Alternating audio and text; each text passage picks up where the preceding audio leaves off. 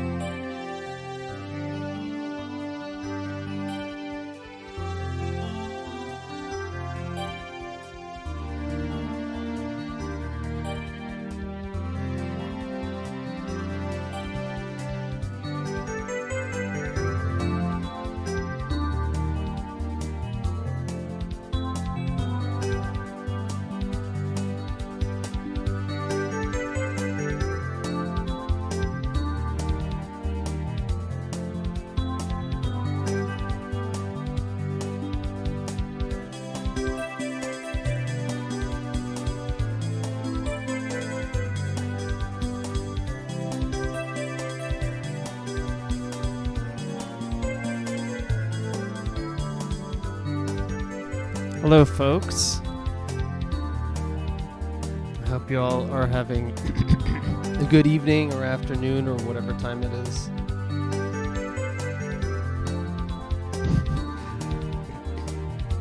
I'll explain who this guy is in a second.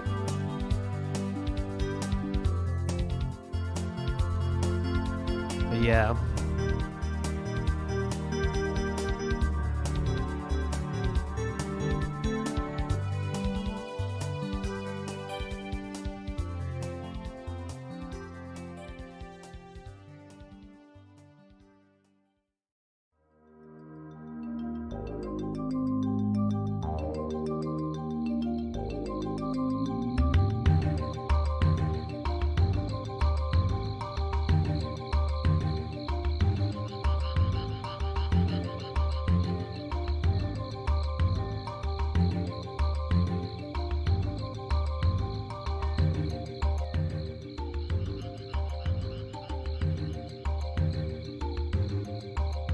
All right. Well, welcome everyone. I'm pretty spur of the moment with these streams, so I don't expect tons of people to show up. But I should probably be better about announcing in advance when I was gonna stream.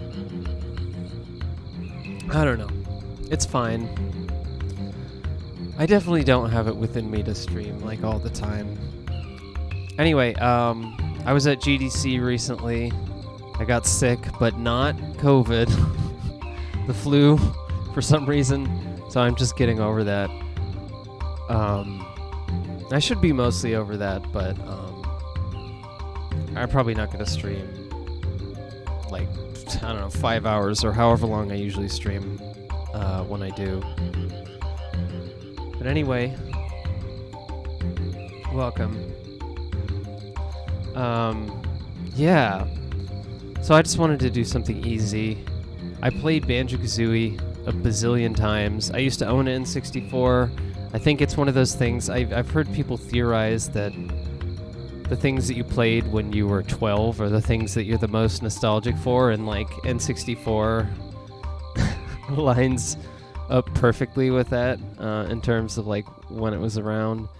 And I don't know. I think it's like a a fairly poorly regarded console now outside of like the big games, but all I can say is I don't know. I played a lot of it back in the day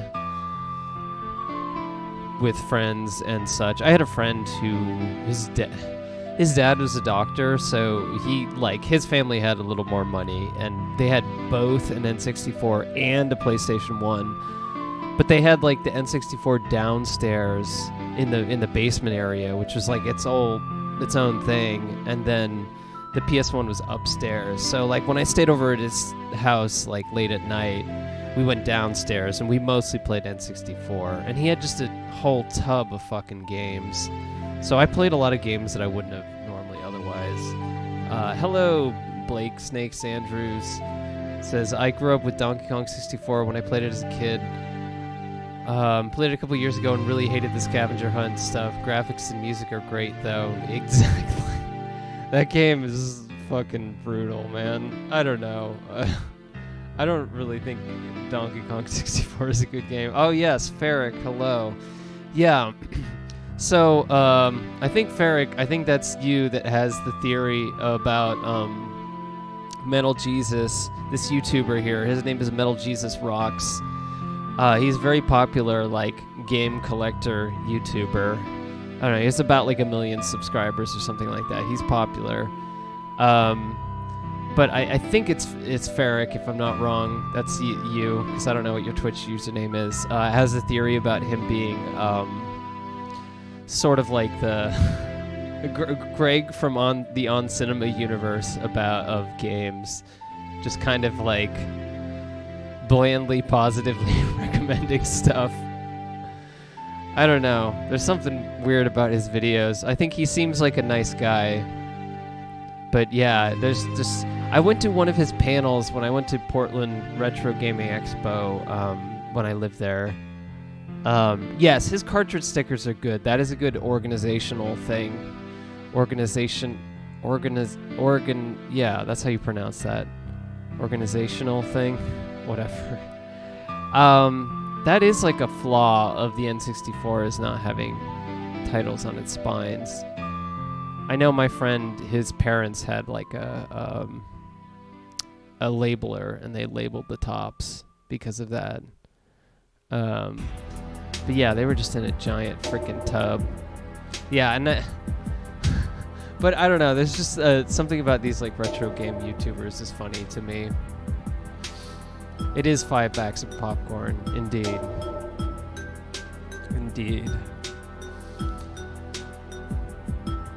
Yes, this is relaxing game music in cozy room Nintendo 64 YouTube video. You know, we're going full on. We're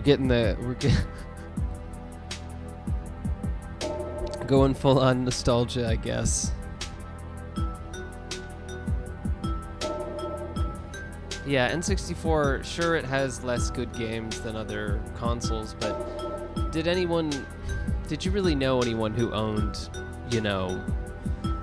I don't know. Like, yeah, there are probably 100 good PS1 games, but I didn't know. So, of course, I didn't know anyone who owned that many, unless they're like a collector or something. So, it's not like you're going to play that many. So, the fact that there are only, I don't know, 20, 30, 40... We'll say 40. I'm going to be generous. Good N64 games. I don't know. Rick Blood says the Behemoth logo, but Behemoth Hue. But Belmont Hue.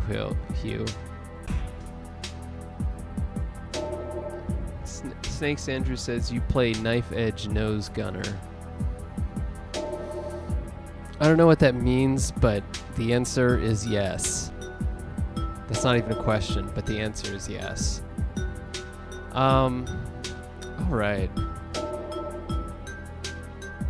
N64 also has Mischief Makers. Yeah, that's one that I played with my friend and have good memories of that, and like Pilot Wings, Bomberman 64. There were a few others.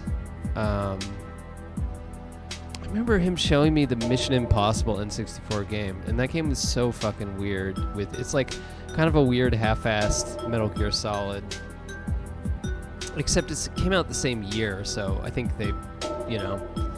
Ferric73 says, what do you make of people trying to turn N64 games into creepy pasta-style liminal spaces? I don't know. I guess there's a grain of truth to that. The liminal space thing obviously has become a little overdone, but I don't know. I mentioned liminal spaces in my class that I taught last semester when I was teaching. Ooh, is this one? What is this? Ogre Battle 64. Okay, I know that this has got to be a Hitoshi Sakamoto track because it sounds very similar to Final Fantasy Tactics. Ogre Battle 64 OST. There we go. Hayato Matsuo, Hitoshi Sakamoto, and okay. So yeah. It sounds so much like Final Fantasy Tactics music. Cool La Rosa says, I like Bomberman 64. It had really good multiplayer mode. Yeah, that's what we played mostly. That's why we played it a lot. That and Kirby 64 as well.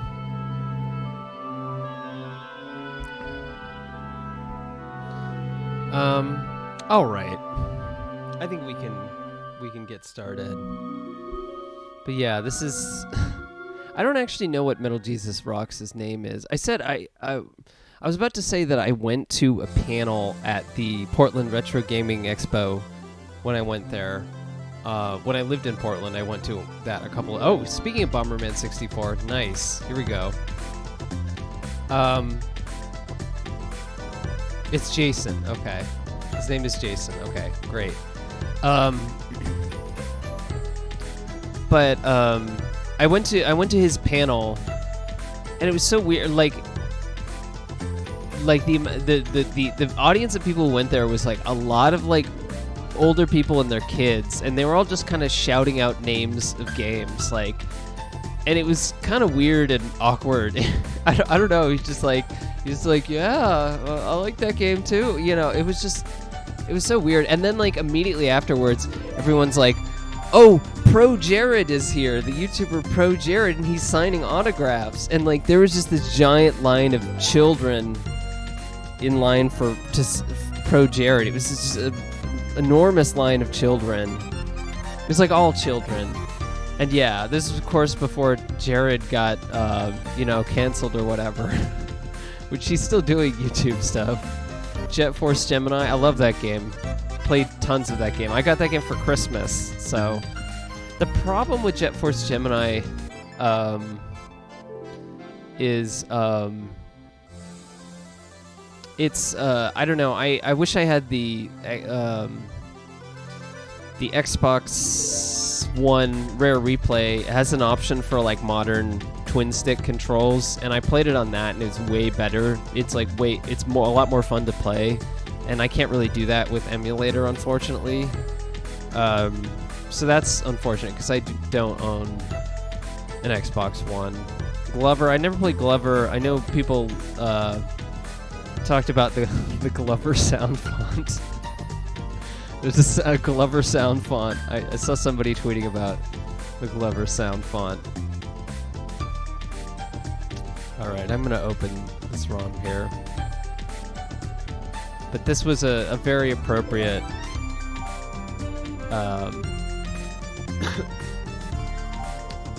Bomberman melody. There were 3 Bomberman games for the N64. I bet you didn't know that. Oh, LOL, sorry to sidetrack you. I was shouting out things like I was in Jason's audience. Well, there you go. You got me. Okay. So yeah, this is going to be a pretty chill stream because I played through the beginning of Banjo Kazooie so many times. I mean, it's been a while, and I'm obviously playing with emulator, but even with emulator, I played it a bunch. I just kind of wish I had my old N64 setup and all that kind of stuff. But when I moved to the to California like years and years ago. I didn't, I didn't move with the stuff, and I never kind of got it back. So that's just what happens. It's unfortunate, but yeah. Anyway, here we go. Banjo Kazooie. Let's make sure. I might need to. Okay. Here we go. Is it showing up? No. Also shocked to hear there's a third Bomberman on the N64. Yes, there is. It's kind of crazy. One of them is pretty rare, I know. Okay, here we go. We'll just do window capture. I don't understand why game capture sometimes doesn't work, but whatever. All right, we're going to have to make sure this fits the screen nicely.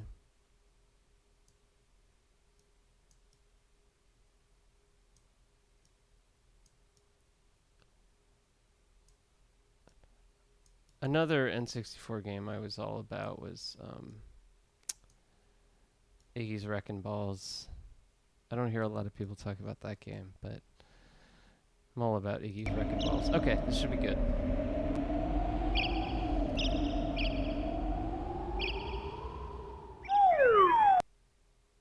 I'm just moving the chat here a little bit. Okay.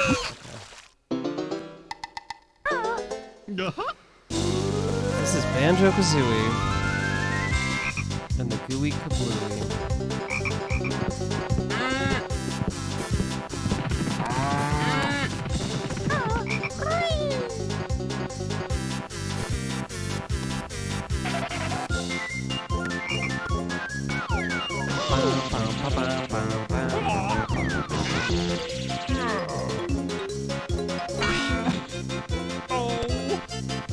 I've never actually sat and watched this.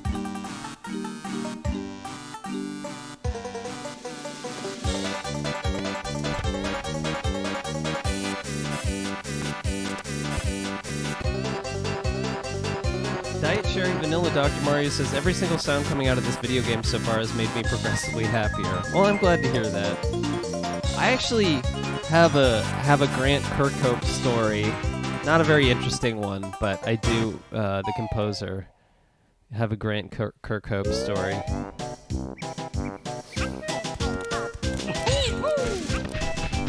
Yes. This is our first level that they're showing here. Mumbo's Mountain, I think. This level kind of sucks.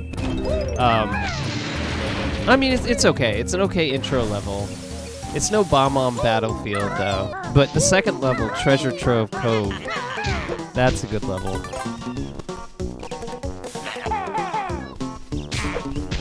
Anyway. So before we begin, I forgot that we need to show a video here, so I'm just have this on. Sorry that it's awkwardly paused right now. But there is something that you all need to see, because we need to bring out the the 90s gamers here, because these are the only people who are going to remember this game. So this is important. So if you're not a 90s gamer, you might not remember this. Only 90s gamers remember this. Only 90s gamers remember this. Were you born in the 90s? I don't think so. Otherwise, you'd know what this is. If you're not a 90s gamer, you're not gonna know what this is. Because only people born in the 90s know what this is. Only 90s gamers will ever know what this video game is. That's it. People born in the 90s. In the 1990s, people born in the 90s will know what this is. Only 90s gamers know what kind of game this is. Only 90s gamers know what kind of game it is. If you ask someone born from the 1980s, they're not going to know. They're just not going to know. I mean, only 90s gamers. That's all you can say, really. Anyway, it's so true. It really is. I hope we all learned a lesson here. All right. With regards to my Grant Kirkhope story, I met him at GDC. I don't know, 2012, 2013.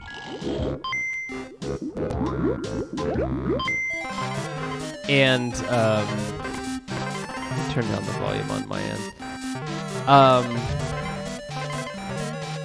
And I said I really like the music for Banjo Kazooie. I really like that you chose like a lot of like percussive sounds. And he was like, "Well, you know why I did that, right?" And I was like, "I don't know why." And he said, "Because it saves cartridge data space." So there's a lot of like, like chimes and like percussion, pitched percussion kind of sounds in this because they're all really short sounds.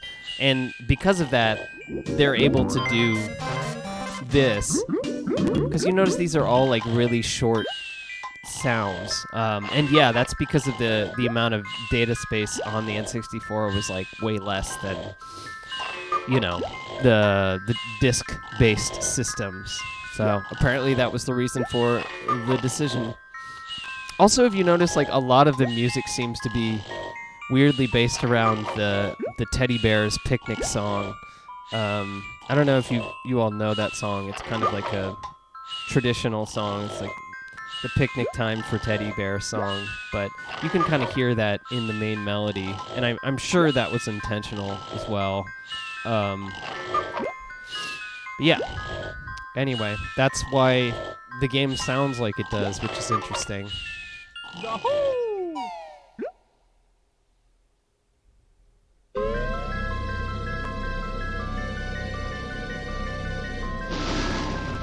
this seems very toxic.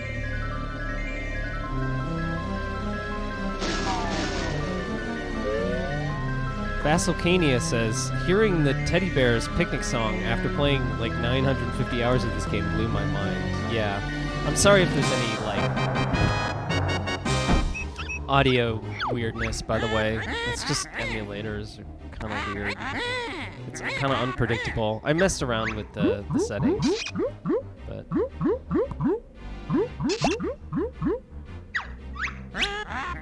But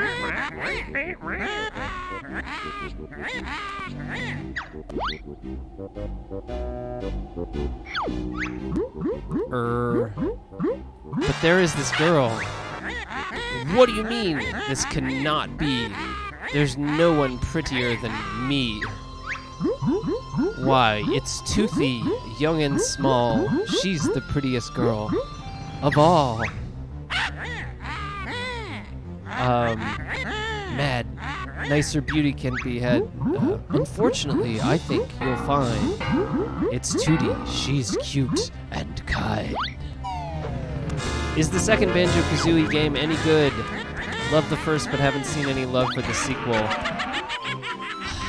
I know some people who like it. I have not played it much, so I really can't say. It does have that problem, from what I've seen, that DK64 does as well. Not as bad as DK64, but just like, we're just going to make the worlds bigger and bigger and add more and more powers that you have to unlock. Whereas I think Banjo Kazooie hits a good medium ground. When my big lazy brother wakes up, we're going on an adventure.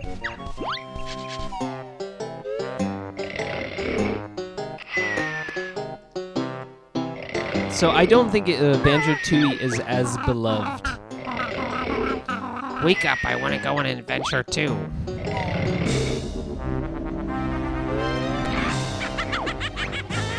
If Tootie thinks she's fairer than me, I'll steal her looks, and ugly she'll be. Vasilcania says, IMO, deeply technically impressive, but kind of a slog to play for being too big. Pretty cool to see the worlds interconnect, though.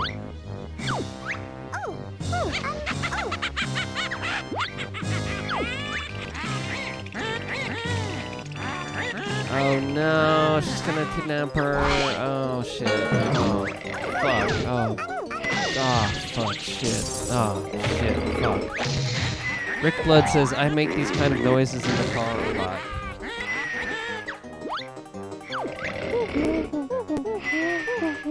Somebody. Oh, Banjo, you're so fucking noisy.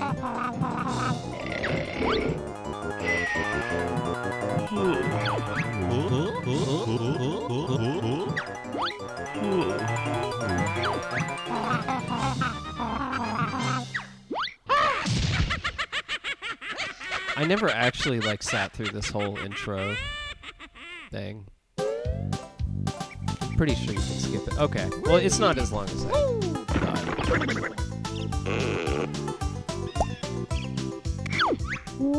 Listen up. I'm Bottles, the short-sighted mole. I'm Banjo, and this here's my buddy Kazooie. Sure is a strange-looking buddy, Banjo. Can it talk? Better than you can, Goggle Boy. What was all that noise about? Where's my sister, Tootie? Ugly Witch Gruntilda swooped down out of the sky and grabbed her. Calm down, Geeky. We'll get her back. Where did she go? She flew up to her mountain lair. It's really dangerous, so you'll probably need some training before you can go up there. Press A if you want me to teach you some basic moves. Press B if you think you're all ready. Okay, good enough. I think that's me.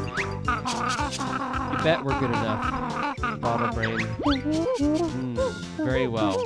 I'll give you your basic moves. Meet me at the top of the spiral mountain. Okay. Yeah, we don't need to go through. We don't need to go through all that. Oh right, I don't have the Talon Trot yet. I think you get that later.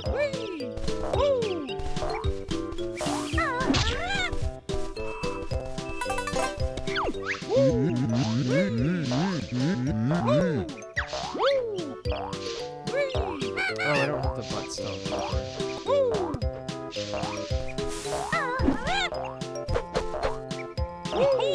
Oh no! Okay, I'm just gonna pick up the honeycombs here.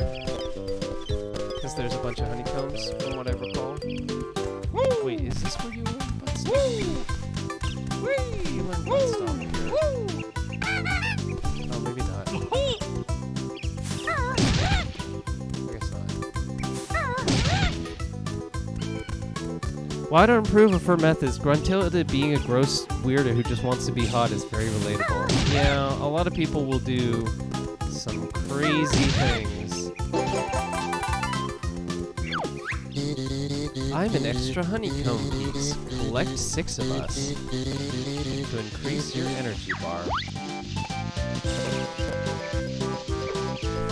Look at this flying fucking vegetable motherfucker.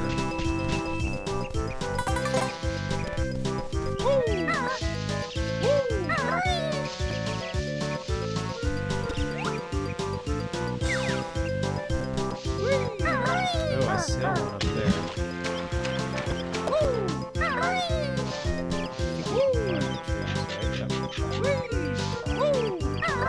Oh my god.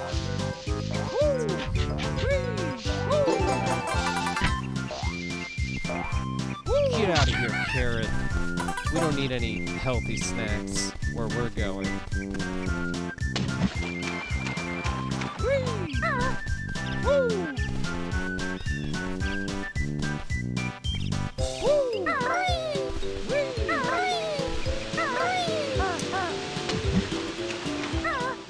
I guess it's good that I get used to these controls. I have used this controller before, and it usually works okay, but I haven't played the game in a while. Yo, what's up, Liz, says Mucho Beans. Is this that Elden Ring I keep hearing about? Yes, it's the Elderly Ring. Vasilcania says, I love Banjo's dog paddle and little tree climbing animations. Yes, indeed. Oh my god. What? I think there might be a little bit of a delay. I'm just gonna blame it on that. Yeah, I've collected so many Elden Rings, it's not even funny. Okay, let's try this basic jumping again. Okay, let's So I think the idea is that you're supposed to do that on them. Oh, what? Of course. Gotta put the thing behind the waterfall. The one up. We're racking them up. Oh, C buttons are so weird. Go away, garlic bulb?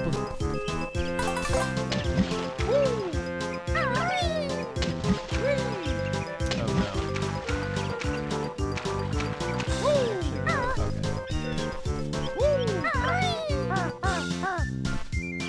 Actually, okay, yeah, I do have that.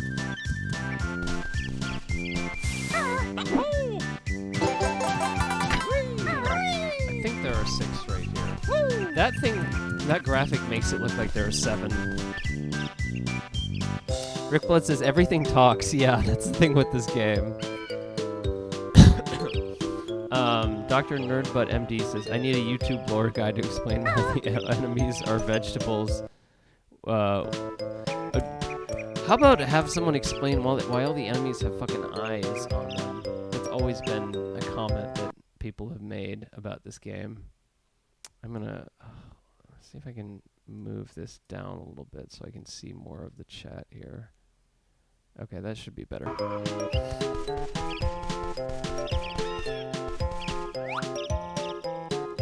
Okay, let's look. Oh, this is inverted.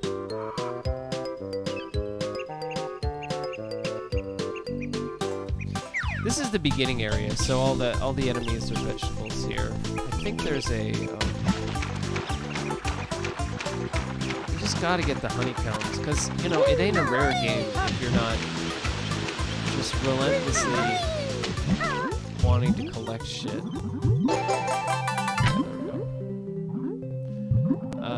I'm getting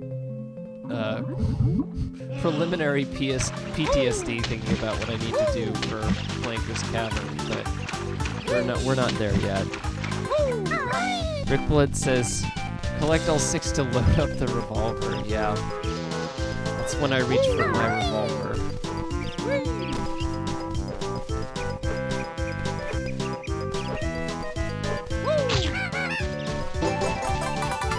That's N64 gaming. Indeed. Okay, so we got our we're N64 gaming now.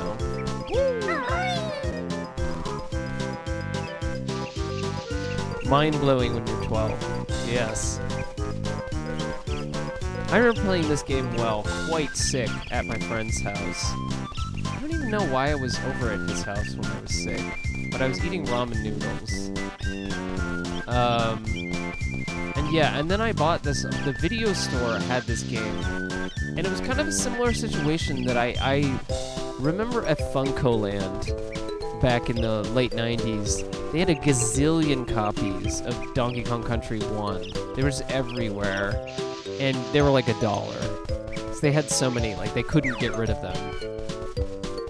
And it was similar with Banjo Kazooie, like the video store that I used to rent stuff from occasionally decided just to sell off like what they had, and they sold me Banjo Kazooie eventually. I always got games used, well, with a few exceptions, because I didn't get an N64 right when it came out. I got it later. And it was easier to convince my parents, you know, like, okay, I'll get this game used for like $10. So you're ready to tackle the witch now? We sure are. Show us the way, Bottle Boy. Cross the bridge to enter Gruntilda's lair. Look out for me inside. Good luck. Okay, I am going to save state.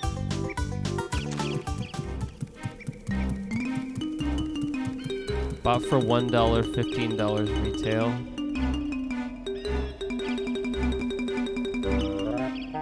Dr. Nerdbot says, I had an N64 but not a PlayStation. A lot of people I know are kind of in a similar boat. I got a PlayStation 2 later, which of course meant that I could play PlayStation 1 games. So I never had a GameCube or a Wii, and I think after I got the PlayStation 2, A few years later is when I went to college, and it was just hard to keep doing that. You're playing Chameleon Twist while everyone else is playing Final Fantasy VII. Yeah, that's exactly why I bought a PS2. Like the first few games that I bought for the PS2 when I got it, where I went to the Walmart and bought Final Fantasy VII, and I think also Final Fantasy VIII. Because I was like, oh, I need to fucking play this game now. Oh, you've watched too many episodes of Game Chasers. I think during the middle of the stream, I'll take a break and we can all collectively inflict Game Chasers, that fucking show, on people, and I will apologize in advance. But I introduced Ferric to a series that I've watched on YouTube a lot called The Game Chasers, and it's pretty, I don't know how to describe it.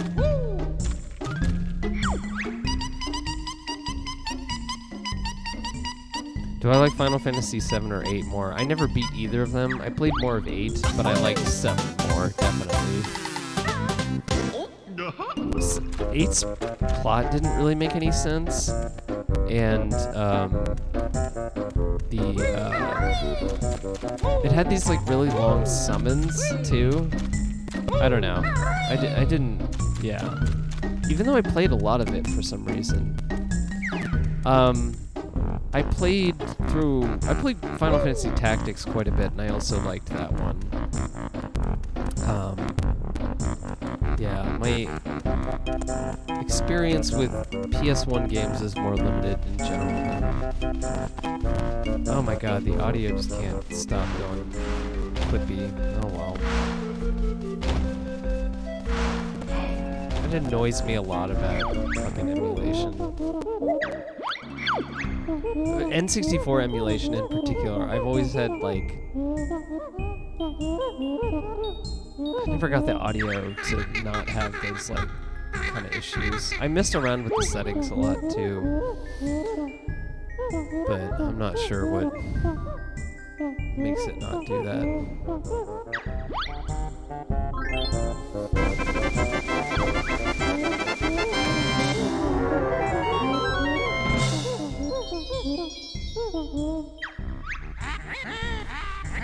The thing that I was saying, Ferric, was that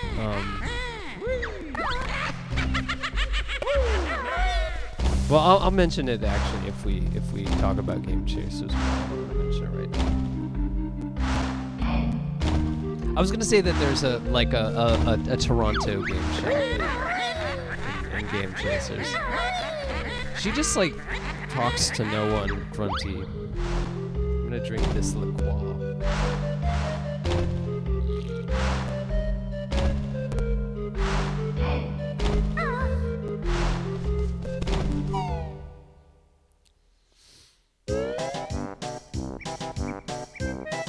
Oh, this is just the theme of the intro. There are 3 new moves to learn in this world. Find my molehills and I'll explain. Okay. Just roll into these fuckers. Yeah, you think you're gonna... I hate their sound effects. They're like... So the thing that I don't like about the original N64 version that was changed in the Xbox 360 re-release is that the Xbox 360 release actually saves the notes that you collect, so you don't have to go back and recollect them, but the original N64 version does not. So you have to get all the notes in one go, which is awful. Which means, I guess... I can't remember if I need to go back here. Well, whatever. I'm not going to play through the whole game right now or anything like that, so... So even if I don't get them all, that's fine. Normally I would go back and get them all, but it's just busy work, and I have a lot more time that I want to spend doing other things versus when I was like 12 or whatever. Also, I'm having trouble point. They even fixed the note problem in Banjo Kazooie. That's nice to hear. Oh my god. Okay, I'll get used to this, I promise. This stick isn't that bad. I just haven't played this game in a while. The stick is a little loose that I'm using too, so I just need to get used to it. Oh, things a bit slippy. Yeah, he's gonna teach me Talon Trot. So much busy work in these games. I would play this like,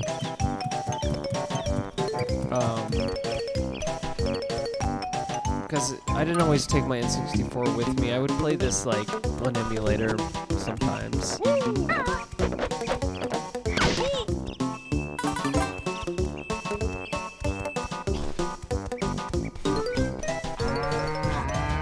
Here's the fucking orange motherfucker. Oh, okay.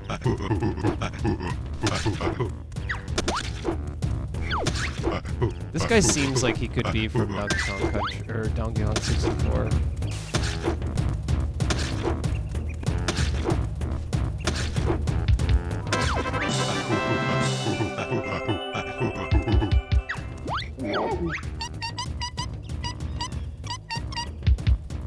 We'll help you progress through the witch's lair.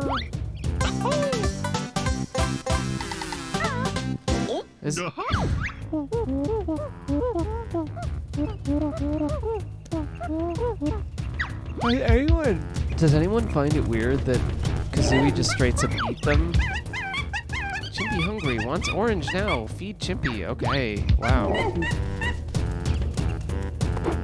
Okay, well I think I know where to get some fucking oranges. I actually have an orange right here. Hey, that's Conga's orange.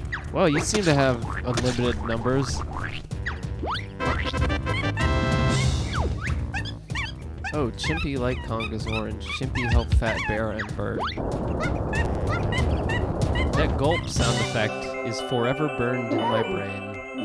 It's true.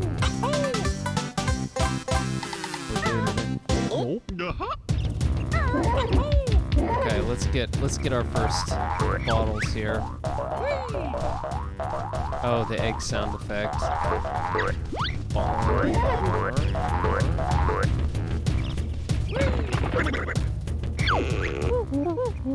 Time for the buzzard to learn the ancient ways of the egg.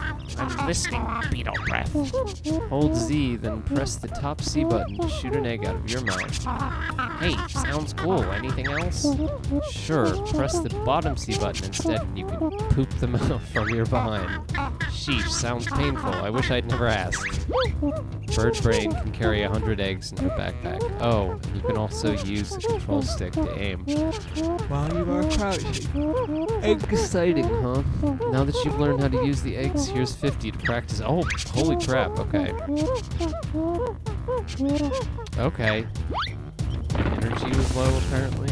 Okay.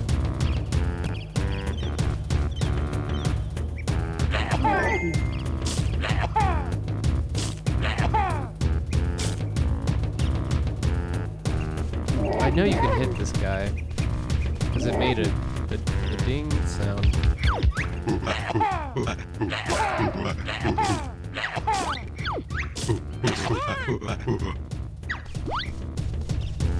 I think you actually get puzzle pieces for hitting him.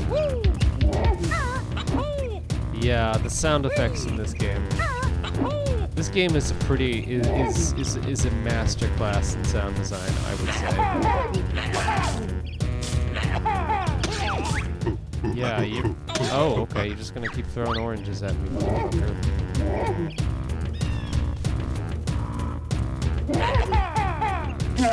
Okay, there we go. I got you. Bear beat Conga. Okay.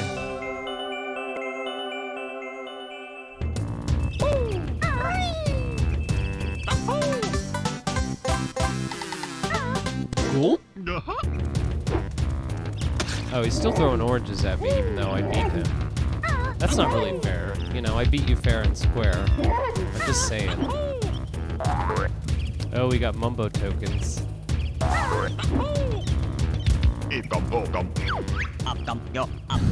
Slight racism there.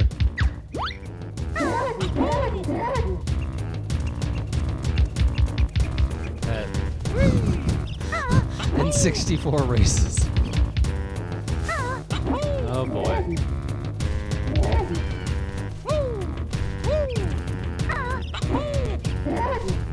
Just some casual British style racism. Yeah.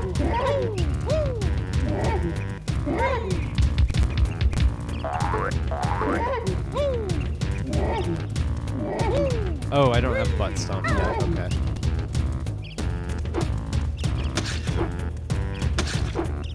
I played this first level so many times.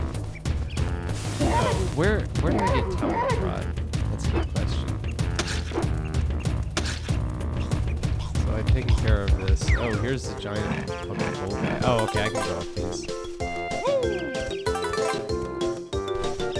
The worst N64 racism was in Clay Fighter 64. Oh. I never played Clay Fighter 64, to be honest. Or if I did, I think I might have played it briefly. But it was, oh, fucking ants. Get out of here. Get out of here.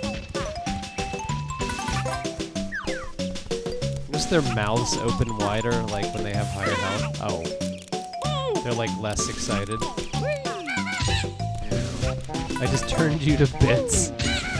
Damn. Banjo Kazooie mandolin.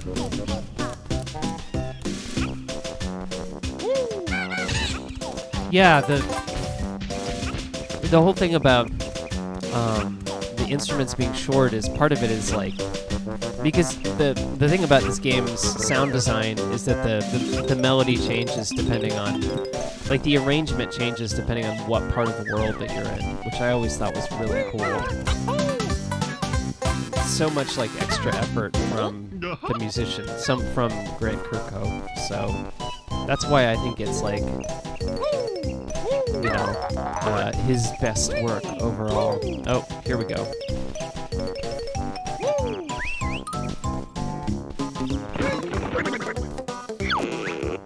The Talon Trot will let Kazooie tackle steep slopes with ease. This is the thing you use fucking constantly in this game.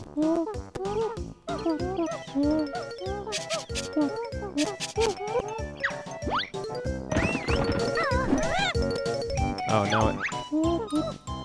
Okay, yeah, I know. Hold C, then press the left C button. Okay. The left C button. Oh, come on. Okay. Oh, this is awkward. The controller that I have.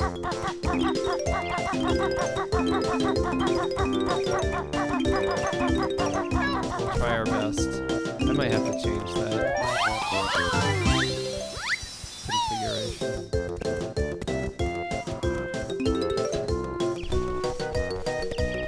Configuration.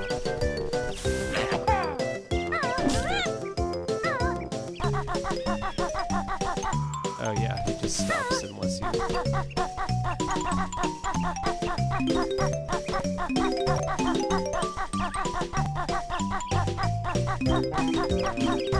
Yeah, that's gonna hurt my wrist if I keep doing that.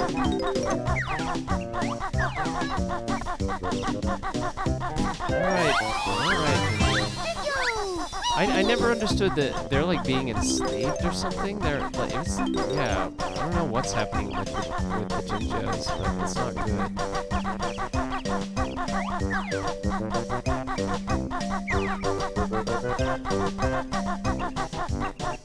That's the part that I'm honestly the most disturbed by in this game. The only physical N64 game I had was Bash Fisting Fishing 64. Damn.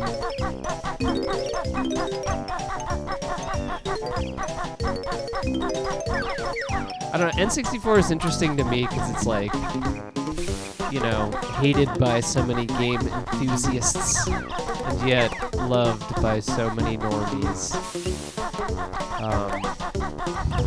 I don't know, it's like people of a certain age, like my age, all had some sort of experience with it.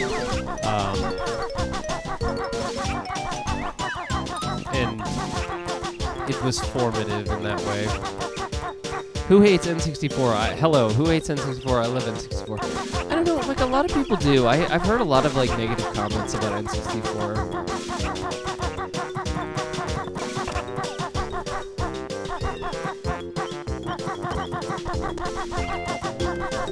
I think it's just because they're like limited cartridge space, the fact that it was like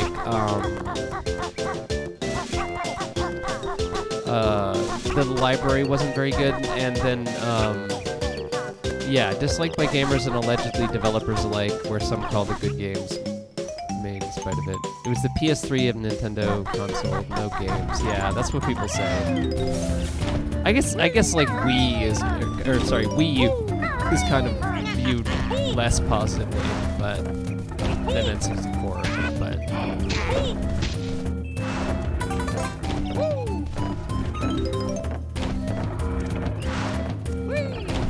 all right, I need to unlock the butt stomp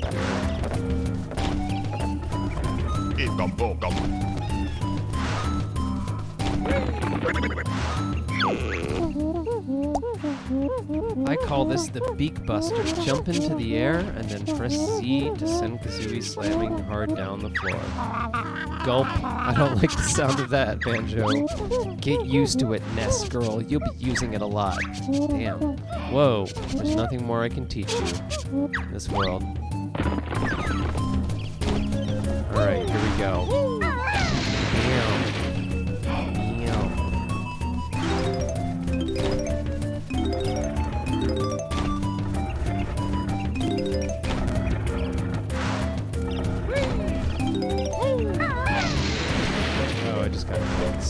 I don't want some eggs. Oh,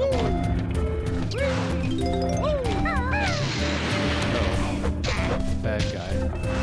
Those purple guys are so weak. I don't know.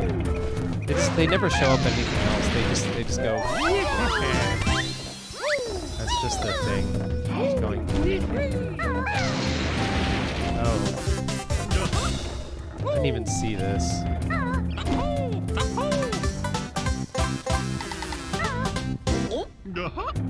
So collectathons are obviously a genre that went out of favor in games for the most part. But I have seen some like more recent, especially like retro attempts to make retro versions of them. Obviously, there's like that a Hat in Time game or something like that. There are also attempts to make like N64 retro versions of them. Honeybee says, yeah, the use of cartridges / lack of CD audio also ended up making N64 games easy to download. I always, 4-Bit Friday says, I always was a Nintendo kid, so I guess I never noticed many of the downsides of it. Yeah, I think, like, people ragging on the N64 is why I ended up getting PS2 when I did, because it had backwards compatibility. Oh my god.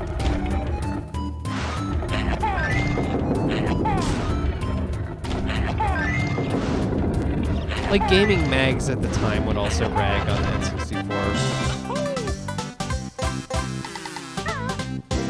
Super Kiwi 64 just got announced. It looks great by the same folks as MacBat 64 and Tori 3D. Oh yeah, Tori 3D and MacBat 64 are actually in the itch.io charity book. One of them. Dr. Nerdbutt says, I was big into the collectathons, always loved them. Yeah, I think they appeal to kids in a certain way. Was sad that they fell out of favor immediately in the next generation. Yeah. I don't... Like, there are definitely a lot of people who have nostalgia for PS2 era platformers, but a lot of them are just aesthetically, something about, like, Jak and Daxter I never really... Or, like, Ratchet and Clank or Sly Cooper just never really did it for me. 4-Bit Friday says, it's really fascinating to me that PSX-style vertex snapping has become a popular visual aesthetic because that was always one of my biggest issues with the PlayStation. Yeah, that's fair. I think I do like the aesthetic, but it is like a, you know, it's its own thing. Oh, right, I can't get that unless I screwed that up. But I screwed that up. That's fine. That's not something that I have to like go back and I mean I'd have to go back and do it, but it's not like the musical notes where it's like you're screwed if you're oh my god. I listen to so much music when I played games, like I often would not have the audio on. I think part of that is like, especially with these emulated games, sometimes they'd have audio issues. But also it's just a thing that I did anyway. So I often associate like a lot of games with just whatever I was listening to at the time.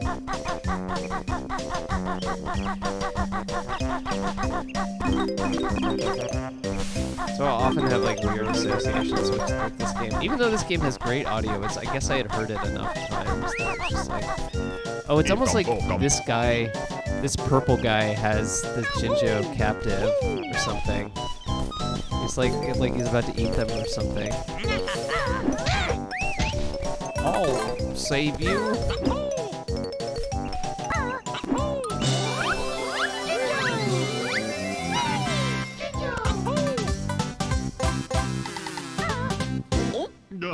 All right, I know where the last one is. Yeah, even games with good soundtracks, you can only listen to the same loop for so long. Yeah, totally. Lately, because I'm a boring adult, I will also do podcasts when I play games. I listen to podcasts. Oh, butts. Is there anything down here, actually? No, I think I already got it. Whatever was down here, if there was anything down here.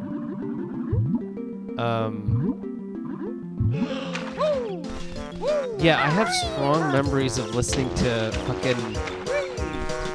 It's funny because I'm starting a new podcast with somebody about music, and I'm working on editing. We're working on editing the first couple episodes. We'll, announce it more officially when it gets posted.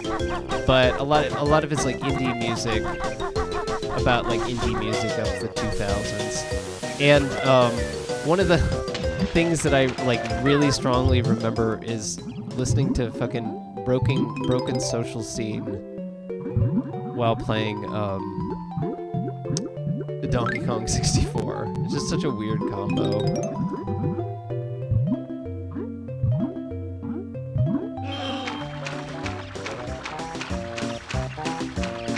Accidentally learned about non-comedy podcasts in 2021.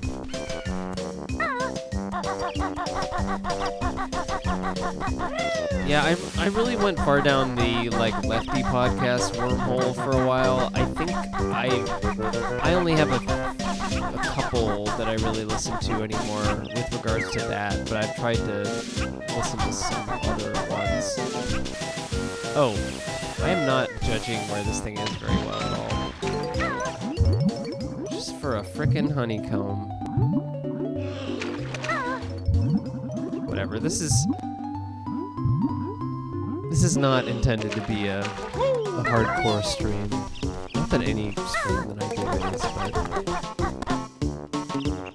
but... Used to be one of the Donkey Kongs, and I liked you for that. Oh, that's pretty good.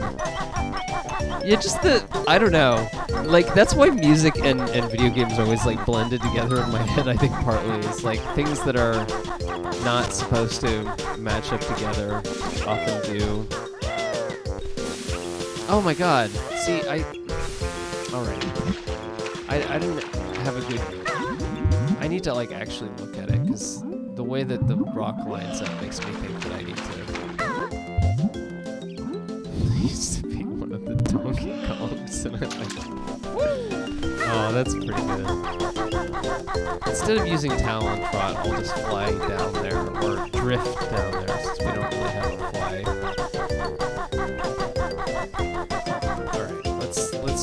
Let's do this proper. There we go. Let's see if I can land on the... well, I landed on that. I was trying to land on the... this, but... there we go. Oh, and then I immediately fall into the water. Oh, All right. So the last thing that's in this level is the ant-based secret, or the ant-based turning into an ant, basically. This goes a lot quicker than I remembered. Oh, I need.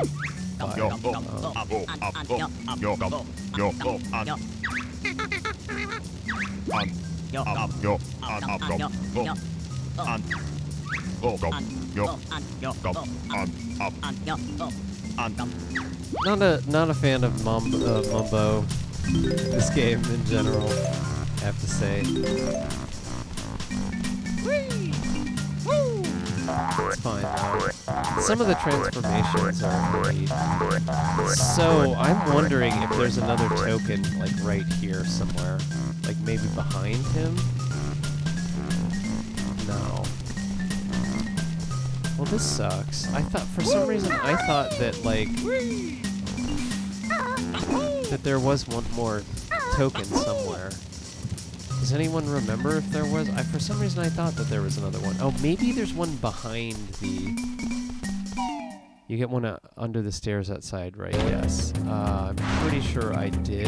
There might be one behind this, too.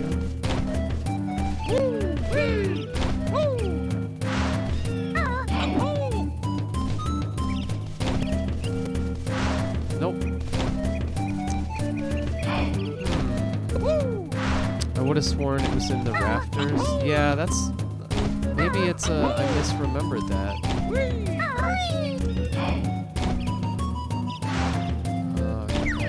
I want to go into the... There we go. I didn't go into this thing. Maybe in the first level there is one. It's in the termite tower. Okay. Thank you, Luigi's Pope. I mean, I know that you can come back, but, like, that's extremely annoying to do. As I'm sure you know, in this game, in the non-Xbox arcade release,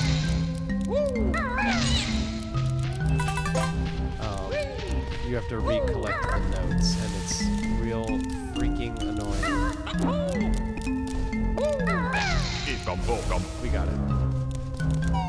It's in Termite Terrace, where they made all the Warner Brothers cartoons. That's a joke for the real heads, I guess.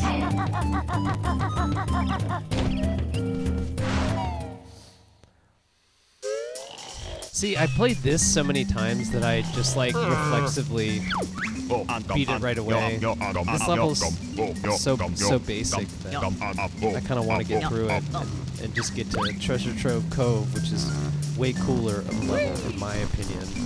IMHO.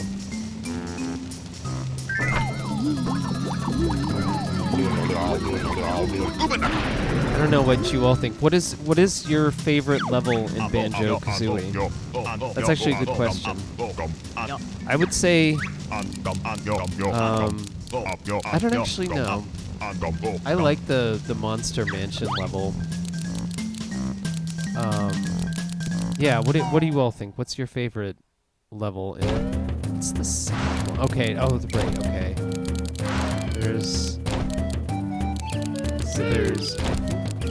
I love the music in Rusty Bucket Bay, but the Haunted House one is definitely my favorite. Yeah, Rusty Bucket Bay. Yeah, that level. Monster Mansion, or the one... Really? You like Clanker's Cavern? Interesting. Okay, so my favorites, I think, are Treasure Trove Cove and the Monster Mansion. The winter level is not bad. 4-Bit Friday. Despite my claims of being a Nintendo kid, I've never actually played Banjo-Kazooie more than like 10 minutes. Well, you're gonna see a nice, larger sampling of this game then. I don't know how much I'm gonna play, but I'm gonna play for at least 3 hours. Oh my god. So yeah, this ants whole thing. I love the sounds that you make when transformed. I like in the Monster Mansion you turn into a tiny pumpkin. I think they were correct to also not like have you transform every level, but just some. Hey, where did you get those shorts? I want them. I don't think you can do anything to hurt these guys.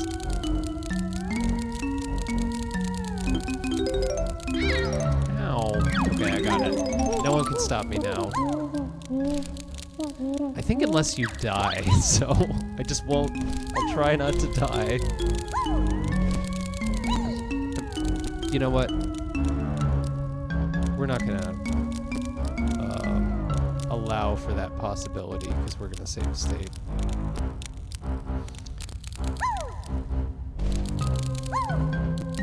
I think if you die, your note total doesn't save.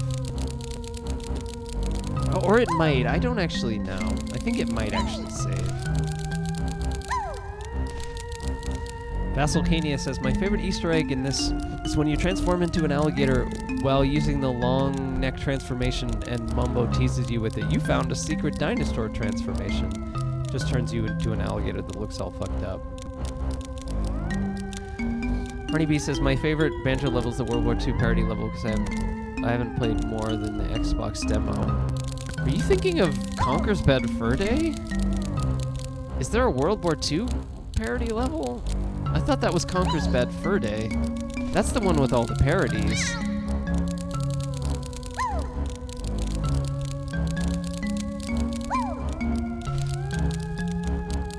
I mean, I get that it's easy to confuse these games, because it kind of is. That's definitely Conker. Okay, yeah, I weirdly beat Conker. Forensics. I wish I still had the cartridge, because that game is apparently very expensive now. But yeah, I actually beat that game for N64. Not sure why. I don't actually think I ever beat Banjo Kazooie. I think I got close multiple times and then just never went back to it. Okay, now here's the secret cool way. I don't think you get hurt from fall damage. Okay, we're about to go the cool way here. So hold on to your hats. I don't think I can get this honeycomb here, unfortunately. Yeah, that was definitely Conker. Yeah, that's what I thought. I have the Great Mighty Pooh song burned into my skull because when I was a kid, I'd listen to it over and over again. Yeah, I was still probably too old for it when I played Conker. I think I was 14 or 15. Well, no, I really wasn't too old for it. I was probably actually the target age. Whenever I played, I can't remember. But yeah, I just don't beat that many games, so it was funny that I beat that one.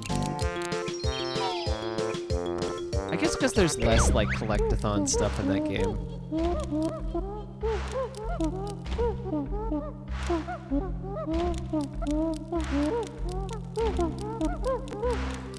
Okay, so I don't have to go back to fucking Mumbo's Mountain, and I can get my... I thought there was... Oh, right, no, it's... Wait, I thought you had to get... I'm confused, I thought there was something up there.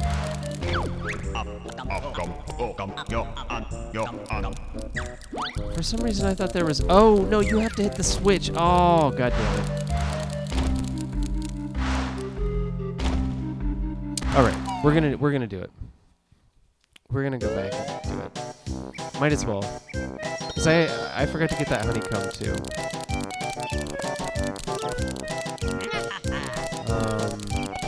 No, here's what we'll do. Wasn't Conker also one of the last releases for N64? Yeah, it was it was definitely a late game. I can't remember exactly. So was Banjo Tooie, actually, which is, I think, part of the reason I never got that game.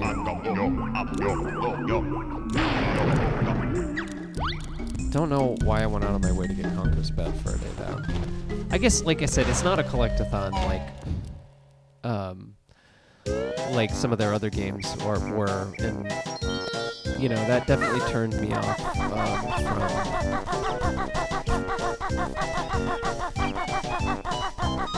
from playing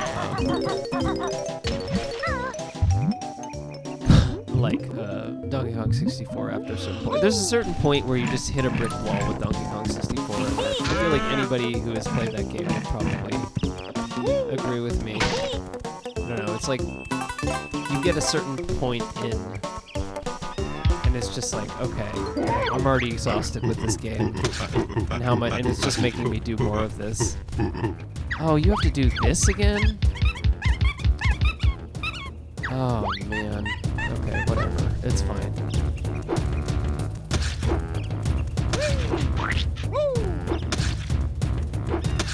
I think the last big release was Paper Mario, but oh yeah. My friend had Paper Mario too, but I never played that one either. I was a huge fan of Super Mario RPG. I actually never liked Paper Mario as much. But I didn't play a lot of it. My friend had it, so. But I didn't follow like that series at all because I didn't have a GameCube.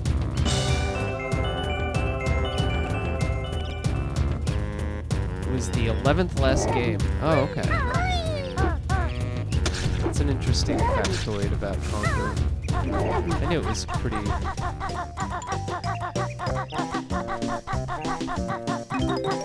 Katamari was on. Oh, seeing it at top 10 funniest games of all time on the sidebar is just a magnet for dumb kids. Yeah, all those top 10 list websites are.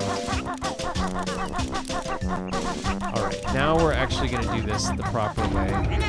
I screwed it up a little bit, but that's okay. Oh my god, let's actually...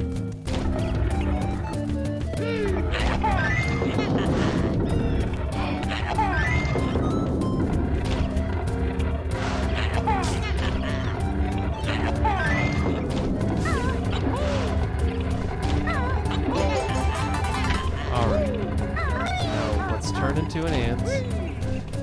I don't think he makes you spend again. I think you can just turn in again. Pretty sure. Yeah. That's at least the one good thing about this game. I was...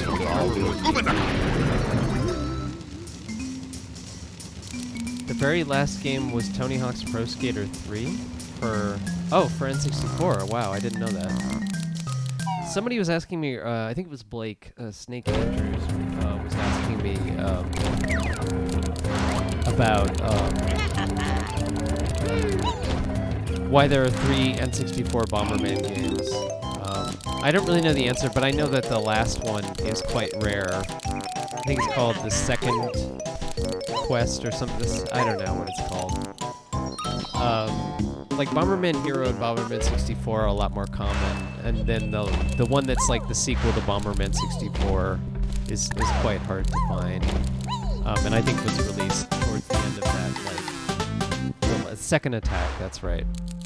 Yeah, it's one of the more harder to find N64 games. I think that's true with Conker as well, but it's possible that enough people just want Conker, so that's why it's so expensive. I don't know. Usually releases like anyone who's like a collector. Usually releases late in a console's lifespan tend to be not produced as much, so they tend to be the things that are the more like in demand. Like I know that's definitely true of Nintendo games. Like a lot of famous Nintendo games, famously expensive, like first-party Nintendo games, like Little Samson or Panic Restaurant or the Flintstones game that I forget the name of, Surprise at Dinosaur Peak, are all like late-release kind of games that are super expensive.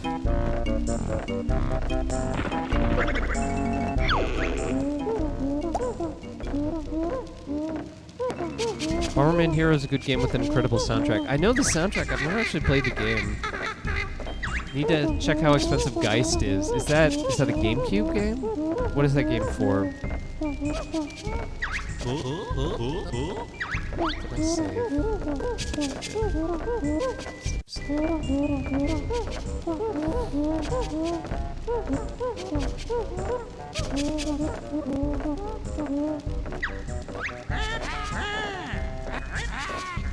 Alright, we're getting on to one of the better Banjo Kazooie levels. So I'm excited about that. You know, that like every game like this kind of has its, you know, perfunctory period where it like kind of like babies you too much or whatever. You don't really get into the game until you've gotten into the second or third level, and then you're finally, you know, you're like, oh, okay, this game isn't condescending to me now. I actually, I don't know. It's hard to explain. A lot of games like of this era are kind of like this. Unless you're, I don't know, Mario 64 does it pretty seamlessly, but even then. There's some games that do the first level really well. Like, I know GoldenEye's first level is actually really good, too.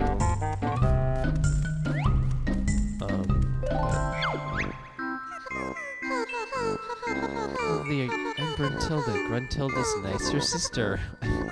I like how her nicer sister just says mean things about her older sister, and that's basically all she does. She just shit talks.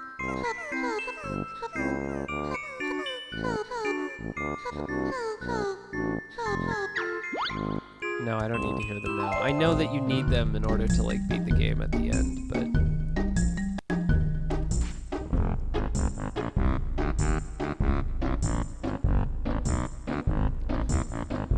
That is a very younger sister thing to do. Well, I'm a younger sister, a younger sibling, so... But I don't have an older sister. I just have an older brother.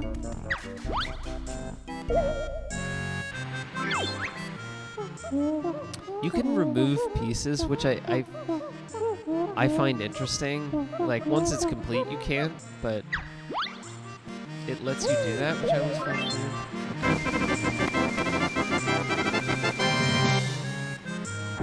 It's interesting how it only requires 2 puzzle pieces, but it requires 50 notes.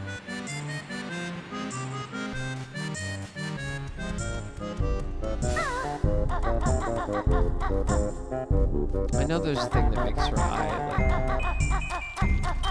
Oh my god. I'm gonna have to get used to this. Maybe okay, I can do this.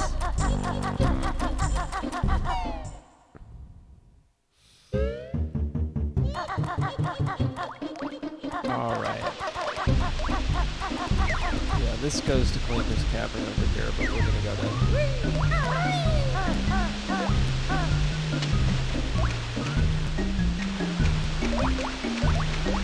But first, what's in here?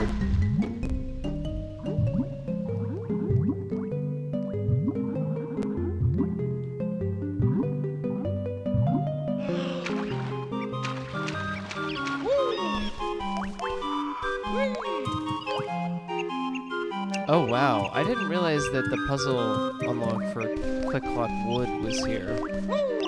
This part. So yeah, it deliberately kind of, it's like, well, you're gonna be back here much later. There's no puzzle thing to stand on either, right now. That's interesting. I forgot about that. I love the puzzle piece aesthetic. More games should have this aesthetic of puzzle piece. Yeah. I'd like some kind of different use of it. I know Wario Land does have something similar.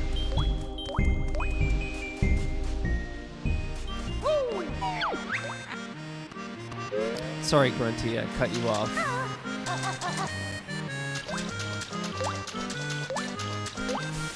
Hell yeah. Treasure Trove Cove. Look at this nice, like, painted background here. Very nice. This guy's coming in my direction, so... Oh.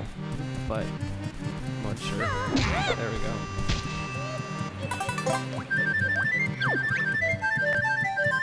Wee! I'm a red feather. I help Kazooie fly when she knows how. Is that Donkey Kong? I don't think so. That just looks like it's a guy that says rawr.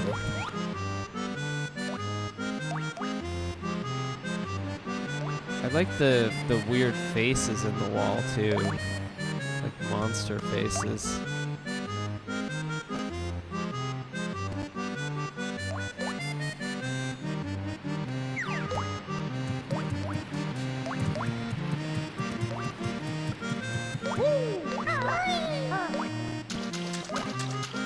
Puzzle piece style needs IDM, like intelligent dance music IDM. Did you ever play Banjo Kazooie Nuts and Bolts? I have not. I know about it. This be Treasure Trove Cove. There be 2 new moves for ye to find.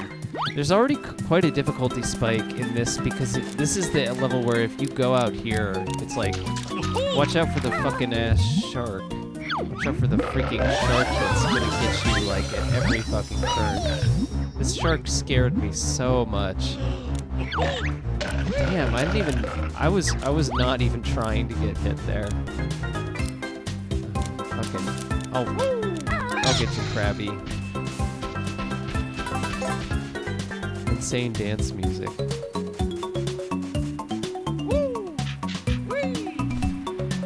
That's what we're doing in Treasure Trove Cove, because I like this level. This is like way bigger in terms of scale too than the previous level. Nuts and Bolts is good, but maybe the worst sample of Rare's extremely slow ramp up. Electronic Dance Posse. Oh, it's just endless freaking tutorial. Oh, that sucks. I don't have time for that kind of stuff anymore. I think it was like the look at that blurry look how blurry that sky is. I'm sure like it's because of whatever like smoothing, you know, things that I have on it. If it was in its native resolution, it probably would look way less like that. Alright, let's gouge the eye of this fucker. Hey, this is Nipper's Beach. You find nothing without Nipper's help. Help us then, crustacean brain. Grr, cheeky bird need feathers clipping. Oh yeah? Just try it, shellhead.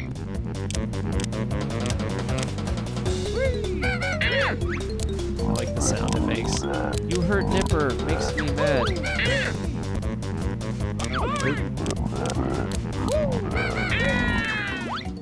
Ouch, the sound. Is there any way to put a decent CRT filter on this bad boy? You can have it look more natively like an N64 game, like in terms of its like because part of it is like all the 3D stuff is upscaled, but the 2D sprites are not. I think is the thing because it's not as easy to do that, or I'm not sure exactly what the deal is. So that's why it looks that way. So it's not just the CRT, it's also like a resolution and everything else thing. I keep changing camera modes. Okay, there we go. Oh, did you notice his like necklace disappear if you like get farther away? It like reappears and disappears. That's funny.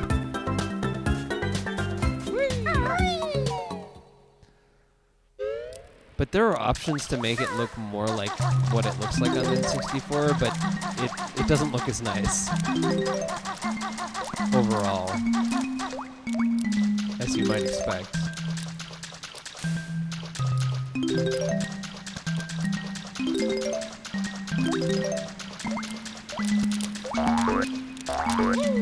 Get them both. Yeah, look at that. I like those crab guys. I don't know.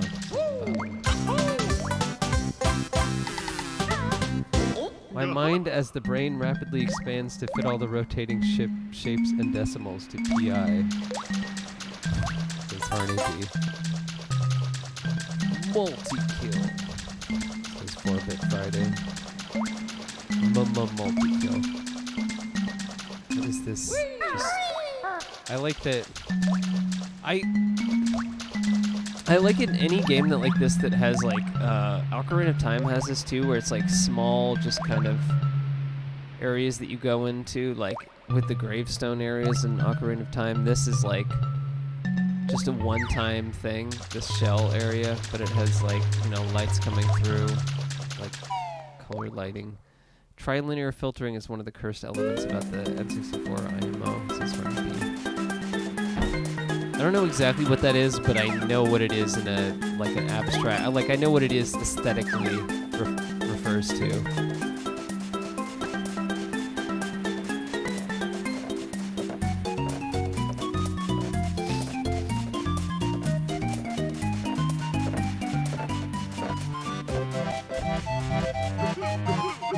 Oh, this guy who just sobs. He sobs like something just horrible has happened, but he's sobbing about something stupid.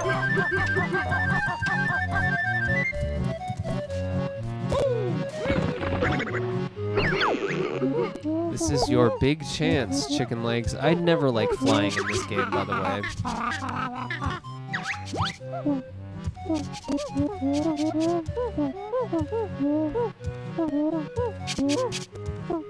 All of the texture are blurred more by using 3 points, the lower setting source games.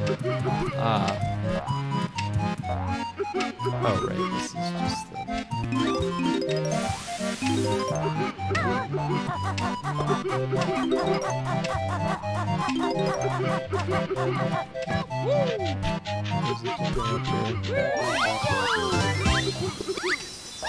So I can fly now. I'm just gonna do that.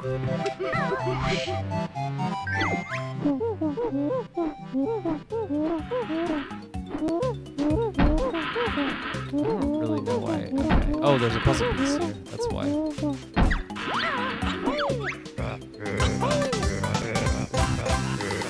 Touch it if you dare.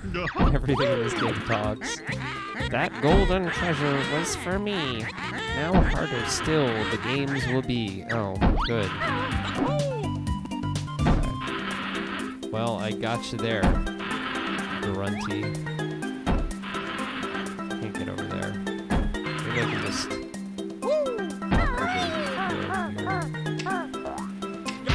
Ouch.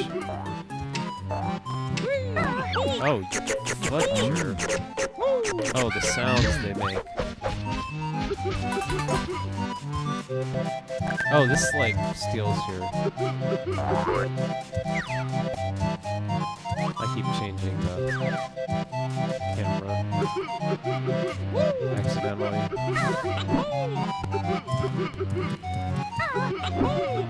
I want to go up to this other one.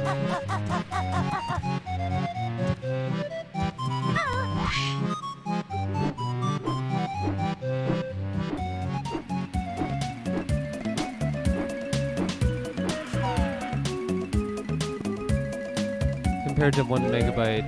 Oh, crazy thing, the Nintendo 64 only had 4 kilobyte of texture memory compared to 1 megabyte VRAM for the PS. Yeah, I guess it's the cartridge versus disc thing.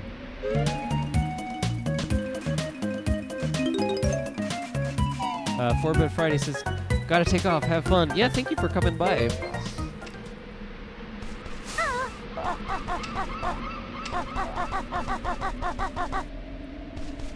I appreciate it. It's more people than I expected have been coming. I'm sure Banjo is a game that more people are familiar with, so that's part of it. But nonetheless, I am happy to have more people in here.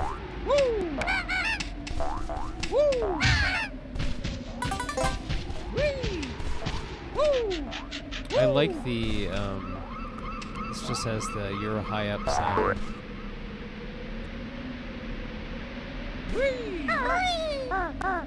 Oh, I didn't get the shock jump pad. I don't know if I need that right now.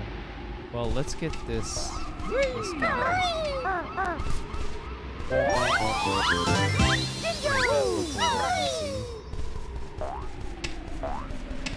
I might play Ocarina of Time or something actually, but I actually want to play Wind Waker because I never actually did.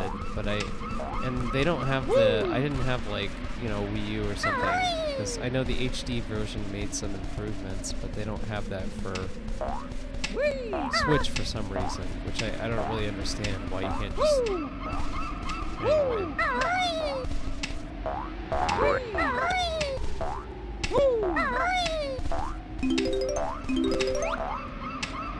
Because I kind of checked out of all Nintendo stuff, to be honest, after the N64. And like I don't know, just kind of checked out.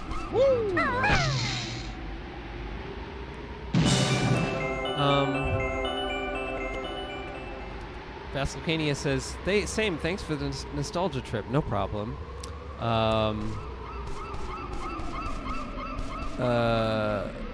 Moral Recording says, most of the textures in this game are monochrome blended with a single color, which is why everything pops. Ah, that makes sense.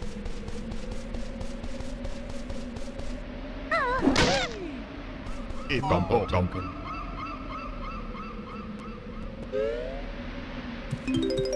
Okay, this is what we were looking for, and unfortunately I cannot get it right now because I'm dumb and didn't unlock the jumping, shock jumping or whatever it's called. I think that's over here.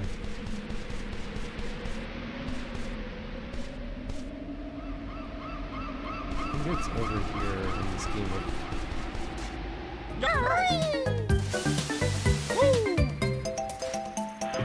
I can get hurt. Okay. There we go. Oh, you butt. Butt head.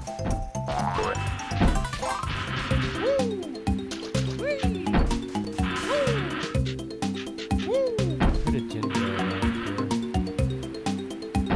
There's a box out there. Oh, there's a mumbo token hidden over here.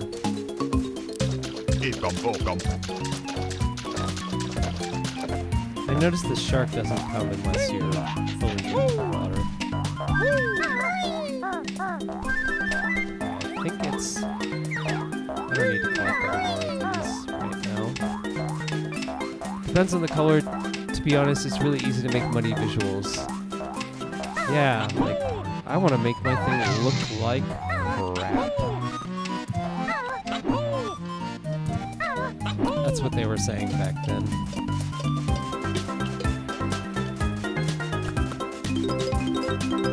Back in the N64 days.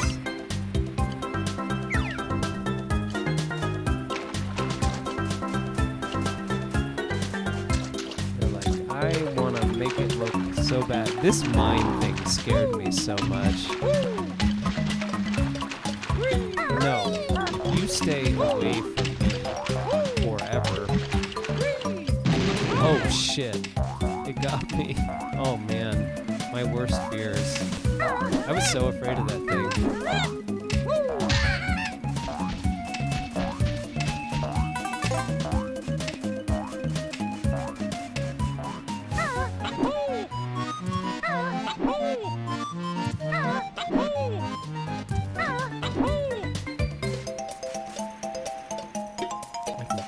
Oh my god. Oh. Okay, well I can't use that pad. I know it's around here somewhere. But you unlock that jumping pad.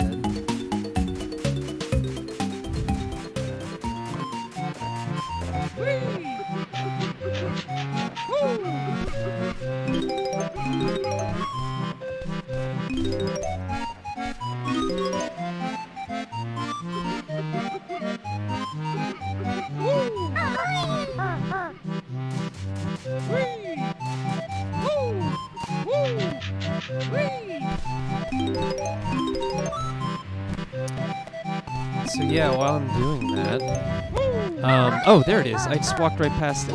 Holy crud.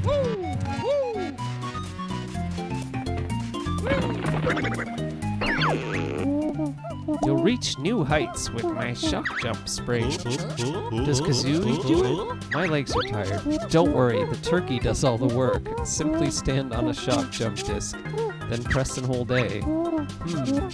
Your energy is a little low. I'll fill it for you. Nice going. You've learned all the Cove's moves. I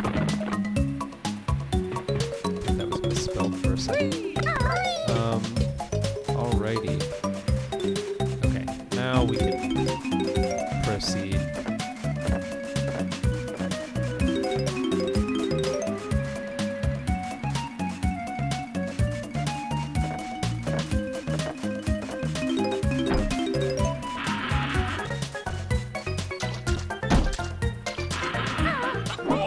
This thing's hitbox is so weird. Like the teeth hurt you.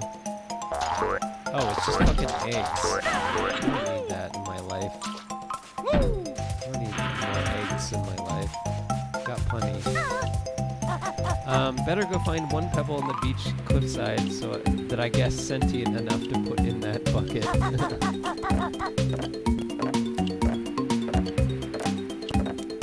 Oh, it's another one of these guys. These guys just can't. These guys can't just leave well alone. I just gotta. You like have to get these mumbo tokens too. I mean, I guess you don't have to. You have to get those. Oh, you fudgers. No, this is not good. This is not good at all.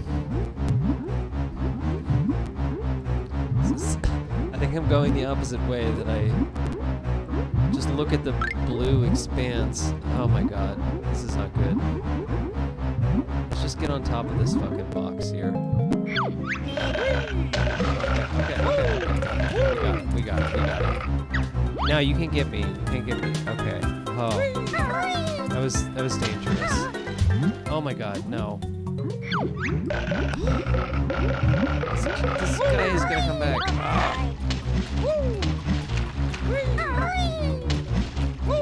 Oh my god. So dangerous. That was scary. Oh my god. Back to this nonsense now.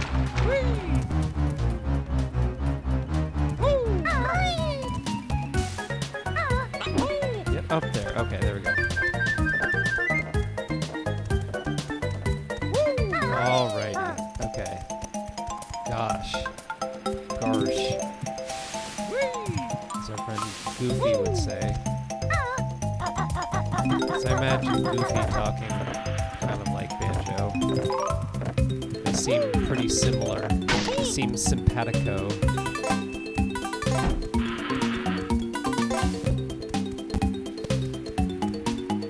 Moral recording says better go find the one pebble on the beachy cliffside that I guess is sentient enough to put in the bucket. The pebble with eyes on it that goes. Eating a hot crust bun right now, says Coola Rosa. Snakes Andrews says, would be pretty cool if Goofy streamed games. Be like, oh gosh, I can't believe this is happening. Oh gosh. 2 mumbo tokens? Wow. That's luxury right there. That's the definition of luxury. I don't know about you. But, oh, I was about to be very afraid that I was just going to dump right down in the water again.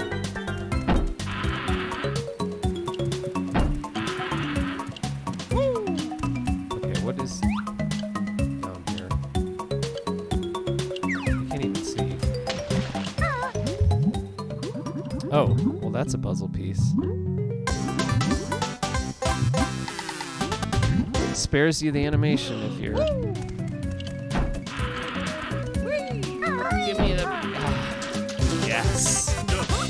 Not that it really matters, but... Let's do a butt stomp on this guy. Ah, yes, we got him! Oh, that was so awesome. That was the coolest thing that's happened. I didn't really need the health. But that was so cool. I hope someone clipped that. I'm gonna demand that someone clip that. I demand that you clip my cool butt stomp from way above. Because it was just that cool.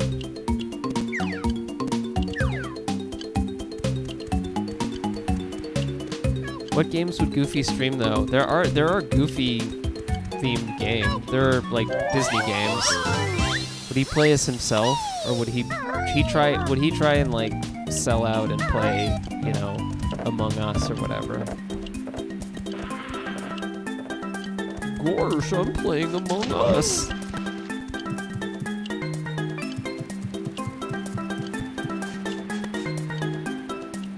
We are too busy talking about Goofy to clip. Oh, gosh. I don't know if I proved that. Gosh.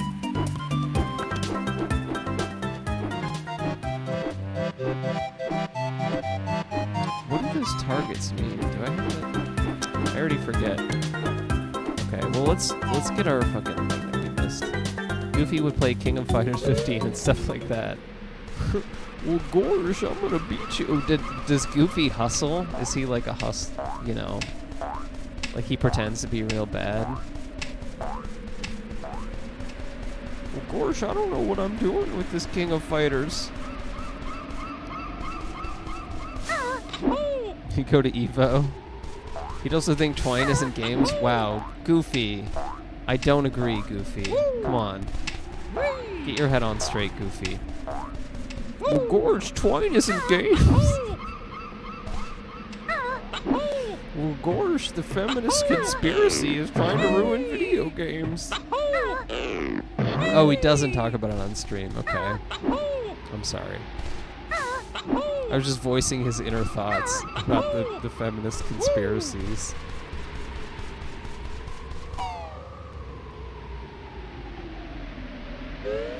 Ernie B says Goofy would have a podcast about how much out of touch dad. Would he be like Tim Allen? Like, that's just another. Oh gosh, that's just another liberal conspiracy, Max. Max would be like. My father is being emotionally.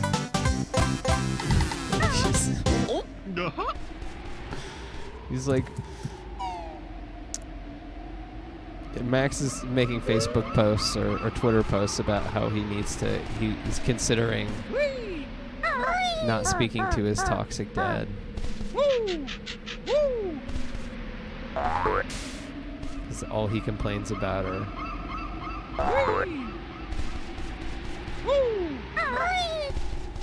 the PC police. Goofy, you need to get a better grift than complaining about the PC police. That's not right, Goofy. Yes. Oh, okay, I did get hurt.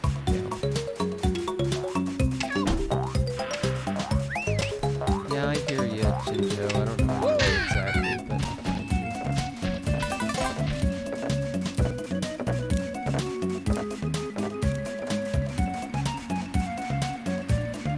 but Max is totally a Zoomer. Max is eternally young, so he doesn't really get a choice in this. Mickey would disown his. Oh yeah, Mickey's like Bing Crosby or some shit like that. Arnie B says, which Disney character would disown their child for having bad vibes? Yeah, probably Mickey.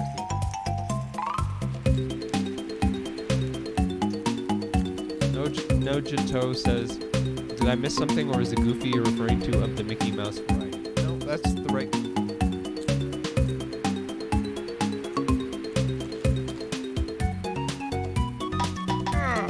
Yeah, you know Mickey would be like a Bing Crosby.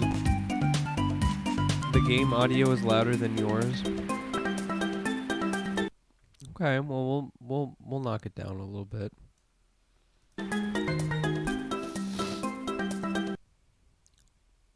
All right, that should be better.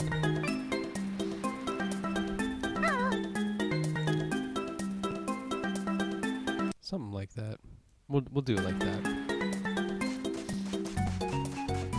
Hopefully everyone could hear me okay. I think everyone could hear me, but it's hard to tell exactly, you know, what the balance is.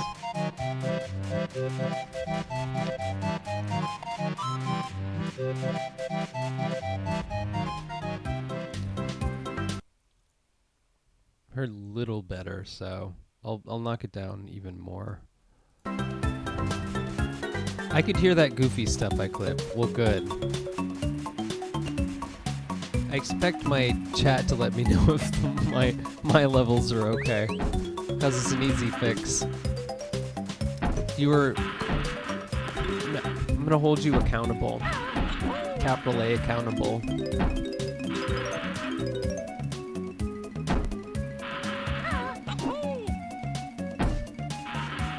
Got him.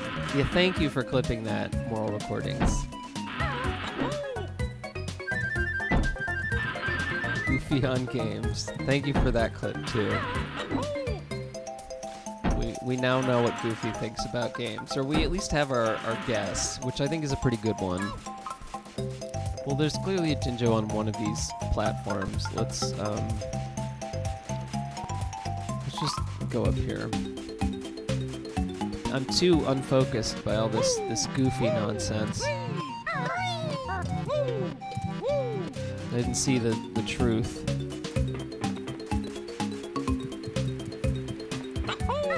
Blinded from the truth because Goofy was spouting his reactionary opinions. Trying games aren't real. Gosh. Feminists are ruining video games.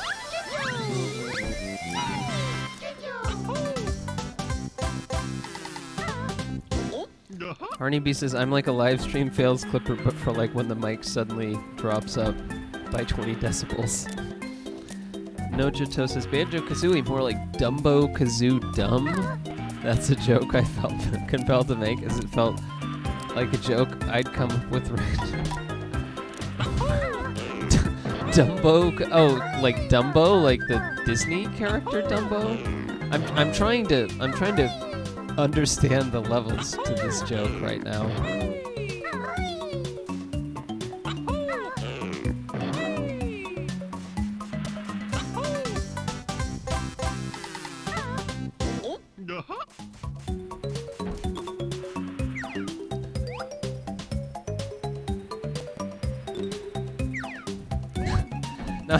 Now I'm just imagining a streamer which is just Goofy having reactionary opinions about video games.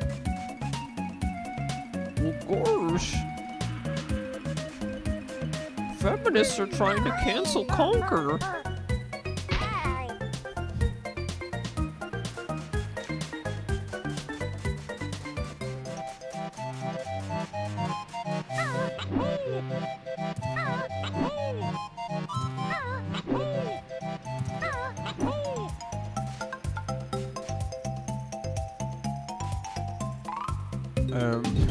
Snakes Andrew says, actually that's not right because it's about puzzle pieces.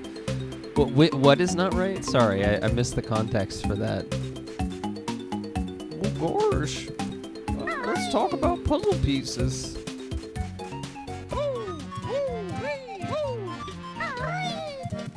Oh, Goofy says something really stupid and everyone's like, Goofy, in a sitcom laugh track. But that's what I was saying, like, it's like Tim Allen, his like Last Man Standing show. Where he's just like, that's just another liberal conspiracy by the Democrats.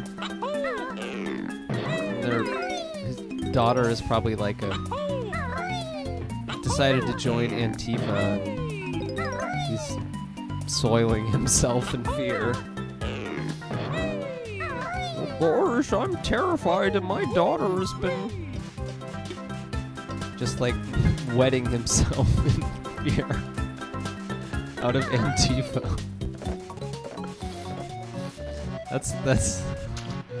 That's what Goofy would be doing. Well, except it's Max. He's like, Max has joined the Max tries to be an actor in Hollywood, and he's like telling Max that QAnon, like that people had been replaced. They're like, watch out for those clones, Max. And Max is like, oh my god, you're so embarrassing. You need to like get off of Facebook. And he's like, well, gosh, I'm just worried about the human clones you might encounter.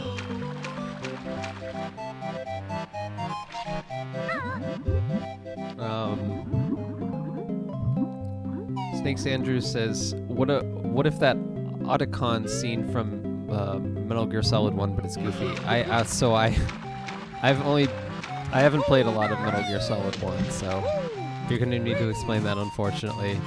It was an N64 gamer.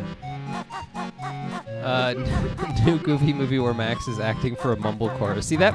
Yeah. See, it just makes sense to me. I don't know if mumblecore is really a thing anymore, but...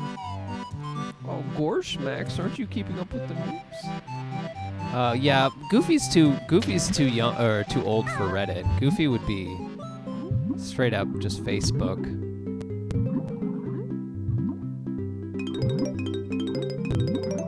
Gosh, Max. I don't know what this mumblecore is, but sounds like a feminist conspiracy.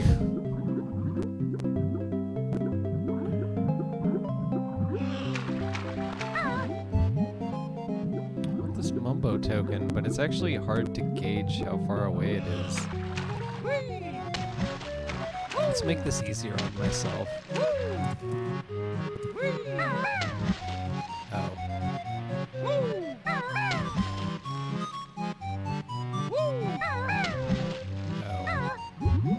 Oh, butts. Come on. There we go.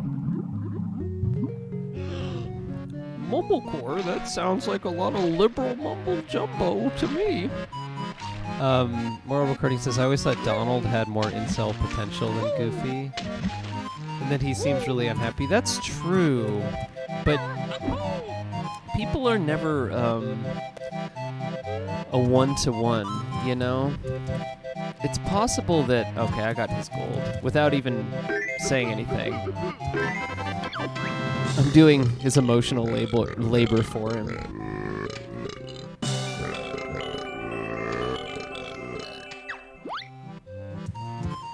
This guy's pathetic. I'm sorry.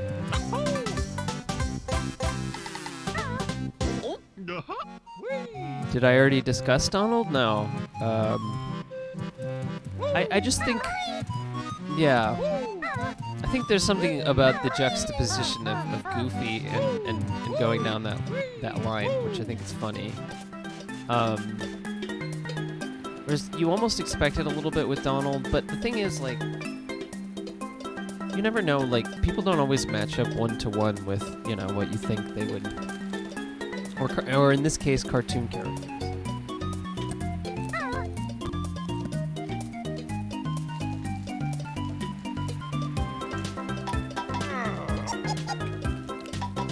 Wow, Kazooie just pecks him in the head. Oops.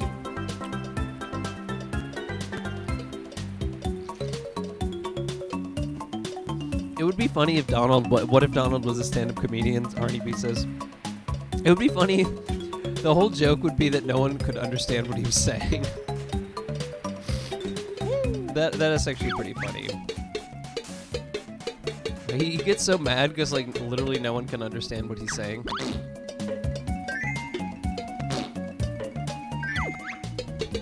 Leaky patched up. Now empty water for bear.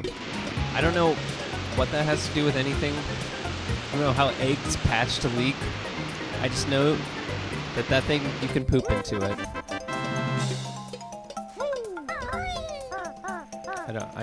I'm not here to ask questions. I'm here to win.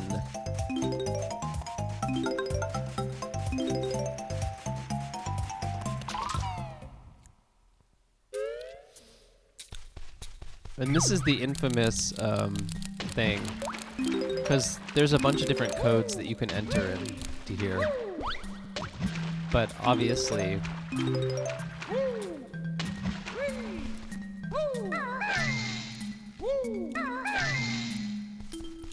it wants you to enter in Banjo Kazooie. I mean, that's... Come on.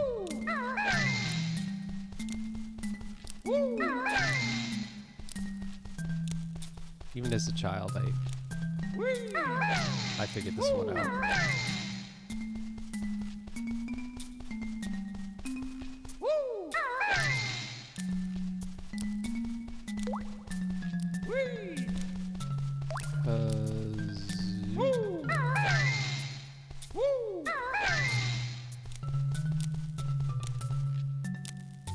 Where's the other? Oh, okay.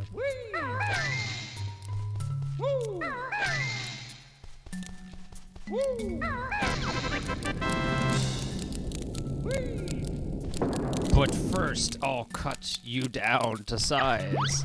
No, you won't. No, you won't.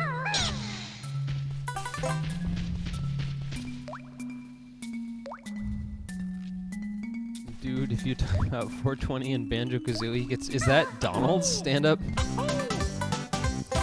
Oh no, I see. I was trying to type the way Donald talks, but it's too challenging to. Yeah, I just think that would be funny. Like, he gets so frustrated that, like, literally no one could understand what he was saying.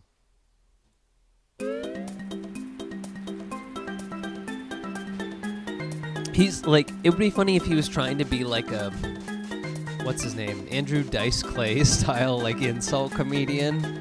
And he thinks he's being, like, so edgy, like, so, like, oh, I really, you know, cut them down with my wit. But, like, no one can understand him.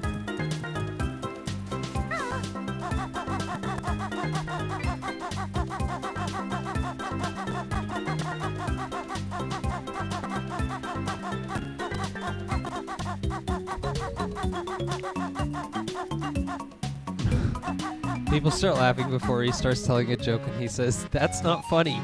That's not funny. In like a Donald voice, yeah. That would be funny. Sorry, Donald, but that's funny. That's as Donald's comedy idol would say, which of course is Larry the Cable Guy. That is funny right there.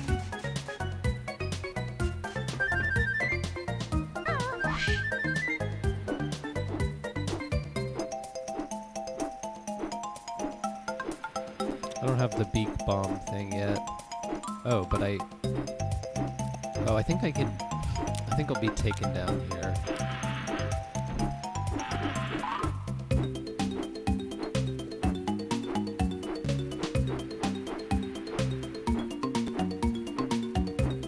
Get down. Oh. Okay. Okay.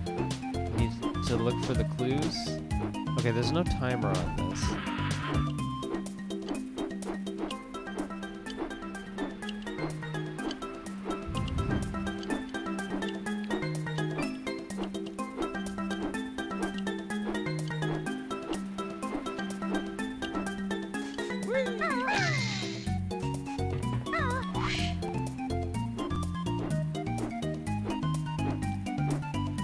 So after this, I'm not sure what the last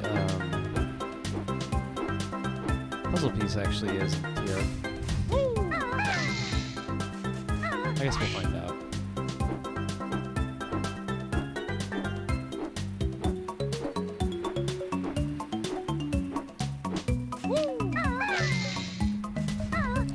It's not like Mario 64, which has like at least a vague description. Oh man, brutal.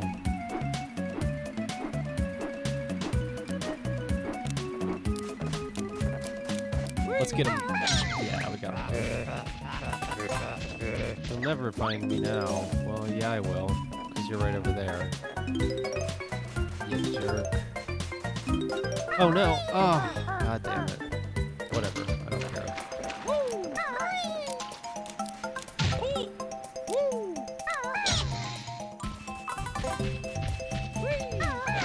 This is the Morrowind of collectathons. Can you quantify that? I'm curious to know your thoughts, Harney B. Nojito says, if Banjo met Goofy, what would happen? It'd probably be like Homer Simpson meeting Gerald Ford in that one episode of The Simpsons. They would like weirdly get along.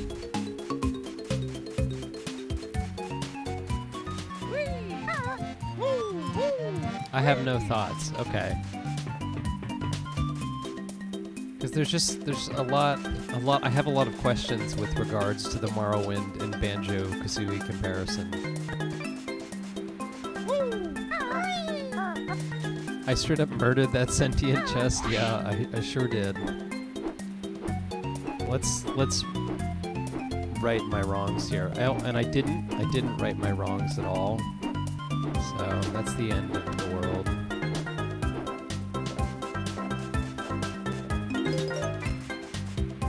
Okay, I'm gonna pause for a second. Okay, I do have.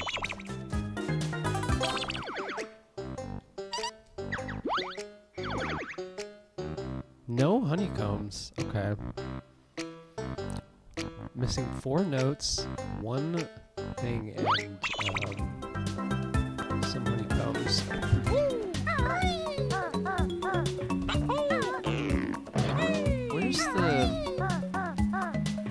Where's the Mumbo token that I was looking for? Oh, it's over there.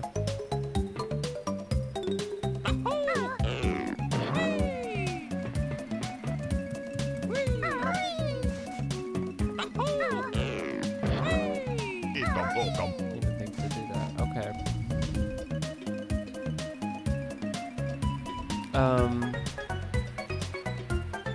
Jato says, I feel like Mario and Mickey would be friends. Probably. They're so basic. Like, both of them. Just the most basic of sentient beings. They're just like the... They're like the Tom Cruise. Like, you know that they have some weird darkness. Like the Tom Cruise.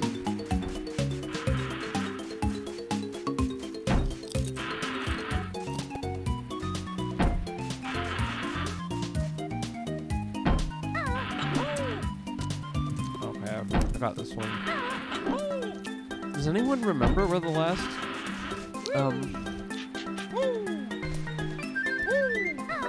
Oh, well, here's one of the honeycombs.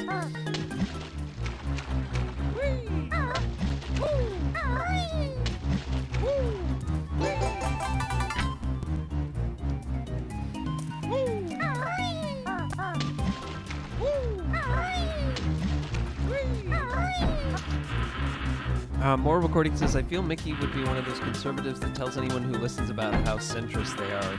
Yeah. Honeybee says, I need the Dr. Pepper 5 cartoon characters. What is that? Dr. Pepper 5.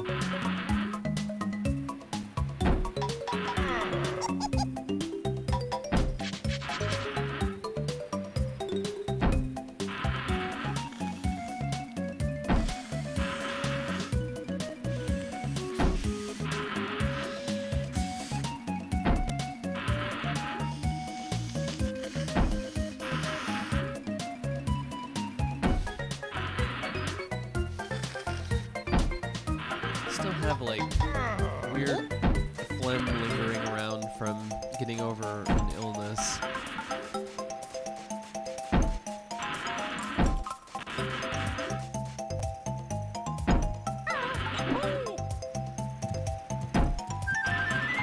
Yeah, does anyone remember where the last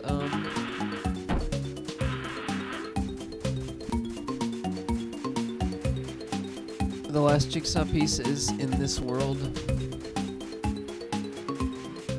I honestly cannot recall.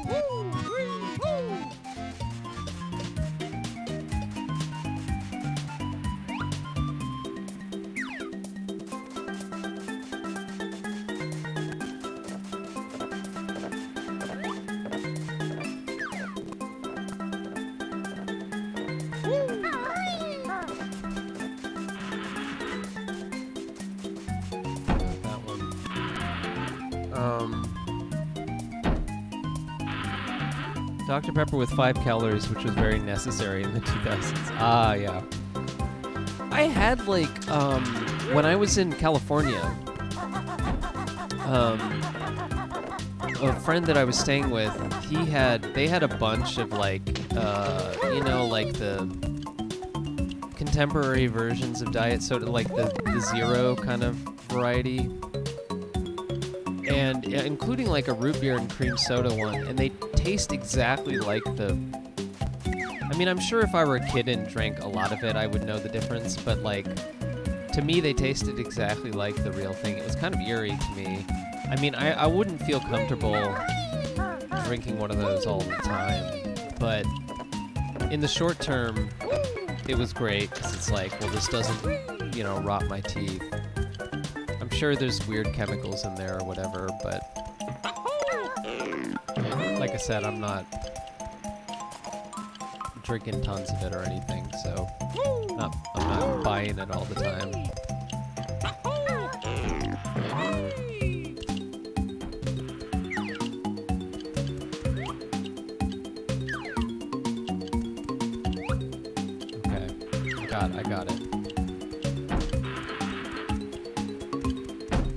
Did I go here? Yeah, I think I did. Oh! Oh man, okay. Oh, god damn it. Alright. It's fine, it's fine, it's fine. Okay. This guy basically, like, hits you. Like, no matter what. You can't avoid him. Come on! And I didn't want to go down either. Oh my god, you butt muncher. Oh, this guy's such a butt muncher. No! Butt muncher. Oh god, he's such a butt muncher. Like, literally a butt muncher. Does Banjo have a British accent? I mean, I imagine that he would. This game is British, isn't it?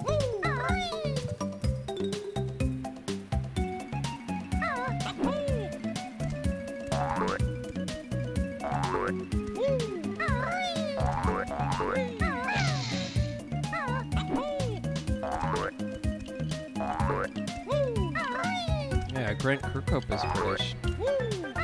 Oh, okay.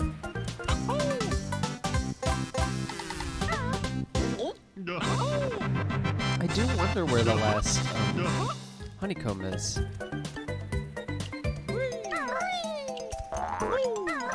Something is telling me that it's at the bottom of one of those pools with those mine guys, but I don't think so. Because I'm pretty sure I checked those. Pretty sure I checked all of them. I know that there's a... I saw... God, my fucking stuffy...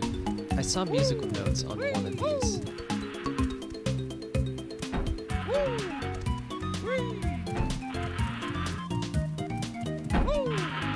It's behind this... They really hide these. I swear it was there. I swear. Oh, man.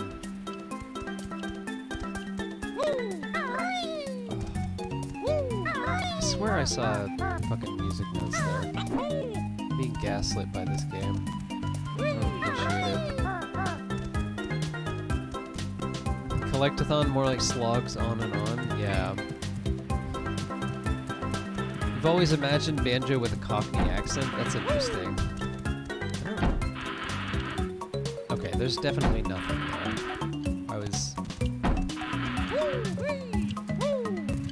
I thought that there were notes here, though. I swear to God, I thought I saw them. I just, like, I will not leave this alone.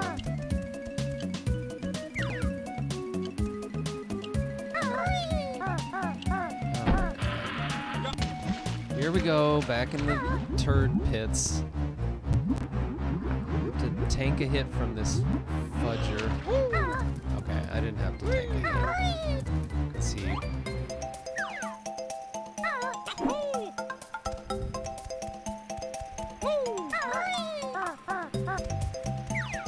I don't think I... No. You go away.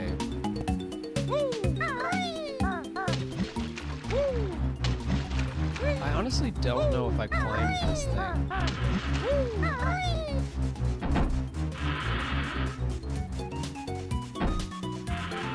There might be music notes on one of those trees. Ah, here we go. There's our 4 notes right there.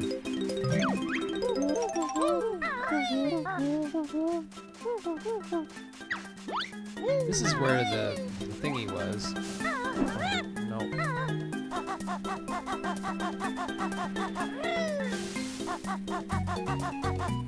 Oh, I was hoping that I would see where the honeycomb is. Well, we'll do one more. We'll try one more thing here.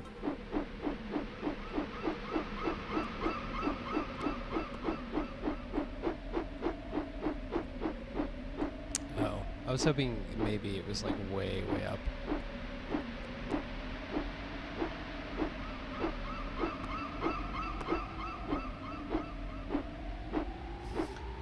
can see the whole world. Alright, whatever. I don't care about the last honeycomb.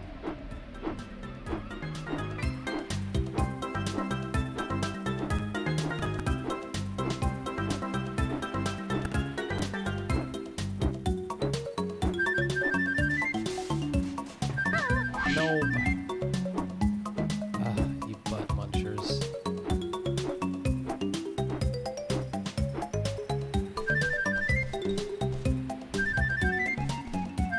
It's in the water near the giant enemy crab. Oh, I didn't know that. This thing, I assume.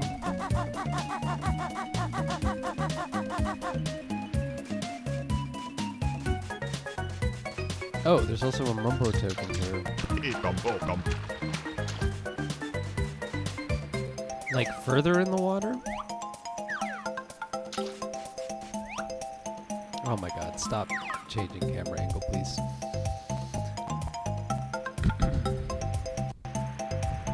You can see my like OCD with regards to completing these stages. Gotta get everything. Over by the by the wall there, like this wall, or perhaps the other wall. Stop doing that. Okay.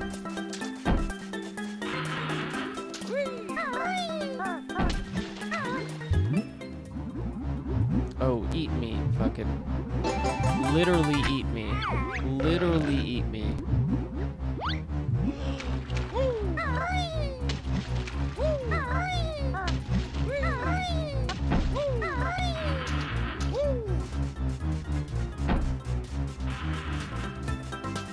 Well, we're low on health, but it doesn't matter.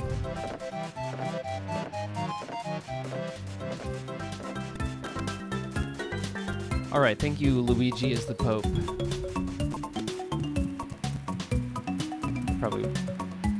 definitely would have missed that.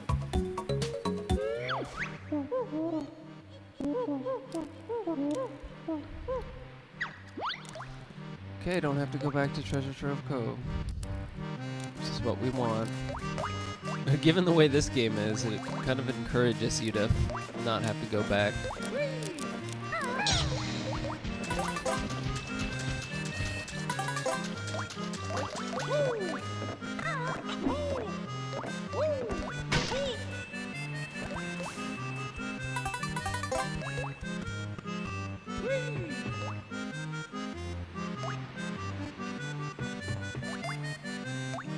Oh, it's up here.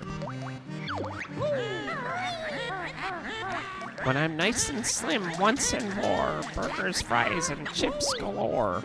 I'm not sure that that's how it works. Unless you have like a...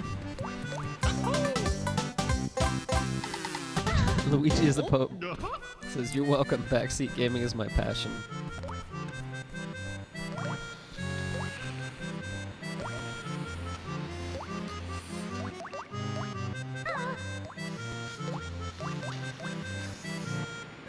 I'm sure that really gets on some people's nerves. What does that even mean?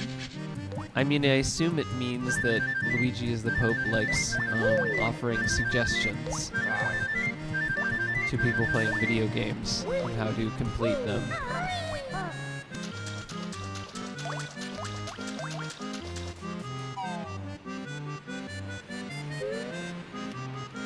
Which in that case I appreciate because I asked for help.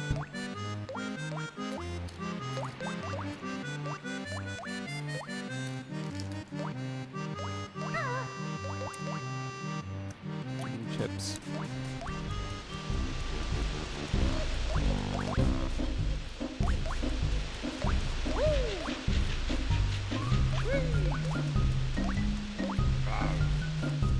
So I could technically just skip Clanker's Cavern right away. I'm really not supposed to have that many right at this point, but...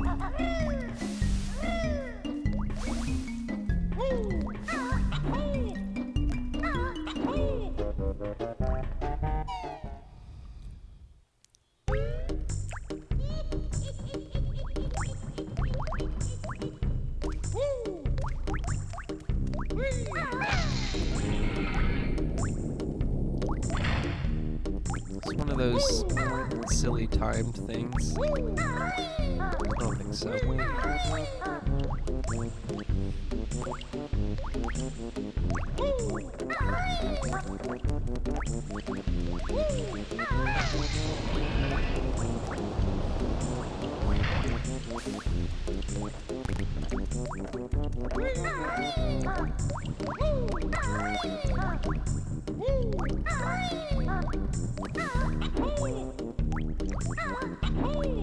How are you all doing tonight, by the way?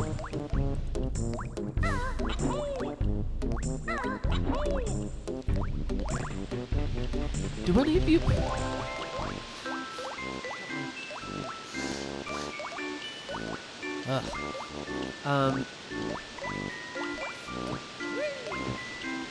Oh, let's listen to some of Brentilda's. Grunty wears a flea circus under that repulsive dress of hers. She's also got this nasty pet dog whose name is Leg Chomper. Tootie says she's fine with me. If you go home, I'll set her free. My sister sings in her own band, Grunty and the Monster Mob. They're awful. Okay. I do think this is one of the funnier parts of the game. Snakes Andrew says, I'm okay, stuck at home, can't go to work because my girlfriend just tested positive for COVID. Oh, great. I narrowly escaped that. I don't know if I said that, Blake Snakes Andrews, but I got sick like a few days after GDC, but it was not COVID, I guess, so I'm still getting over it.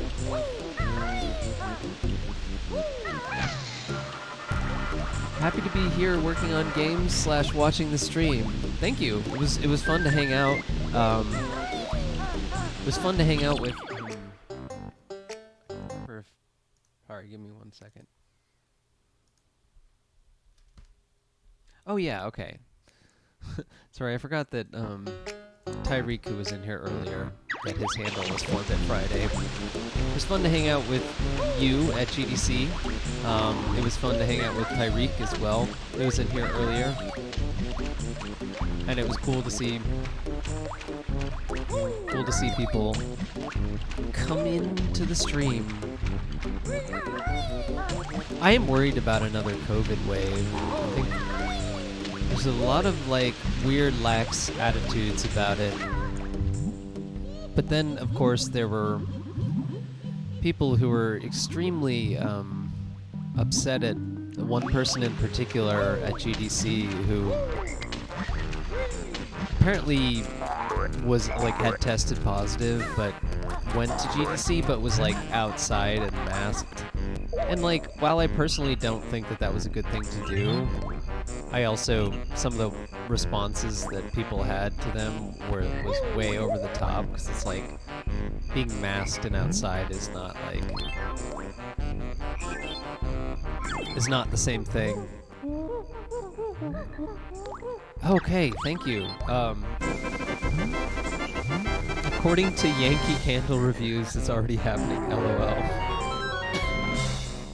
Snakes Andrew says, I'm glad you're okay. Yeah, I'm glad I'm okay too. I could just skip to Bubble Goop Swamp right now, but I'm not going to. I'm gonna play at least some of Clanker's Cavern, depending on how long it takes.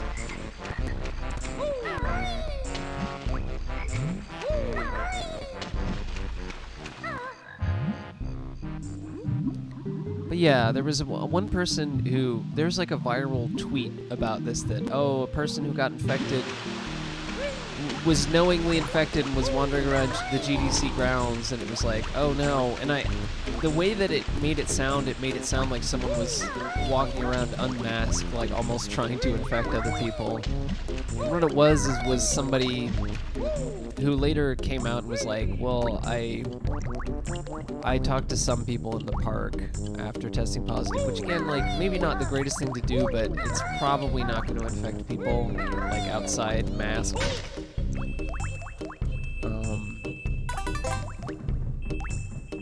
And people were being, like, I don't know. way over the top to this person in a way that it was just like, I don't know, it was a little much. It's like, partially just because this person admitted to doing it, which I'm sure other people maybe tested positive, or were just hadn't tested and didn't know, and or didn't test positive until later, who were there, who went. It's like, I don't know. Oh, I already did this.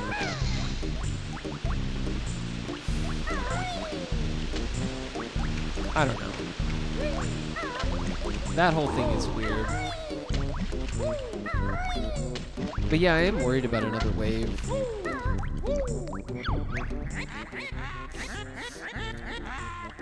I like how she just interrupts randomly with these. The other thing is, like, public testing stopped. Like, when I got home, you know, I got a PCR test because I wanted to make absolutely sure I was not COVID positive. And it was literally like the last day or one, it's like the 30th or 31st before COVID testing just went away and became,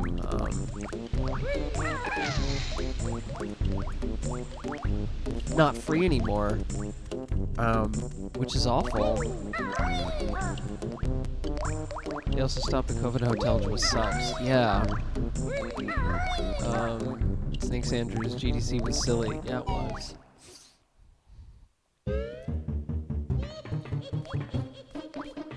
I'm just like, I feel lucky to not be put in the situation that, you know, some other people were with regards to that. Because when I started feeling sick right before I left, I was pretty freaked out about it. I don't know what I would have done. Because it was like literally the day before I left. Hardy B says, dumb question, what are COVID hotels? I assume that's like, hotels where they put COVID positive people. Like maybe the homeless. I know that there was a homeless thing where they were housing. Oh, there were hotels that you could stay at if you had COVID. I didn't know that. I know that perhaps San Francisco did a similar thing. I don't think it was just New York. Like bigger cities in particular.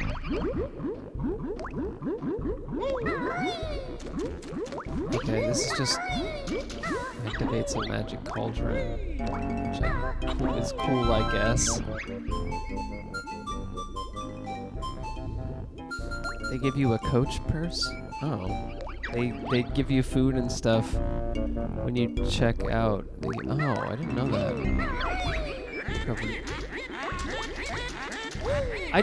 It's like, yeah. I don't know, more and more situations, it's just gonna be where, let's say we get another wave, but no one wants to, like, no politician wants to put on pandemic restrictions again. So it just is in the hands of random people again. And because of that, people are gonna get mad at whoever, you know, just happens to be the person of the moment, you know, that didn't, you know, do what they should have done, or, you know, that kind of stuff. And it's just like, oh man, it just sucks. Oh, okay. I think I can unlock Clinker's Cavern over here, perhaps.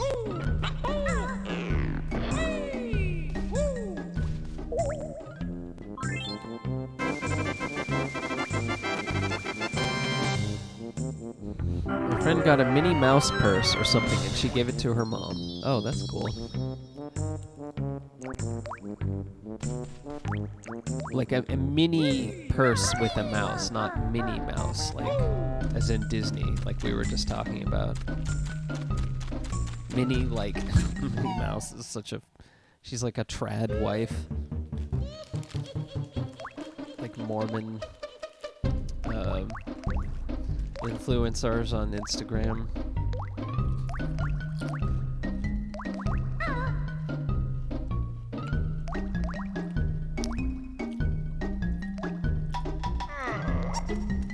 Honeybee says, like, if you were less keen on COVID, one will likely being the only mask wearer at like a music shop. I mean, there's that social aspect to it, which is definitely part of it. But even independent of that, it's like, You know, everyone has different criteria. And what can you do in the situation where, like, if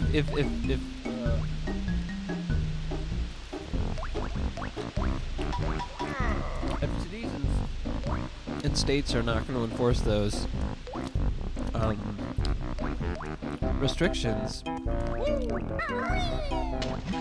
then it's just going to be more, let's blame random people for this, for something we can't control. It's just going to get worse.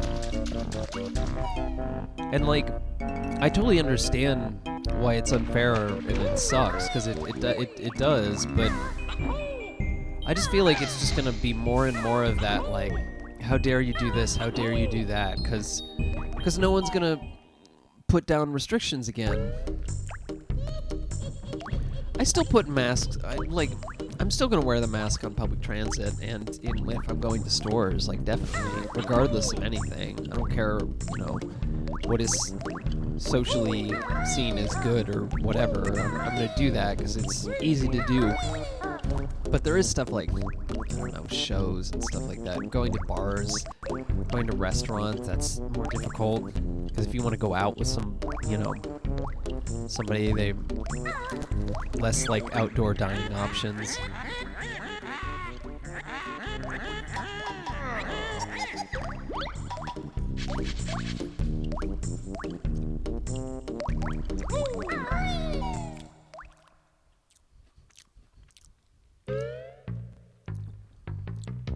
Here we go, Clanker's Cabins. Oh, it is Minnie from Disney, okay.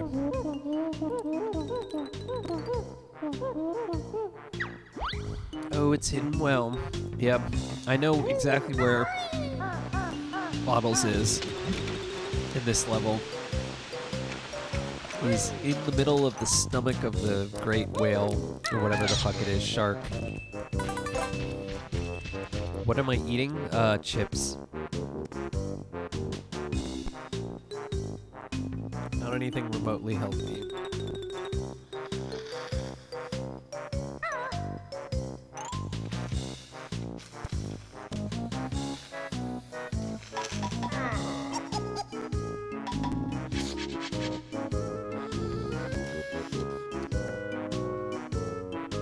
Thank God, a sewer level. Yeah, a thing that no one has ever said. More recordings, yeah.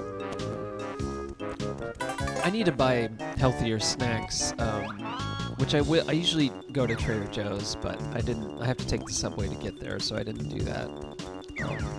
Feeling under the weather, but I probably will soon. Because I like the Trader Joe's snack options much better than your average grocery store. A sewer in FF12 is great. I'm sure there are good sewer levels. I wouldn't... Oh, man. I wouldn't call this game an exception to the sewer levels not being good rule.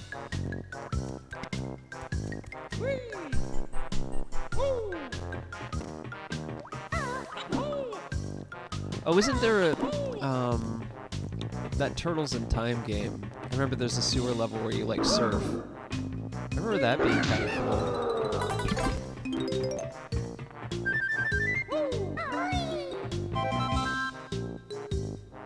It might not have actually been cool. I might have misremembered it being cool.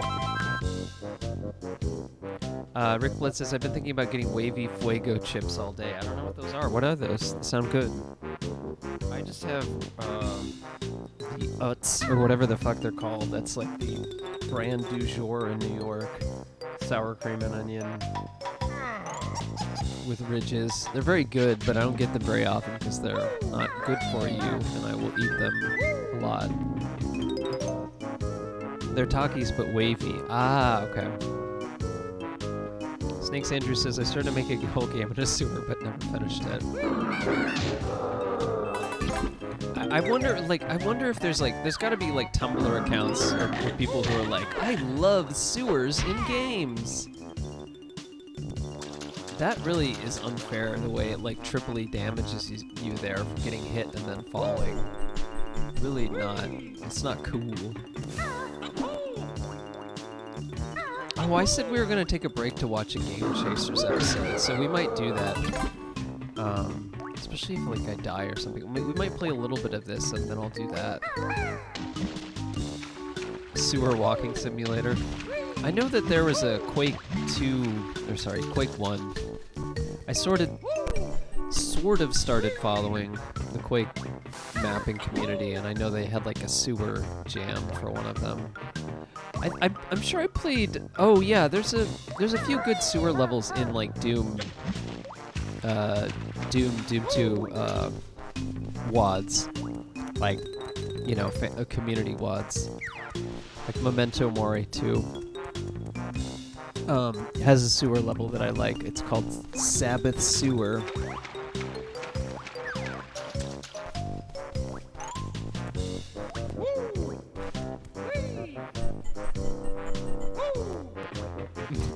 Auto sewer walking simulator.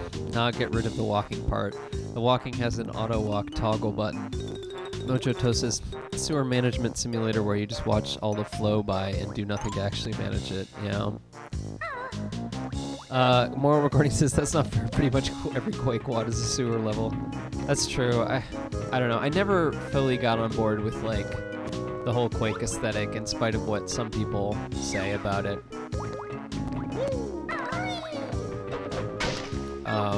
Some artists really seem to like the Quake 1 aesthetic. I've never been there fully. However,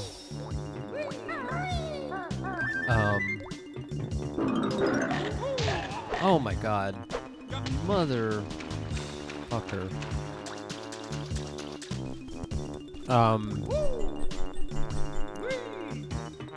However, I got into Quake 1 community maps more recently because there are a lot of maps that are much more colorful and interesting setting-wise because of arcane dimensions and all that. So that's pretty fun, and I do like that kind of stuff.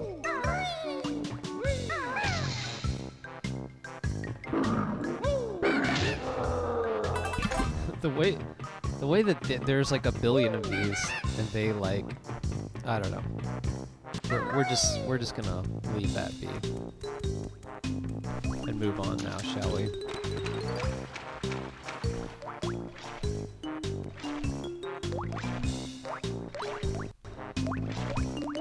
How far are we? You know what? Let's. All right. I'm gonna pause.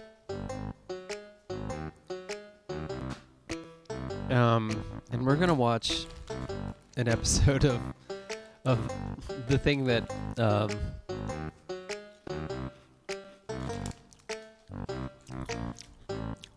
Alex Ferrick was referring to earlier. This YouTube series that I watch sometimes, called The Game Chasers. I'm not really sure how to describe this. It's like these. It's like a faux reality. It's like a reality show that they made of themselves, like hunting for games.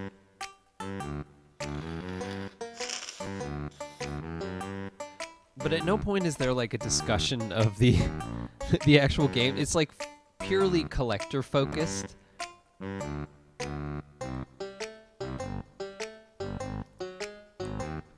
Yes, it's called The Game Chasers.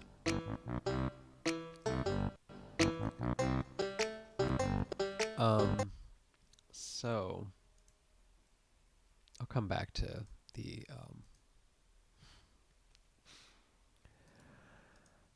I'll come back to Project 64 once we're done.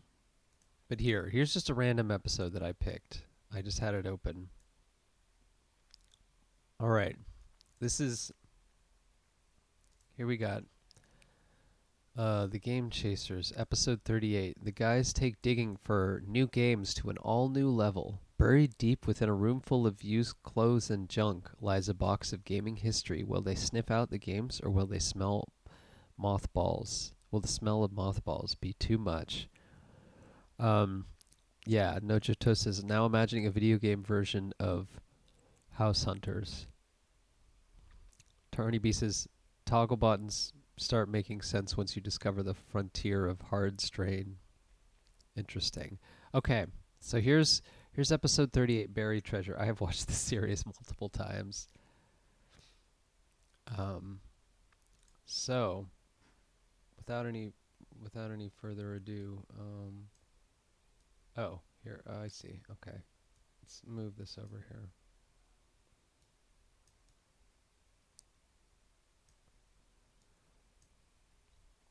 All right. Wow, this is cringe, but let's get ready. Let's get ready. Let's do this.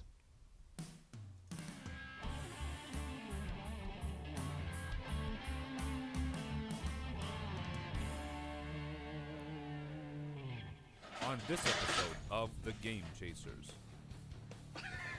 The guys take digging for games to an all-new level. Oh, this is just Oh, auto that's something. caption. That is something. What is it? Will they sniff out the games? Or will the smell of mothballs be too much? It's worth going through every single one of these. Snakes boxes Andrew back says, here I always to find sniff a what I'm game looking before I play it. That's good. That's good Of course practice. Bigfoot exists. What are you stupid? Look at this Tim and Eric ass intro. Like, what the fuck is this?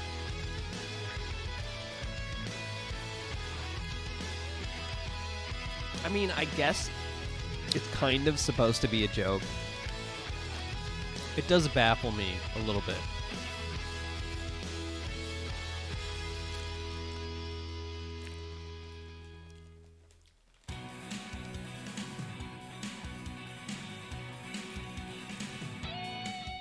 So, in our never-ending journey to find video games, Billy came across a contact one day. And the guy had some pretty cool vintage Star Wars figures. So I asked him if he had any vintage Skull games Gun as says well, Game and he said he did. Chasers. Now, Yep. The problem is they were stuffed in the back. This is and what we we're didn't know where watching they were. right now. We're gonna go check it out today. I got Chris.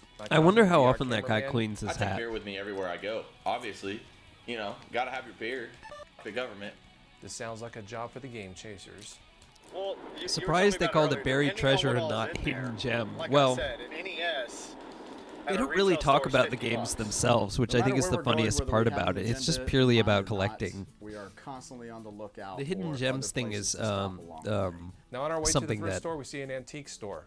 Jason, You always have to stop at an antique store. what's his name? Metal Jesus does a lot though. He does a lot of Hidden Gem videos. One of the pros to an antique store, whether there's games or not, you can usually find some kind of old something you might be looking for. Jay finds a Star Trek. I don't even know what you'd call it, but it's awesome. I've never seen anything like this, and I'm gonna buy it, especially for $15. Because this is not a professional production, plug it in spite of like their camera and the fact that they do like reality show type interviews, I'm gonna see if it works because Um, there's video games. they have a and lot it's of old. weird, ridiculous right up my inside alley. jokes that are just all about them Now, like while the farting or cameras whatever, weren't where rolling, 'cause, they you know, just Chris is an fill up these amateur. episodes. So it's just Well, like all our cameramen are I don't amateurs, know. But It's hard to I was explain. able to find a vintage model kit from Star Wars. These vintage model kits, I loved them back in the day. I would put these things together all the time. Oh, I see. Look at that.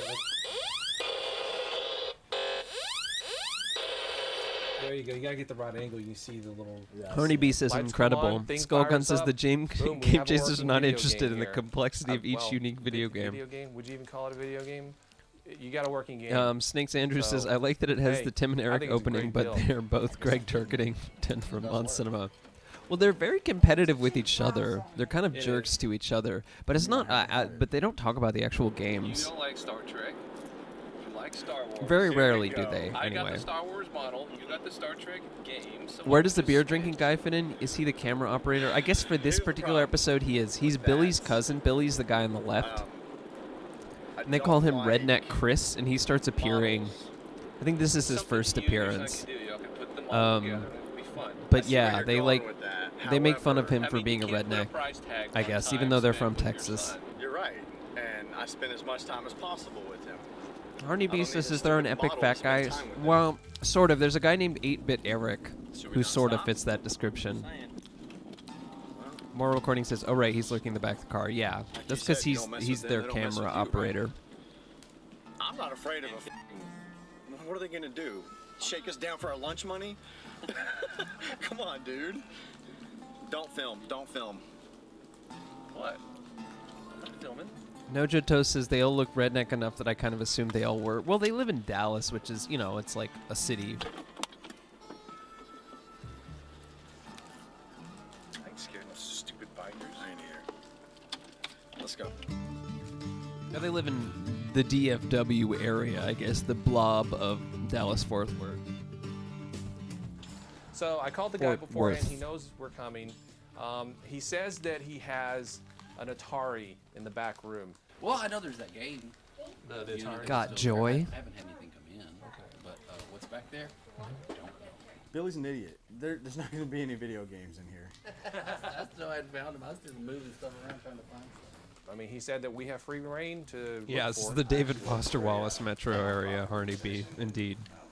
We help victims of domestic violence. So the company I work for, we actually have a couple of thrift stores. So I'm kind of used to this kind of thing. Oh, so it's not gonna scare you at all to step back there? No, not at all. I mean, I'm used to that. We're gonna get to digging and see what we can uncover.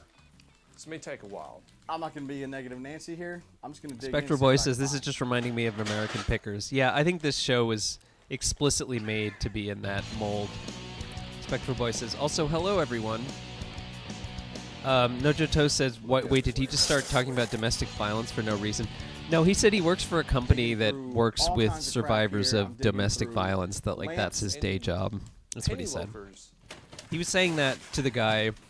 He was saying that he was used to digging through a bunch of like crap, you know, found at people's houses. No parachutes, though. Just trying to sniff out the games here. Sniff out the games, sniff out the games. But all I smell is moldy clothes. Belts. Shoes. Bunch of shoes. The more I go through these boxes, the less I find is not discouraging me. Because if it's that last box that I open that is the pay dirt, so to speak, striking gold at the end of it all, then it's worth it. It's worth going through every single one of these boxes back here to find what I'm looking for.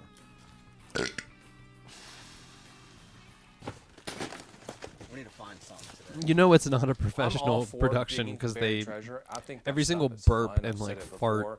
thing This is a they little keep in the ridiculous. episode. Oh, there's the one find of the day. If you look, you will find. Well, it's something. Yeah, it's something. What is it? Spider-Man? It's NCAA No, we're not that lucky for it to be a Spider-Man. Yeah.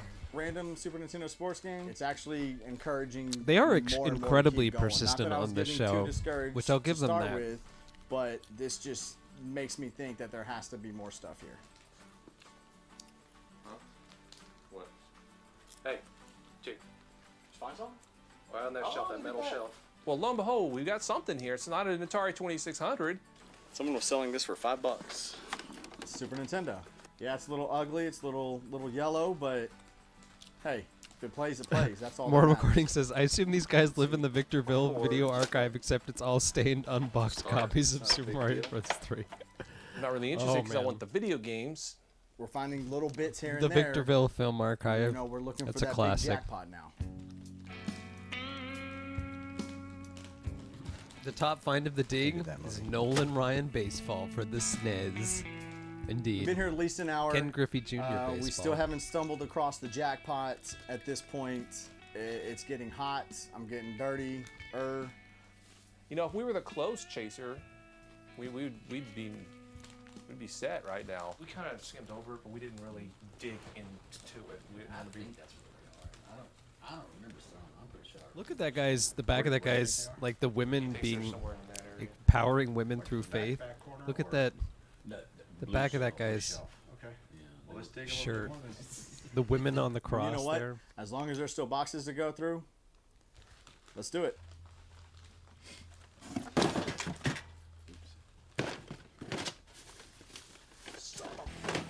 Oh!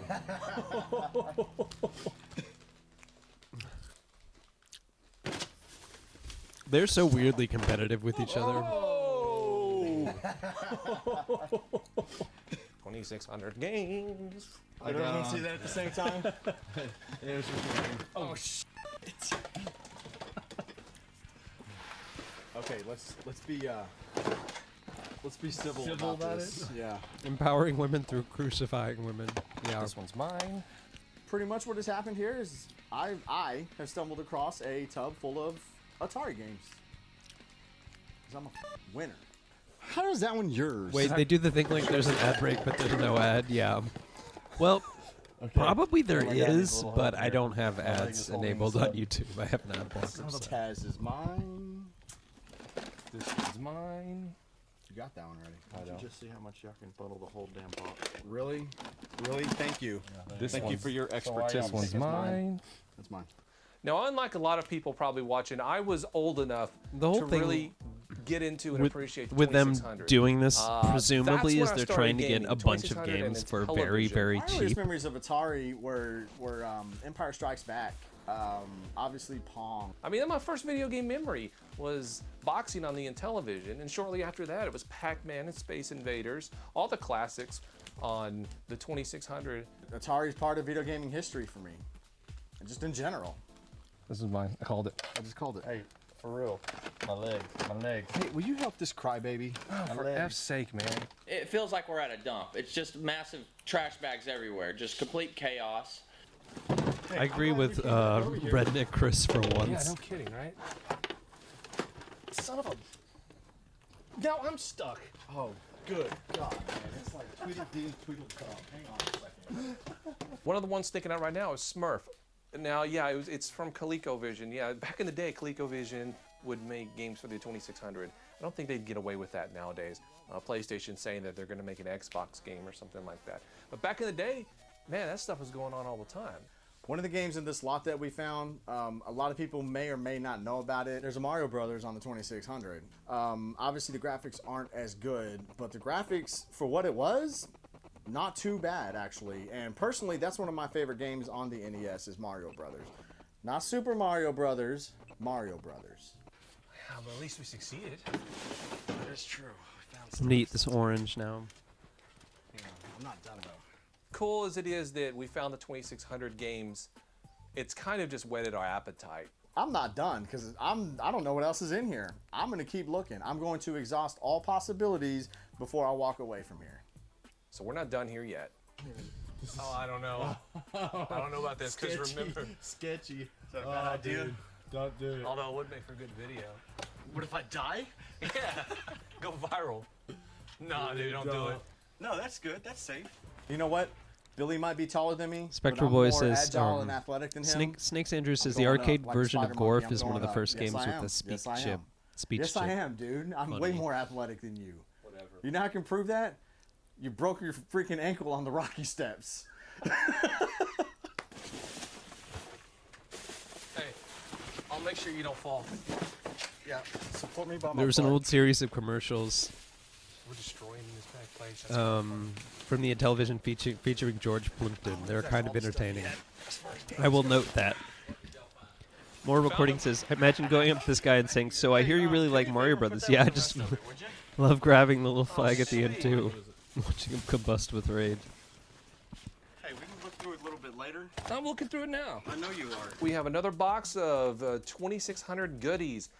Boxed games this time. For some reason, you can find a lot of box Atari stuff. These guys I aren't love really the like boxes, nerd but I really love gamers the 2600 though. Atari, They're more like boxes, the Intellivision boxes. Man, the artwork on them were freaking Just like cool. They have that random watercolor look to guys. them, a lot of them. The artwork on Atari games is like none other. That's part of the reason why I love to collect boxes. It's just simply for the artwork on them. That was mine. Dude, really? Cloudfur FM says, hi That Liz. was mine. I find Thank the you for box coming just gonna by. claim everything. The boxes Cloudfur. are mine. Actually, is this a... That's a 26. Oh, this is the... I thought that was a... Hope things are doing okay on Atari your end. 2600 Junior. It's smaller. They dropped the wood grain. It came out in '84. They were basically just trying to squeeze every last dime that they could out of. Nojoto says, these know, nerds the are more of the 2600. Marvel/Star was Wars mine. variety, it seems. One of the games in here that's Definitely caught my Star eye Wars. already is a game called They talk about it a Infiltrate. lot. You'd go up and down trying to find the documents, and then the secret agents that are trying to kill you look more like Fry Guys. They're if actually you ask talking about a me. game But here. you have to go up and down elevators that are Such a constantly rarity moving on this and stuff. I channel. mean, it's, I'm actually talking it's a about the basic game. 2600 game. Only because it looks like it's a stupid movie you like. Logan's Run. Logan's Run. I like Logan's Run. Hey, Logan's Run's a good movie. Is Logan Run's not a good movie? Well, of course, I hadn't seen it in 20 or 30 But it years, was good when you saw it, right? Yeah, it seemed like it was. Yeah, a lot of Atari games are clones. Yeah. With the exception of the gratuitous nude scenes in it, the movie freaking blows chunks. Don't you call yourself the Kingfisher?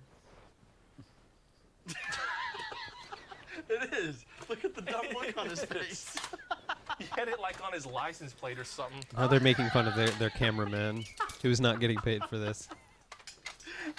Harney says the next season of Code Monkeys should have these guys on it. Somewhere. It looks like a bumper Spectral sticker or Voice says, something. hearing a man with a voice Come like an on, old dude, you're aristocrat lying now. crat from Boston freaking talking lying. about the high fidelity of Intellivision compared to Atari is just That's the very thing about amusing being a for me. redneck. They want to go game chasing, but the car breaks down. Guess who's going to fix it to keep them game chasing? Me. That too. Yeah, I need some light back here. There you go. Nazi. Copenhagen, wake up, crack a cold one. I feel like we should just keep it on now, huh? No Sherlock. Having Billy's cousin Chris be our cameraman is entertaining, if nothing else. Sometimes you gotta hit a fucking mute button though. Yeah, of course Bigfoot exists. What are you stupid? I know. I've had encounters with him. And What's wrong with these guys? Where'd you set the other camera? Huh? Where'd you set the other camera? It's over here. Really? That was just chilling back Yeah. there? Mine. Put that with the rest of it, please, sir. Oh man, I don't have the Telegames version. I don't either. Now this is the Sears version. And again, just like the Junior, no difference in the gameplay or anything. I'll just Snakes have to put it Andrew in says, the I want main to see a show with their camera guy and Goofy. Alright, I'm finally satisfied. That would be funny. I feel like They've I've had gone through every multiple nook and cranny strange this camera place. people who are like to the hawk. related to the person doing it. Like Technically, that's all mine. Jay's Some of it I have, siblings. some of it I don't, some of it I need, some of it I don't. The guy with the hat. Jay's like many siblings are usually their cameramen, but now it's Billy's cousin.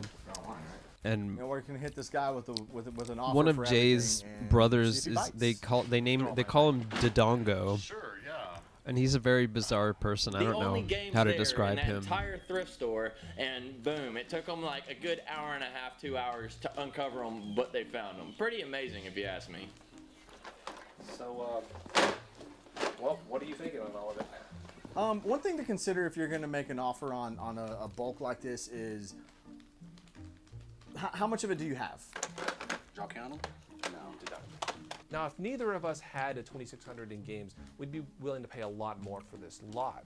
I'm not trying to pay super high dollar retail price for it. At the same time, though, I don't think this gentleman wants super high dollar retail price. About $50 for the lot. We'll do it. So both Jay and I look at each other, and I think we both realize that, you know, $50 for this lot is a good deal. Well, we really appreciate you letting us. I appreciate you invade guys your- coming Nojo down. says, "What do you think they told this guy before they came in?" I'm not sure. Did we find He anything might have super put rare? an. He might have No, put up an But ad. that's not what it's always about. What I like to Oh, find their is whole Samson thing or is that they're Flintstones trying to every get time stuff we for go cheap. Game chasing, of course, but it ain't gonna happen. That's their whole And thing. Anyone who does what we do, whether you're on YouTube or not, you know exactly what I'm talking about. You know that there's a lot of hit and misses, more misses than there are hits. You guys get to see the highlights. But to find this much Atari stuff and to find it cheap, They're at least not resellers, though. yeah, that's a success in my I mean, they Trip out here. Plus, it's always fun to just rummage through stuff. Oh, yeah, absolutely. This is a really cool change of pace to come across something a little different for a change. No, I'm not coming off the phaser battle. I might let you take it home with you, but it's mine. You're not getting it. Well, I might not ever see it, just like my AVG and TVD. I'm gonna keep this playing. I'll be. Volume 1, yeah. I haven't Oh, seen it's that almost since over. You borrowed it. I was 4 years ago. honestly hoping you forgot about I that. didn't forget about that. Yeah, I can let this keep I'm sorry, playing. I'm not gonna go down on my knees. Just put my coonskin cap on. I'm gonna go out in a blaze of glory. I'm gonna go out a free American. Well, I'm a floating head, huh? Wow. Are you fucking kidding me? I'm pretty sure you're text messaging me off a motherfucking smartphone. It's called Google, motherfucker. Look it up. Like, what the fuck?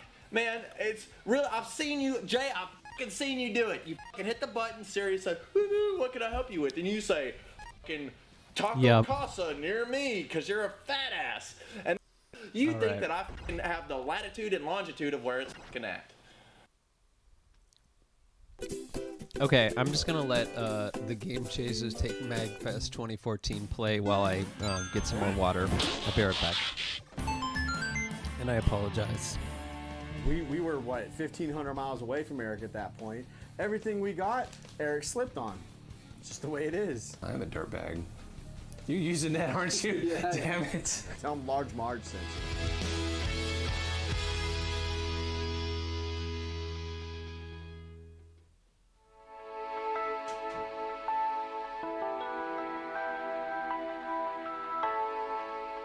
We're here at MagFest again.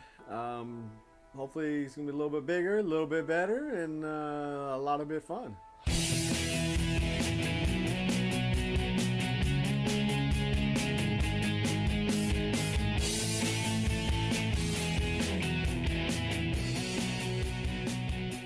This is our third MagFest in a row, and of course, just like all the other MagFests, the highlight of this is going to be hanging out with the boys once again. I love MagFest because it basically it's a chance for us to just hang out with all the retroware guys again. So MagFest is the retroware party essentially, so that's cool. I'm really excited because I get to meet my Twitter crush, Ian from the Completely Unnecessary podcast that Pat does. Meeting Ian from Stupid Pat's channel was awesome. I've always wanted to meet Ian. And me and Ian, I think, are going to bond both mentally and physically. But we'll see. I don't know. So Pat, like he always does at every convention, he brought a stash of doubles. He's coming to this convention with a lot of really rare and uncommon games on pretty much any system you can think of. Lucky for us, the convention hadn't started yet, and we got dibs. I'm getting from Pat a Snow Brothers on NES. Really hard game to find. And it's actually a really good game on Nintendo.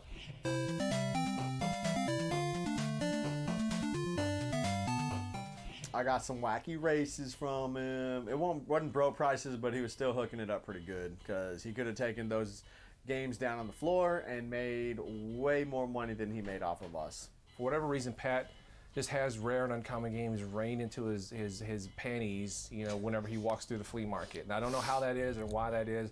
I guess the only explanation really is that San Diego flea markets are just like candy lands or something. I don't know. This guy, I got Jimmy Pat the NES Punk. I watch his Alf on the Master System. Like I sincerely watch one of his the rarest podcast games on that the console. he does with his friend Ian, who I'm like friends with. So I have vague connections It seems to this like every retro year gaming there's less and less game vendors, which is less and less chance scene, to but catch someone slipping thankfully or not for a hookup. very many. There are a few booths here at MagFest because that are it's not offering, my world at all, fairly which is fair why market I value deals that, find it actually fascinating. For convention prices are Yes, Farrick, I'm glad you tuned in It's always again nice when for we the get Game gifts, though. Chasers. If you have it, whatever. But you could always Asking if these guys can fetch Manic Miner for the Specky. Probably not. They're not in the UK, so I don't think they're Spectrum, ZX Spectrum gamers. No problem, man. I appreciate what you guys are doing.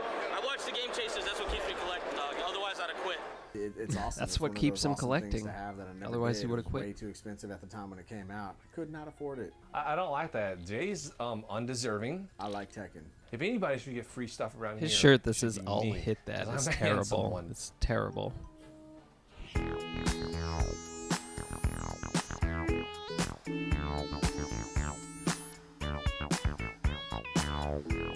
Dr. Nerdbutt MD says, "Do they ever go up against the evil rival clique of Game Chasers?" That's actually a good click.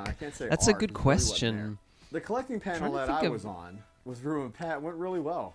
Oh yeah, Probably because Billy wasn't there. Probably because he wasn't there. The collecting panel that I was on was Rue and Pat. this guy Ian, it does a podcast with Pat. They're the ones who talk a lot about the Intellivision Amico, and I talk to Ian a lot online, but I don't really know who that Pat guy went is. really well. But also awkward. This is Yeah. I won't explain this guy, so we'll just Probably because Billy we'll just keep that. We just won't talk wasn't about there. Billy apparently had some kind of fucking headache or something. I got a migraine. You see, little known fact, I have back and neck problems, progressively getting worse. Hours and hours and hours and hours and hours and hours and hours of editing will do that to you. Really? One of the side effects of having neck pain and neck problems is migraines. Some of these migraines might last 3-4 days. This one in particular is lasting me 24 straight hours. Take some fucking Excedrin and you fucking nut up and you go. 24 straight hours. Oh yeah. So not only did Billy miss the panel, stupid Melvor walks in 20 minutes late. Melvor is their cameraman. So it's a little past midnight at this point, and I decided I was gonna, actually try to enjoy myself. This is one of Jay's brothers who, again, they just yell at a bunch and do their cameraman work for them, and I don't think he gets paid for it. Instead of filming for these two chuckleheads, and I decided to go to the arcade and play some games. And I had a good time for about an hour and a half or so. Is this Then I Todd started Howard? getting sleepy. Oh, that's unusual. Dr. Nerdbutt says sometimes the game chases you. Do you mind? Be quiet. He kind of is like, he does look like Greg Turkington. I'm trying to tell a story here, all right? He was awake for an hour and a half, so of course he got sleepy. He's the brother of Jay, the hat guy. He's not their cousin.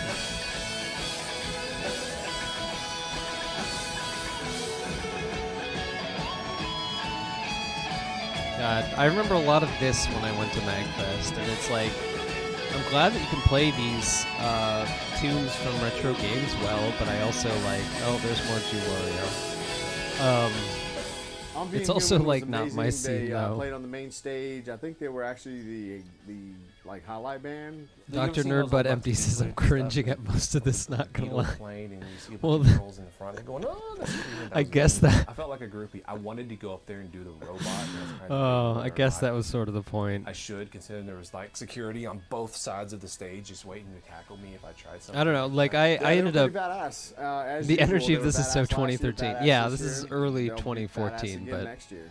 Travis got it made. Man. I went to. I could sing.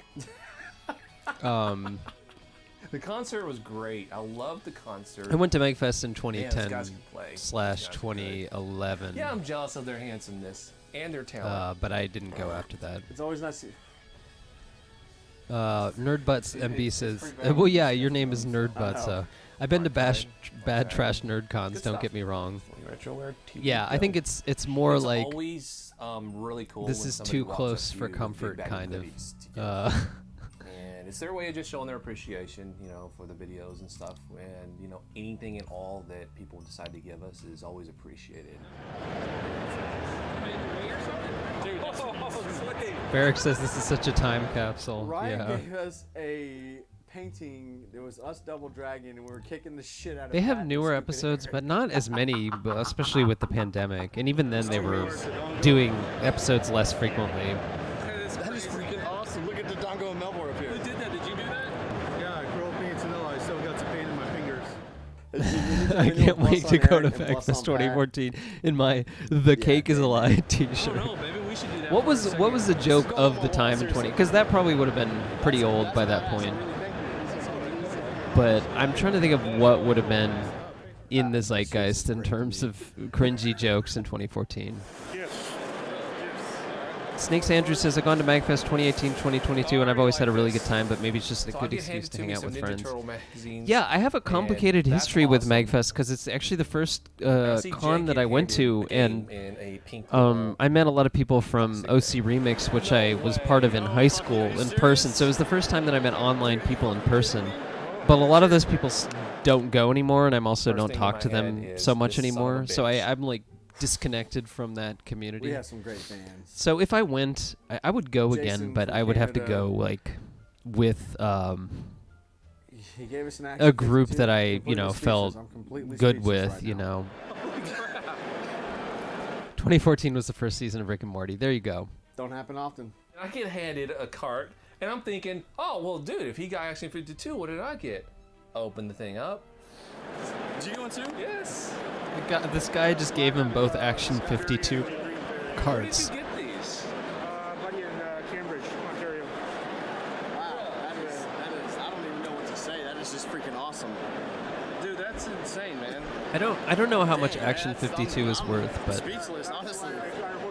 Snakes Andrew says, "OMG, Rick and Morty is that old?" you Oh didn't? God, no. I'm surprised she actually knew that I didn't. Wow. That is freaking awesome. Let's can't look even, up like- Yeah, I mean, dude, that is. how much Action 52 is worth. I was speechless. Like I couldn't understand. I didn't even know what to say. Like at Oh, that point. yeah. What do you say at this point? What do you say? A loose copy when of somebody Action hands you 52 An Action 52. is only worth $300 online Like, right there's- now. You can't put Now, into words admittedly, how, like awesome, uh, and great, and So just this how guy much- just but handed it's just awesome. them The fact both that a somebody would spend $300 this kind of game. money just to give something like this to us. Now, is admittedly, freaking at the incredible. time, it was probably worth only 200 at the time. Why would anybody give us two chodes of an Action 52? This is a legitimate question. Why would anybody give us two chodes an Action 52? They say Billy chode didn't a deserve lot the on Action this 52, show. but it's one of those things where you can't get one of us something and not the other. I because promise we'll get back to Banjo the other one Kazooie will after act this like a one, complete and utter but I little- needed a little break. Crybaby bitch, like a freaking 7-year-old. Like, where's mine? That's exactly what would happen. Because I'd have done it too. It's not anything on Billy. I could sing. I'd have given one to Eric, just to spite Billy and Scott. Scott was mad. Scott's face was priceless. I want to hear the what is the fucking Price is Right music right here, right now. Look on Scott's face was absolutely priceless. Now, Scott had the same look on his face that Jay had on his face whenever I picked up the Flintstones. You see this shit? Yeah, I saw that shit, you piece of shit. You jelly? No, I'm not jelly. You know, it burned a little to see those two scumbags get something like that. So it definitely. Nojito says, "My gosh, collectors markets are so stupid." I mean, this in a noticing your tongue way. Yeah, my totally. friends have some games, but Already be those 7 undeserving grand dad. scumbags. Yeah, the Flintstones has a history on this show. The NES Flintstones.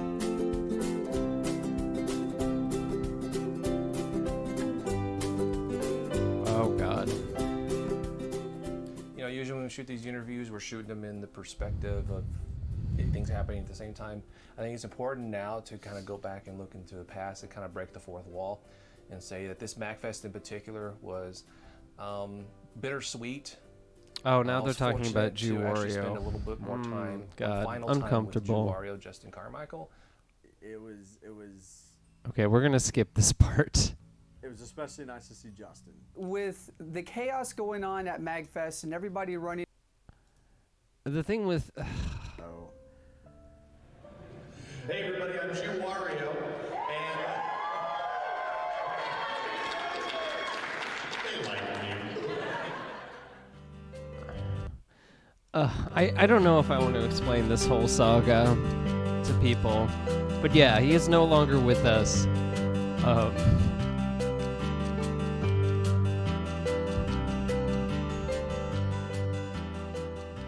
Overall, MagFest was fun because it's basically hanging out with the boys time. The arcade, it's always good. Had a great time, hung out with the boys, got some stuff. Better actually because I came back with some games. Nojito says, "I'm in the dark, but I'm fine staying in the dark." Yeah, in this case, probably worth it. Second time a little better. His this time definitely better with the his games. whole thing is tied up. He's in those you know what? Channel Awesome movies. His whole thing I don't is think I bought anything tied at up with MagFest, the now whole that I think about Channel it. Awesome Everything I got at MagFest was a gift, drama. which is very appreciated. Thank you. So, which a is couple things I tied did with get a at the lot of like convention YouTubers. that were not and- caught on camera because for If whatever you know reason, anything about Melbourne that. decided he wasn't going to roll this whole time. I started getting sleepy. I got Castlevania X. Very good game. Underrated Castlevania game. And I got Scat. Another really good game on the NES. The game's called Scat.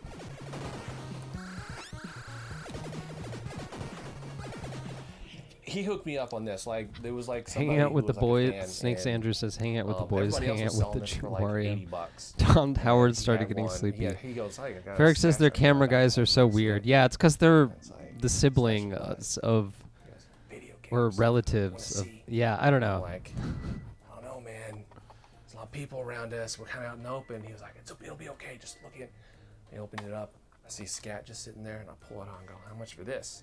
He's like, $50. And I'm like, $40. And he's like, okay. Yeah, Todd Howard is kind of weird. So at this convention, there were no Pat pranks, which was quite disappointing. However, both of Jay and I were under the weather a good portion of this convention. If you constantly just tear a man down, just constant, then he's more prone to snap. And then the joke would be on us. So we got to pace ourselves a little bit. We can go one convention without giving the poor little guy a wedgie. But next convention, it's on. It comes down threefold. So Pat, watch out. Game Chasers are coming.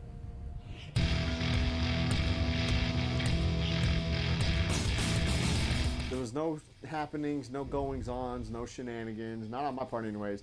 I was sick most of the convention. You take some fucking Excedrin and you fucking nut up and you go. On the way there, I started feeling a little under the weather.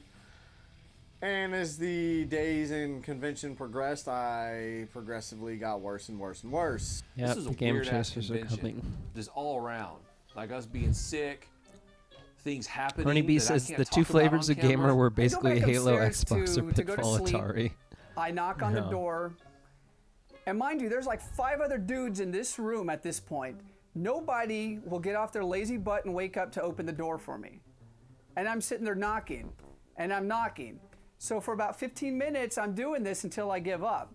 So I had no other choice. I went back down to the game room. I played games as best I could until almost 5 o'clock in the morning. I was no part of this. You were in the room. How do you know I was in the room? Ferrick says it's amazing how much of an A&E There were times reality where I show this wasn't in is. the room. There Yeah. were times where I was sleeping in the They don't get paid to floor do this, of so. some random hotel room. Snakes Andrew says, What the fuck went on at Manifest? I love these illustrations.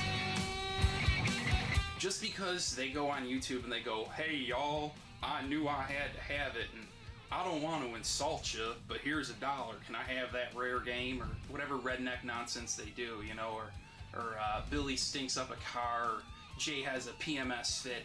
That means that all of a sudden they're deserving of Action 52s. All right. That's enough of that. I'm sorry for inflicting that on y'all, but I'm starting to talk like I'm from Texas. But we'll play a little bit more Banjo Kazooie. We'll play a little bit more.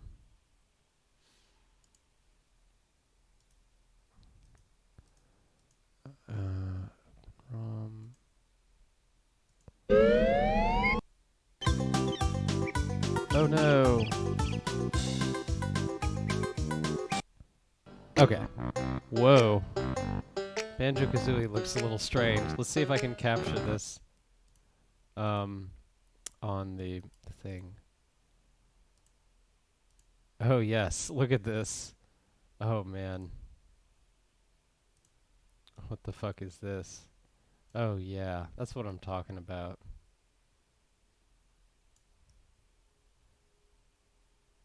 That is what I'm talking about. That is what I'm talking about. That is what I'm talking about.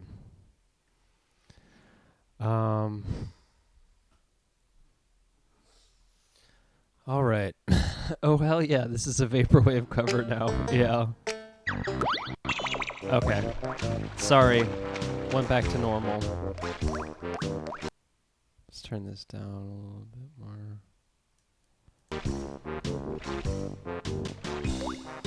Alright. Did Banjo Kazooie actually get high? Yes, they did. Sure. Why not?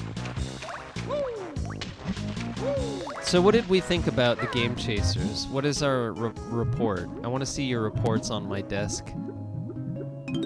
My report to FEMA should be finalized within the week.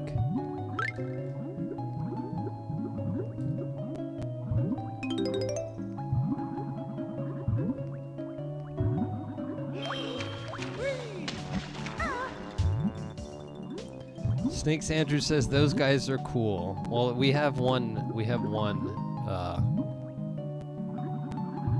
verdict here. Are they all alive? Yes, they're still alive. Except for, except for Jew Wario, but... Well, they did chase a little bit in that first episode, you know, when they were digging, right? I didn't pick any flea market episodes, because that's usually their thing. Just going to the flea market.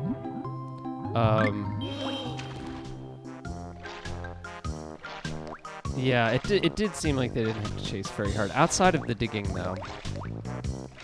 That whole era, no wonder I was a hipster snob. Exactly. I mean, that's how I feel about MagFest. It's like, it was fun to go, and I do like video game music, and I like video games, but, it's just not, I don't know. Something about it is not super for me.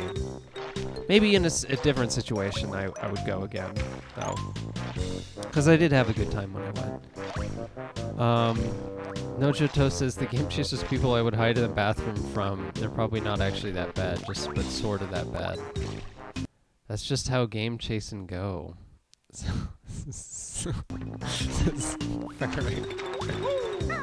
Yeah, I mean, part of me enjoying this from afar is being like, well, I will never be in these social groups. And so because of this, I can just enjoy from afar and kind of like observe this dynamic from a sociological perspective or whatever you want to say. I mean, I did genuinely watch a ton of their things though. But it's like kind of ironic. So, you know, if I ever did meet, well, I actually did meet him in person, Ian, from the Completely Unnecessary podcast, who was like briefly in the background in that episode. I certainly wouldn't talk about the fact that I've watched a bunch of this. Because that's a little embarrassing. To be fair, watching it ironically, still watching it. Oh, I know. Believe me, I know. I'm not saying it isn't. Yeah, I think I need to... Oh, right, because he's... Yeah.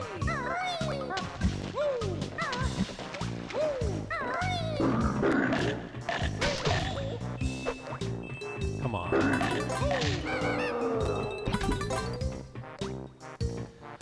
Dr. NerdButtMD says a better YouTube game chasers concept would be to tie a bunch of games to the car or something and they have to run and get them.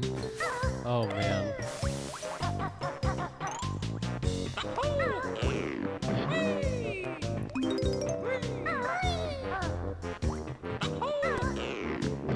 It is funny to me how many like bigger name YouTubers involved with various sort of facets of game world and enmeshed in other various dramas have appeared on the Game Chasers.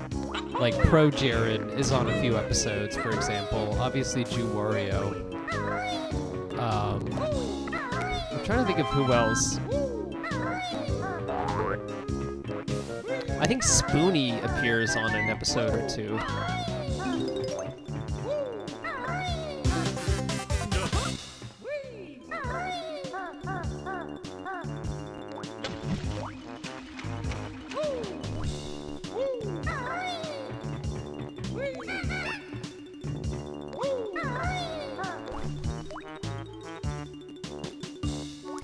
Dojo says, you could do that with anything. That makes the idea much better. Harney B says, I don't know how connected Retroware was embedded in YouTube at that time. Yeah, I don't know either. I mean, I started watching after. Liz Game Chasers historian Ryerson. God. If anybody categorized me, I'd be very embarrassed. Ferric says there's a real darkness in Channel Awesome. Yeah, I think it's a constant fascination with people of a certain generation, and I like mostly missed that stuff. But I think that there's so many elements of it within YouTube of today, like within the BreadTube and all that I think are interesting to think about.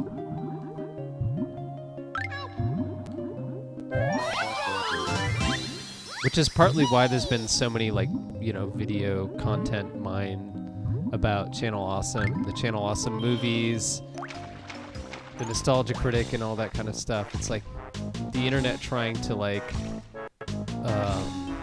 exercise its demons or something. Game Chaser is a person who's only attracted to Game Chaser. Oh man. What if someone called themselves that? Oh yeah, I'm a real Game Chaser. Oh man. I don't even want to know about that. If that is a thing. I don't even want to know. I don't even want to bloody know. Oh my god. I suck at this. Ugh, get the fucking notes, you fool.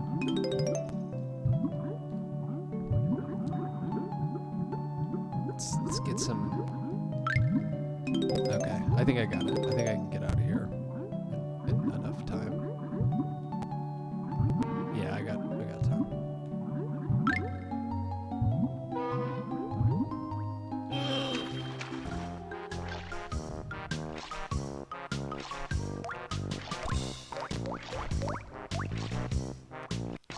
Snakes Andrew says, I'll make the the new Dream Dad, but with Game Chaser chasers.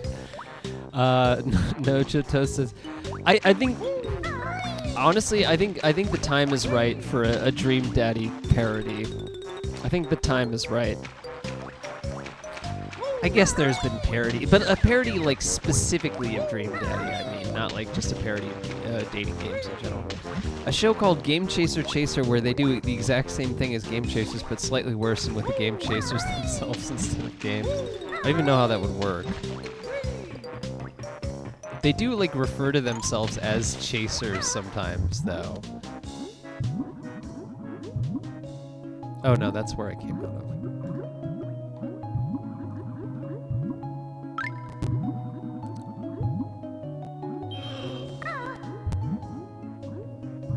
You give them one of the GCCs. You give one of the GCCs a copy of Super Mario or some shit, and then the romance goes up.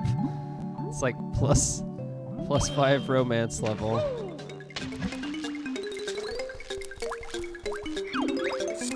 Oh, right.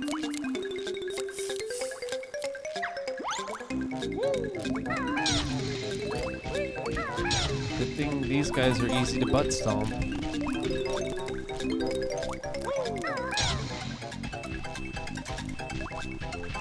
No, it has to be non-Super Mario Brothers, remember? Oh yeah, just regular Mario Brothers.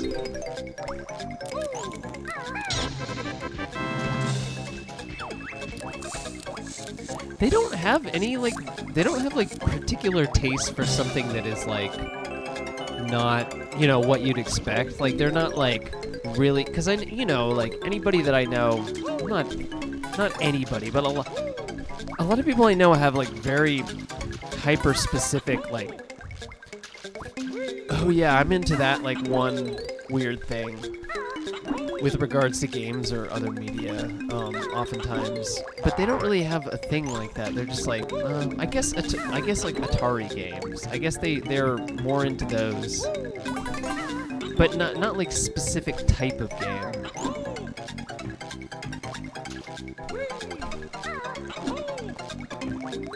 It's like their preferences, if they're weird, they're collecting preferences. They're not like game preferences. Every episode is about finding Ben drowned. Ah, yes, Ben. All about Ben and the time that he drowned. Arnie B says, arc where you give them Earthbound, but the relationship breaks because it's a repro. Yeah, don't give them repros. Never do that.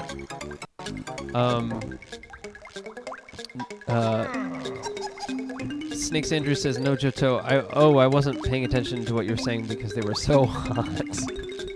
Arnie says, feels like they collect anything older than the SNES. They collect N64 too, but not really that much older than that.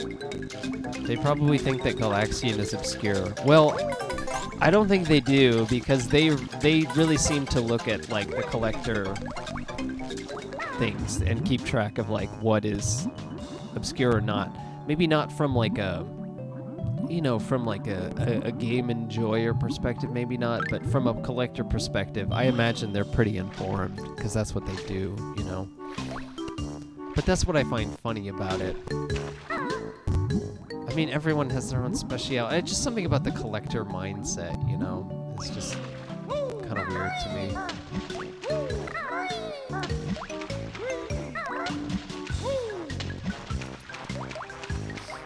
If these guys were just like run-of-the-mill insecure nerds, though, their show wouldn't be entertaining, you know what I mean? The fact that they're kind of like slightly dirtbags, you know, makes it a lot more entertaining, like as a show. Like if they were just like, you know what I mean? Like clearly status-seeking nerds. I don't know. That's my opinion on that. I love that they'll freak out over finding Little Samson, but is Little Samson even a good game? It's supposed to be pretty good, actually. I think that's one of the reasons why. But no, it's not. It's not like $700 good, you know. Nothing is.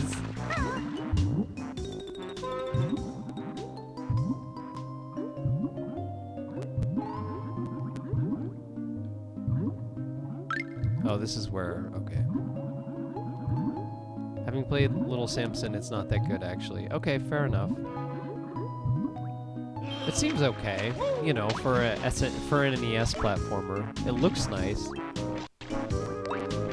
It's a top 10 best-looking NES game type thing. Yeah, okay. Like, Shatterhand looks nice, too, and I think that game is okay. I don't know. Some people really like that game.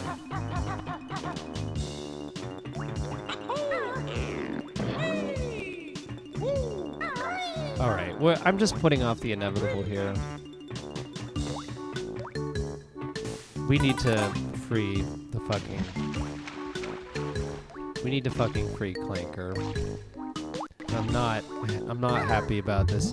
This is not as hard as people remember it being, but it's still not fun to do. This is the infamous... We're about to go to the infamous part of Banjo Kazooie that scarred young minds. You all know what's about to happen. Snakes Andrew says, I'm more into Big Samson. Yeah, I think that's probably fair. Okay, let's save here. I've already saved a bunch. Okay.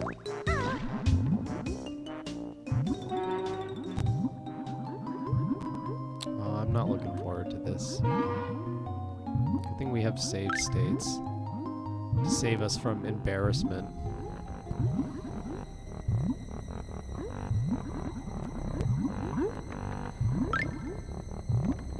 There's a bubble guy down here.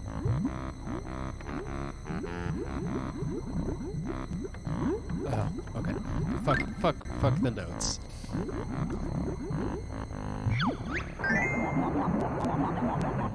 Give me the bubble. Give me the bubble. You fucker.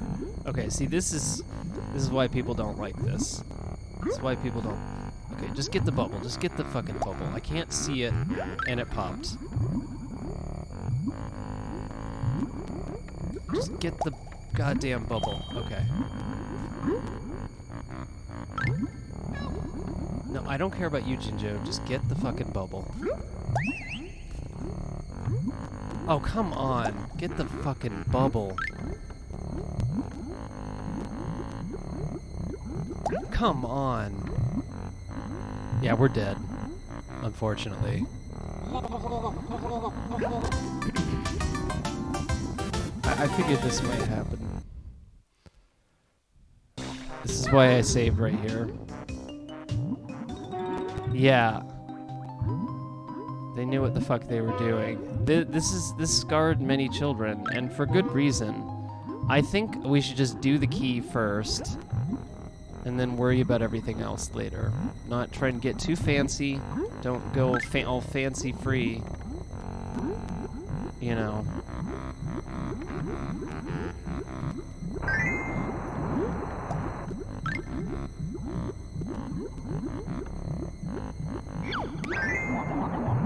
Give me the bubble, give me the bubble. Okay.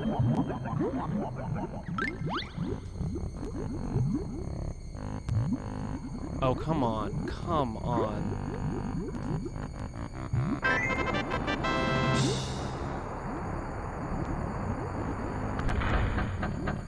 Alright, then we're going up. We're just going straight up. So it actually isn't that hard, but to you know, to young minds, it is scarring. So we should survive this, okay? Oh, come on. Yeah, we should survive this, okay? So I obviously want to go down and get these musical notes. But we saved. I'm gonna double save. Okay, there we go. As a person who is legally a child, I confirm I peed my pants. What are you? Really? Are you like 17 or 16? I didn't know you were that young. Well, I haven't done anything 18 plus on stream, thankfully.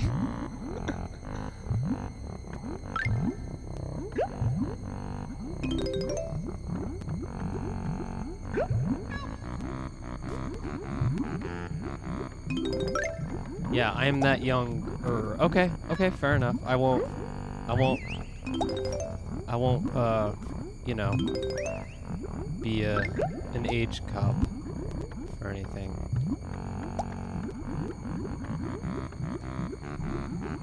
Come on. Okay, there we go. You see how hard it is to get these fucking music notes down here.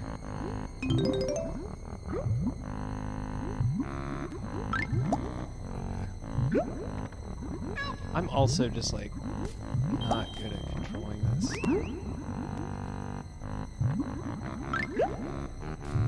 Okay, we got no, I went too high. Okay, there we go.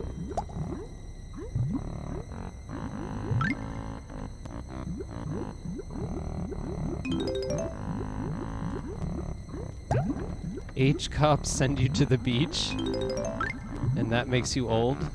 I didn't know the beach made you old. Okay, let's get the fucking bubble and let's just go. Okay, so I'll come down one more time to get that Jinjo wherever the fuck he is.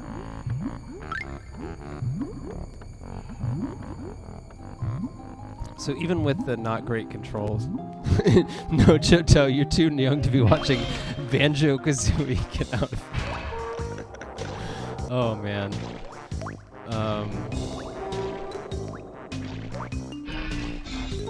You can hold R for more precise swimming. That's right. Okay, I thought I was doing something wrong.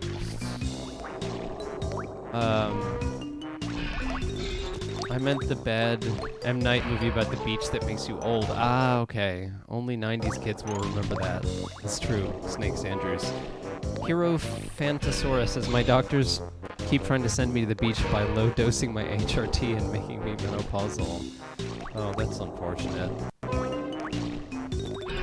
Banjo Kazooie is the hardest game known to the world. It causes horrible memories. It's just a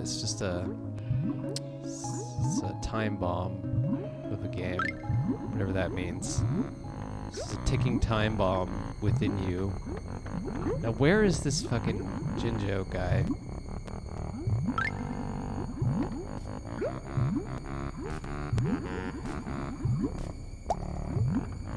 Was pretty good game design for them to have him announce.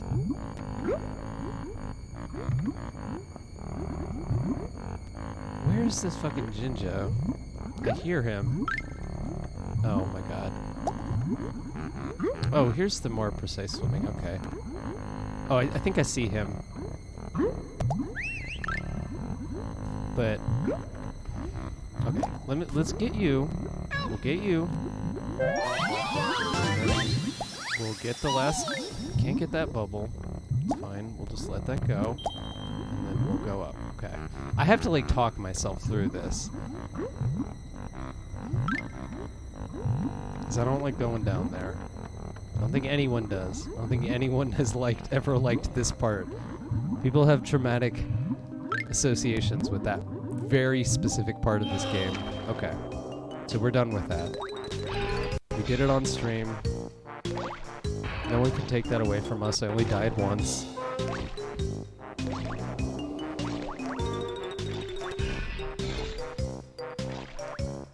Just like turning his bright ass lights on and oh my god. Okay. Whatever.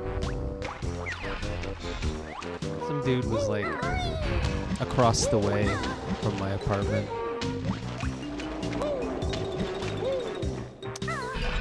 Across the way. Somewhere down the way.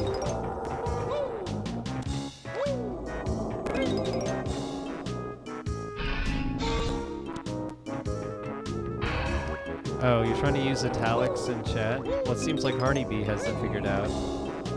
Me kind of works, but it's more in the roleplay option from Twitch chat history. Yeah. /me. That's a... Back in the day on the IRC channels, you'd hit /me and then what you were listening to, and no one would respond to it ever, but you'd still do it just to be cool. Be like, I'm listening to Aphex Twin.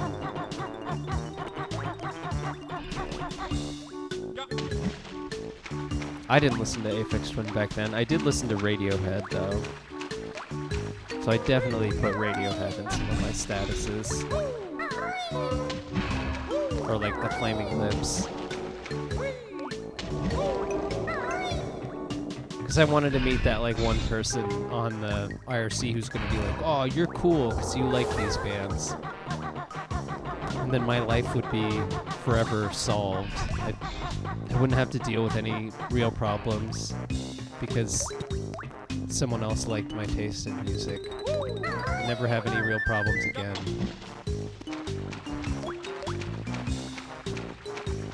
Yes, for every word. Kind of defeats the point. Indeed.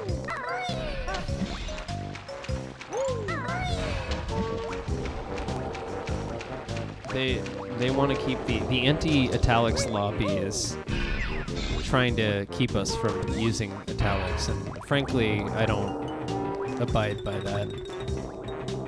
I could just save state here, but I've been trying not to do that.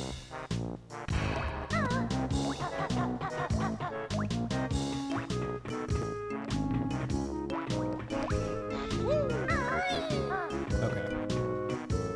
Well, I need to do something.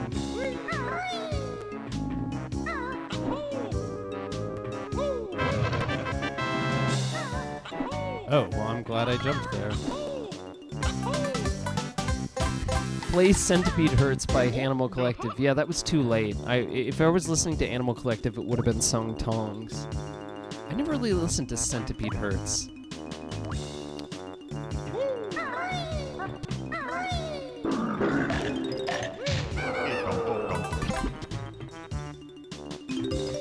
I do remember my friend in high school from OC Remix originally. He's the person who introduced me to Animal Collective and specifically Sung Tongs. And then I remember him saying he went to see them live and he hated it. He said he hated it. They were awful. I don't think he got like what they were going for live.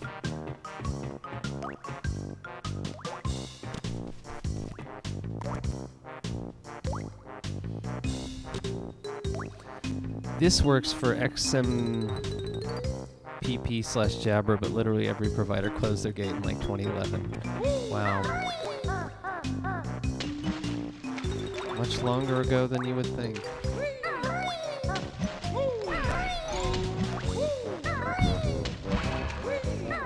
I honestly, like, I get that, like, Discord is nice and all, but I don't know. I just something about IRC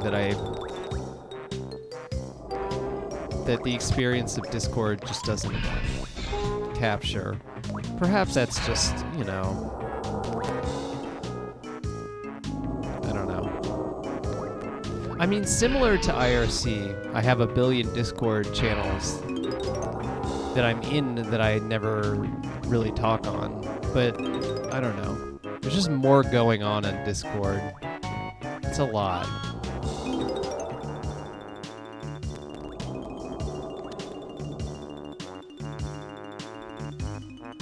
I mean, there's still plenty of providers, but since Google and Facebook/WhatsApp closed the walls, that pretty much means it's dead. Yeah.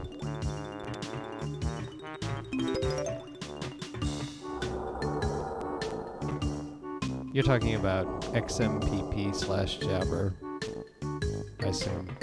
Oh my god, I almost fell off.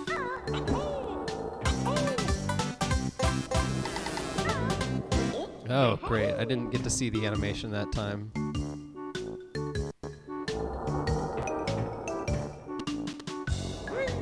What's down here?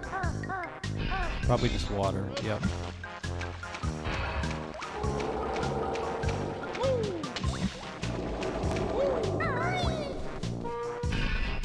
The observant player will notice how one of his teeth is gold and there's a conveniently placed platform that I apparently am not doing a good job aiming.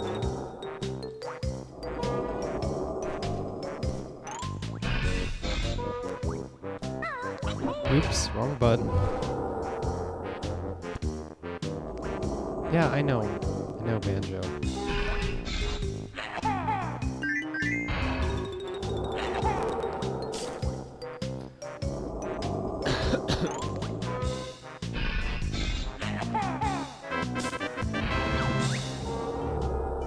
This tooth not hurt now. Okay. You can't really... It doesn't want you to harm Clanker. So that's its compromise here. Like, I think if you go in by the gills, then you miss that. But if you go in by the tooth...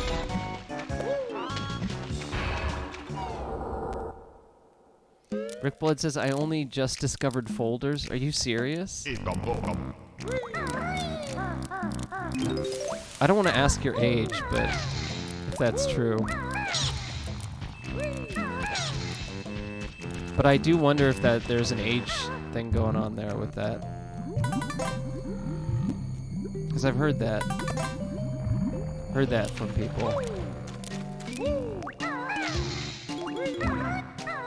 Thing with game dev, especially, is like you kind of do need to know how to use that stuff.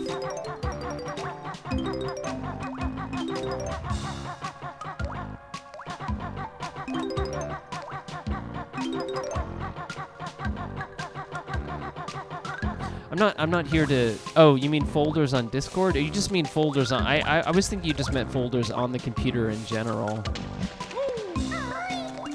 Discord has folders. Many people don't know about Discord. Oh, I didn't know about Discord folders. What is that? Oh no. Yeah. Well, maybe I'm the ignorant one now. Boy, am I a fool. Wow, do I look like an old-fashioned jerk. Oh my god, these fucking... Oh my god. This does remind me of a part in Conker's Bad Fur Day.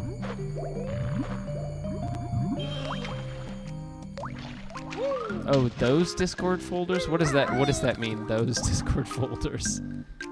You just drag channels together.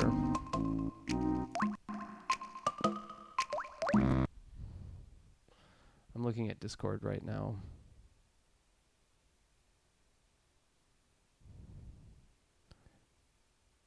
You literally smashed 2 server icons. Oh, no. I did know about that. I did know about that. Okay.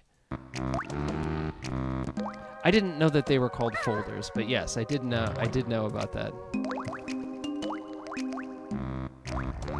I just never felt the desire to do that. I don't know. I don't know why. Time to do this fucking stupid ass... No, has anyone ever liked going through rings outside of like, I guess Pilot Wings? It's fine. But like in the course of an action game, that's not like, I don't know. Going through rings is never that fun. Sorry, just isn't. I mean, the setting of being in outside a living, breathing being is kind of funny, though. I will admit that. And I'm going to fail this probably and look like an idiot.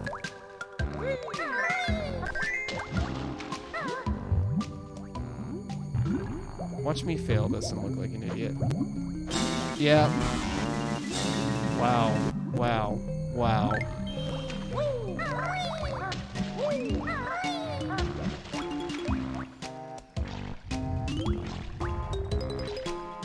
To be honest, folders only do so much. I had to use a spreadsheet to get out of at least 75 discords. FOMO is real, people. Yeah. The Batman City game, you do that, and it's fun. Fine. I'm sure there's some good rings. I should leave some servers, but I'm too scared of what people would think. I'm not sure they'd even notice. Yeah, I'm honestly not sure if they would notice if I did. Inside an animal is the sewers of animals. Oh, man. Just folder and mute that shit. I already mute almost every channel anyway.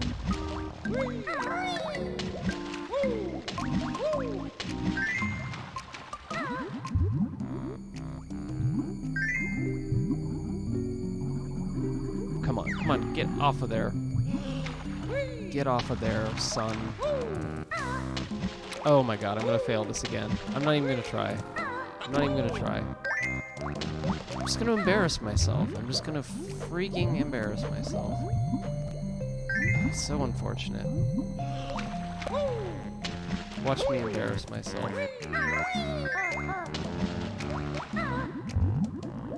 Watch me jumpstart. No, okay, I did it this time. Just say you got hacked. I just use that excuse for everything. Oh, I really, I wasn't doing well in this game because I got hacked. Oh, sorry I didn't answer your question. I got hacked. Oh, sorry, teacher. Okay, so I have a question. No, Jato, if you're still in high school, do you still use those TI-80 whatever calculators? I presume so. And if so, do you have games installed on your TI-80 whatever? If you do indeed have one.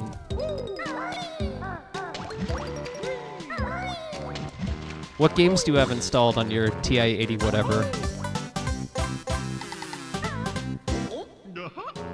I feel like the games... Oh, we're not allowed to install games. Oh, they're more savvy about it than they were. I mean, I'm not sure how they catch that. Yeah, I mean, I just used, you know, a typical 1/8 inch kind of... What are those cords called? You know, like a headphone cord, like a male-to-male one. You can transfer from somebody else's, but you can also download them from the internet, I think. The collapse, I wouldn't even bother though because they give us Chromebooks. Oh, okay, fair enough. It's like, the funny thing about calculator games is just like, I guess just because we were messing with the calculator, teachers didn't ever really seem to bother, which I feel like they would with a laptop if we had them. Which we didn't then, but if I did have a laptop, I have a feeling they would be much more, like, you know, concerned about that than just with a calculator. Despite them blocking websites, they don't block the Internet Archive in their software emulation. That is pretty funny. I guess that was the same way with computer labs, the computer lab at the school back in the day. They block some stuff, but not a lot of stuff.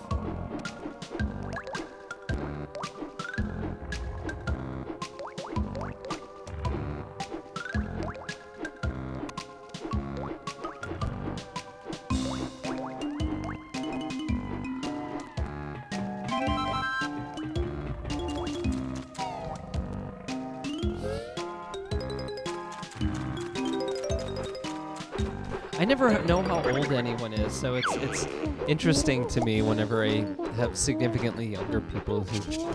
I guess it makes sense. It's like I would like a, theoretically like a mixture of ages, because I don't think of myself as being. That's stupid to say. I'm a good student and only play games in study hall or after I got my work done because, gosh darn, conscience wouldn't let me get away with it. Yeah, the only time I played was, I think I played during calculus class before, but usually it's during study hall that I did, yeah. Alright, so we got our gold feather move.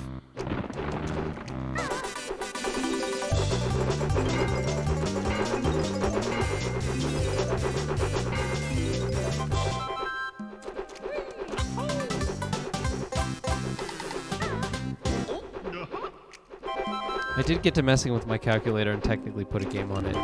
Yeah, when I was in high school, they had, I played there was a Mario, Calculator Mario, and,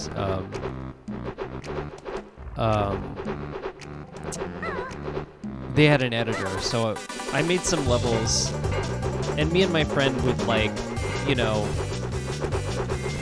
trade them to other people so that our levels would be distributed around. So like if anybody got games, if their calculators, they ran out of batteries or something, they had to put them back on, put games back on because they got erased, then I would be like, oh, let me put these on because they had all my levels on them. So they spread around the high school, and I really wonder like how much they kept going, because that would be cool to know, like, how many people after played me and my friends' levels in, for Calculator Mario in that high school. That would be fun to.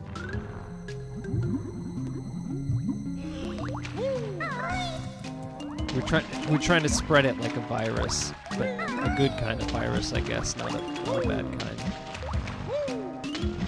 Whatever that means.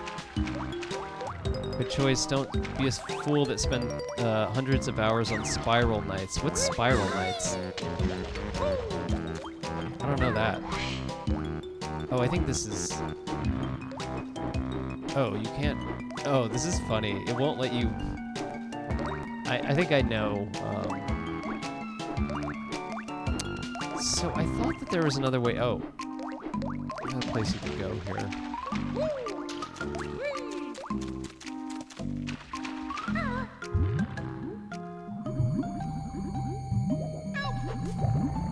Gotcha.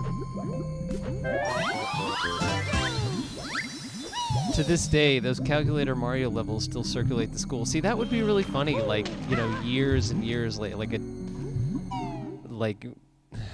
God, 15, 16, 17, close to 20 years later, we'll just say. That would be funny if they still were.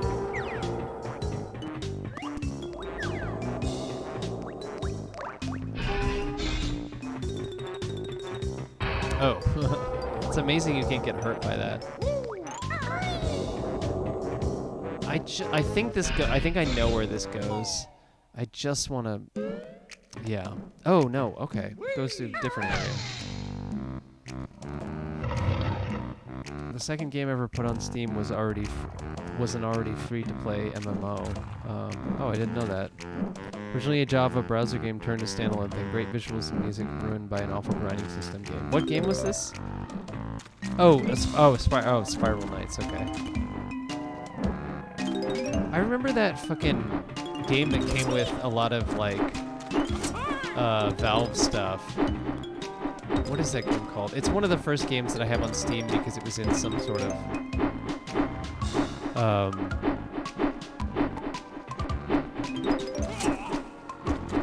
screw it. I feel like the thing kids do these days is cool math games. Really? Is that a thing? I've seen that Baldi's Basics game. It's not a math game, though. Okay, that's where that goes. Alien Swarm, Lost Coast, Sweat. No, Lost Coast I definitely have. It is, what is it called? I will look at my Steam library in a second. Oh, right, I closed Steam. I think it starts with an R.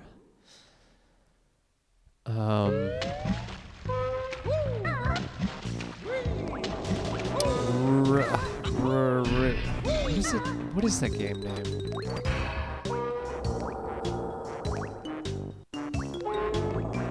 Oh, it's on the tip of my tongue. I need to look. I need to open up Steam again so I can see.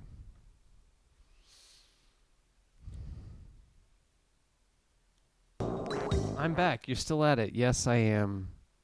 We we had a diversion for a while, but still playing Banjo Kazooie. Ricochet. That's what it is. Yeah. The first things that I have in my are like all Half-Life related, but also this Ricochet game. Yeah, I have Counter-Strike, Team Fortress Classic, Day of Defeat, Deathmatch Classic, Opposing Force, Ricochet, Blue Shift, Counter-Strike Source, Half-Life Source, Half-Life Lost Coast, Deathmatch, Half-Life Episode 1. Then the other first, like, game that's not a Valve thing that I have on here was Audio Surf, which I do remember playing quite a bit of that years ago, a long time ago. And then I think later I bought Portal and World of Goo. But I think I didn't buy those until later. So yeah, for a long time I think I just had Valve stuff and Audio Surf on there, at least for a few years. Ricochet, yeah. I don't know what that game is, never played it, but it's in my Steam library.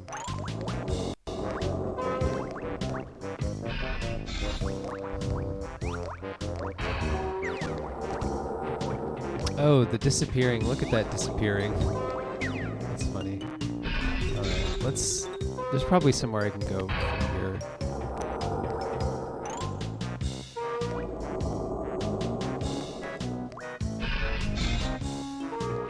Does make me think of the E3 parody animation where Gabe announces Ricochet 2. Oh. I guess I was not in the know enough to be following something like that. Something so ridiculous as that. Oh, right. Okay, I can get up here now. That's right.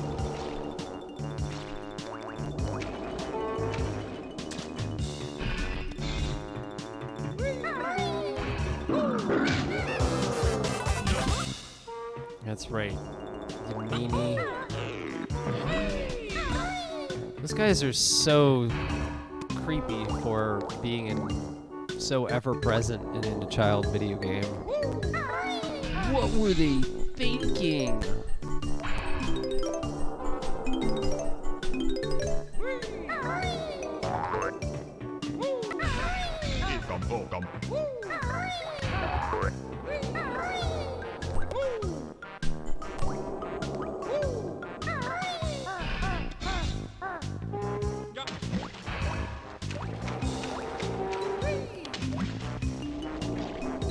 Oh man, I totally said I wasn't going to stream more than this, and yet here I am. Determined to beat Clanker's Cavern, though. Even though I'm safe stating... Oh. Rich and Joe.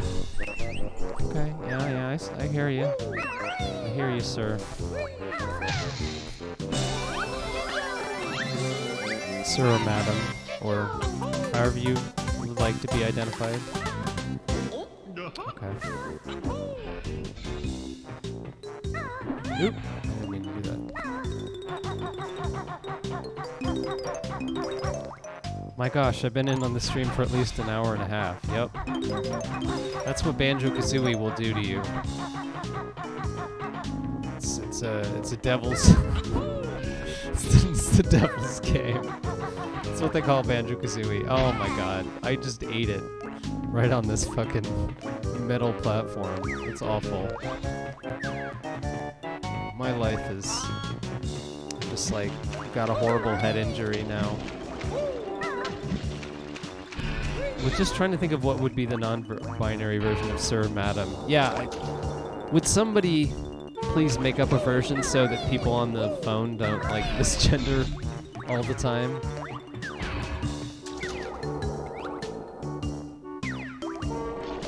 Constantly misgendered on the phone.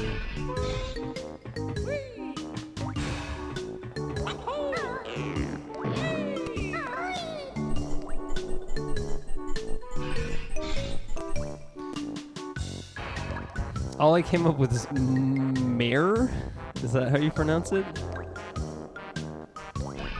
Banjo Kazooie doesn't have an adults only rating for nothing. Exactly. I feel like adults only was kind of like the NC-17 where like nothing really had that, because if they did, it was like just death to the particular. Anything that had that rating was like commercial death.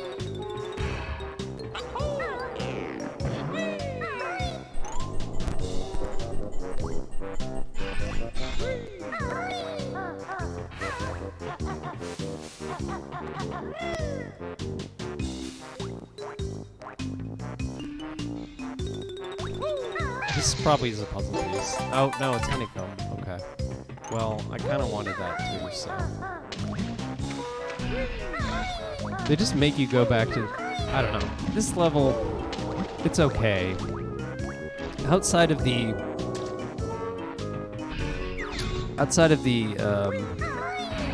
getting the chain thing, it's okay, but it's definitely not my favorite. Conker's Bad Fur Day was a game, wasn't it? Not adults only, but I mean, yeah, it was mature. I bought it when I was a teen, I think. My dad had to approve of it because I was not 18. It was a little silly. I can see probably plenty of people's parents being like, well, why would you get this? But it doesn't, you know, look... I don't know. I played more violent and grosser games when I was younger, so... Which I arguably maybe shouldn't have, but there you go. That's why I'm obsessed with Doom, because it scarred me as a child. Because I played it probably younger than I should have.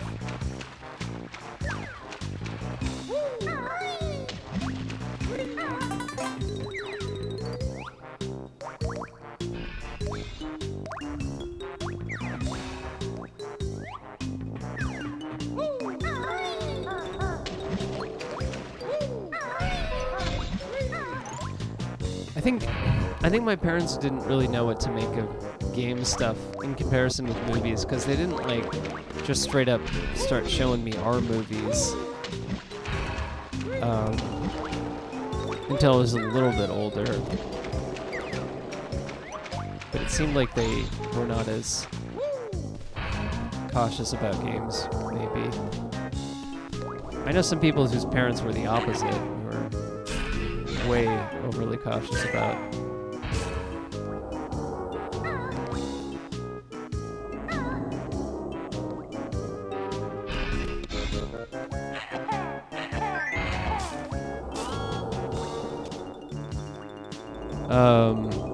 I think Conker's Bad Fur Day was the first M-rated game I played that wasn't just for violence. Interesting. For me, it was definitely Duke Nukem 3D. Oh my goodness.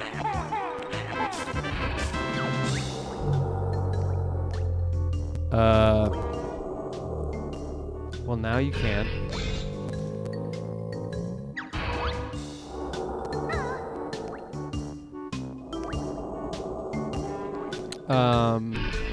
Yeah, the cursor adds to the experience. You can highlight things here. I'm using it as an instructional tool in the class.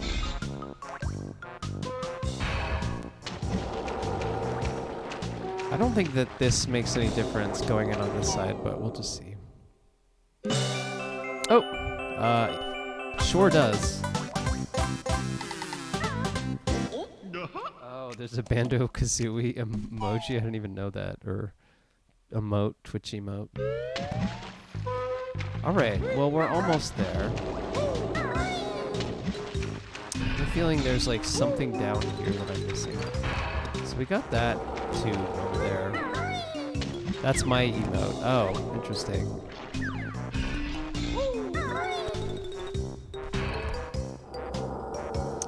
Interesting. I would just like to complete this.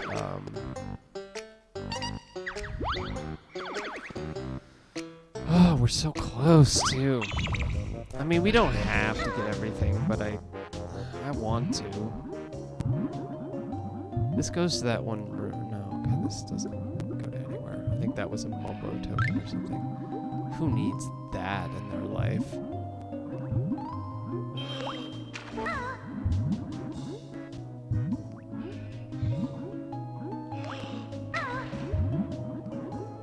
And we already got the Jinjo.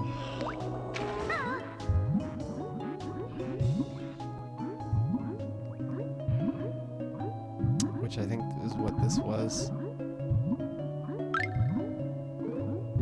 I wasn't keeping enough track of like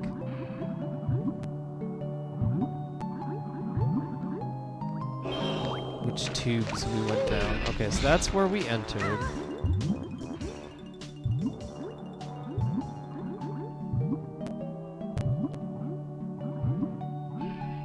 There's... what is this? Oh. Okay, it's just down that. Okay, I know. I know how to get this one. I just missed this. Yeah, we gotta be frickin' completionists.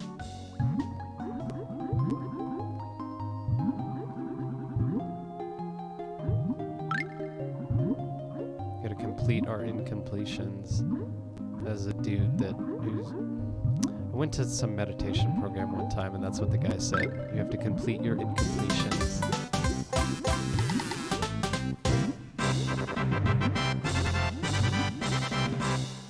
Still not exactly sure what that means. Anyway, let's not die here, shall we? Oh my god. Come on, sir. Sir.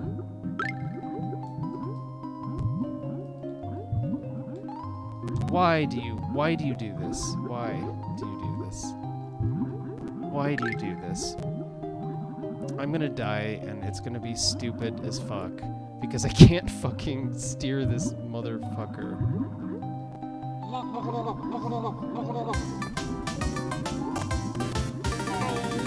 Was that a fanfare from where you got everything on the level? Yes. And I just died. Oh, God.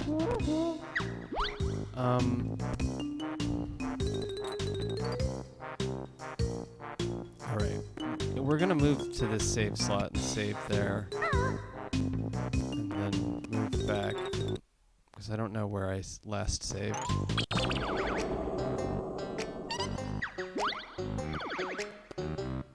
Okay. I was in the exact same place that I was in before, so we'll just do that again. I don't want to deal with this game's BS that it tries to pull. You don't retain progress when you die. You sure don't. Well, no, you do, but I wouldn't be able to keep the... I just want to get 100 music notes, and I would not be able to do that. Because then I'd have to do it all over again, which they fixed in apparently Banjo Kazooie and also in the Xbox arcade version of this.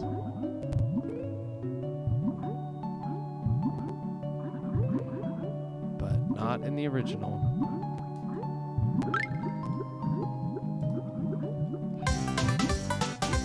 Oh my god, no. Banjo.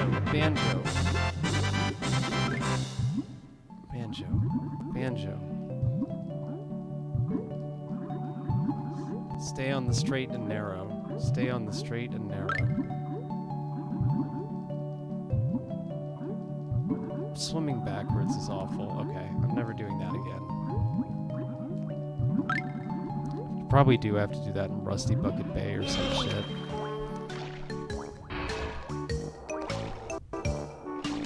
Can you spin the camera around? I don't think you can underwater like that.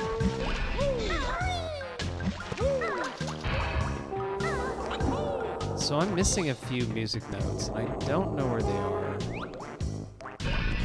Also missing a honeycomb.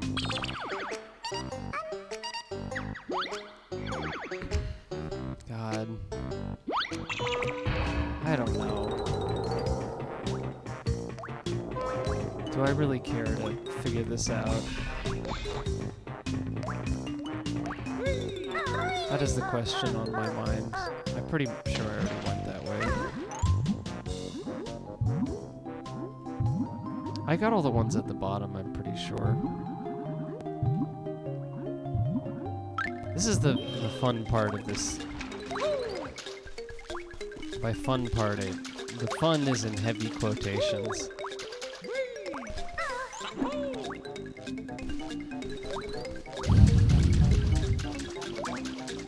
Yeah, I don't really know that I care to find.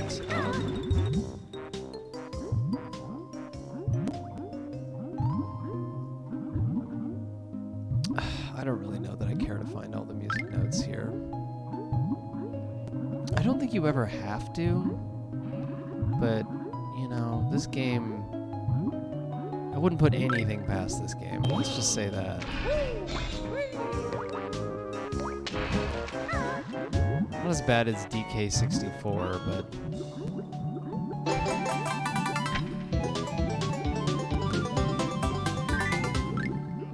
Well, we figured that out.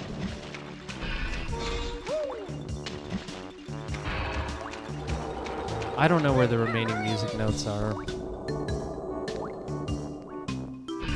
but I'm just gonna go back. I want to at least start the next level, and then we can stop there.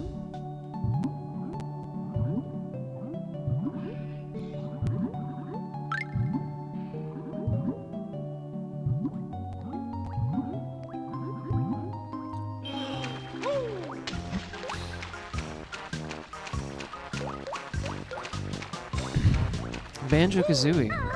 Life is hard when you're kazooing a banjo. Oh, notice how the entrance is like suspended in air too. I can't even get to it easily.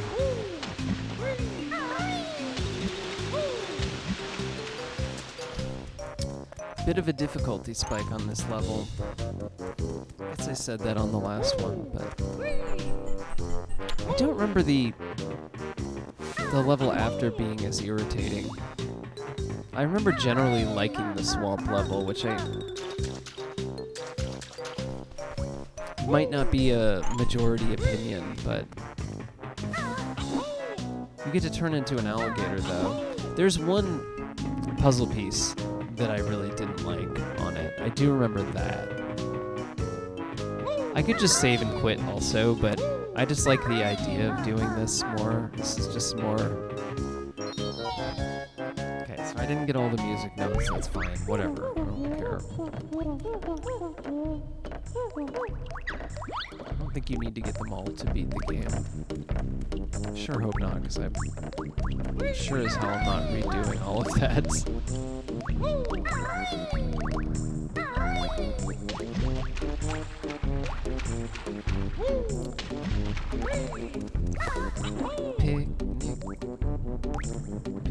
Picnic time for teddy bears.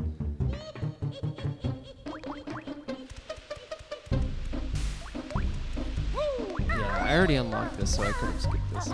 As long as you get most of the notes in the level, you're okay. Yeah.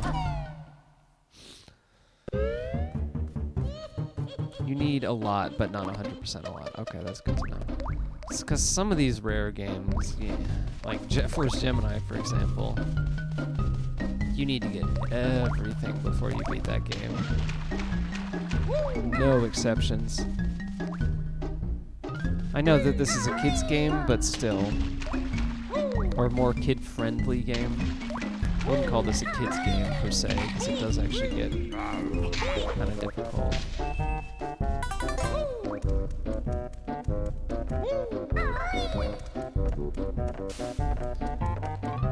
Oh, if only Banjo could do the fucking jump that Mario does when he reverses direction.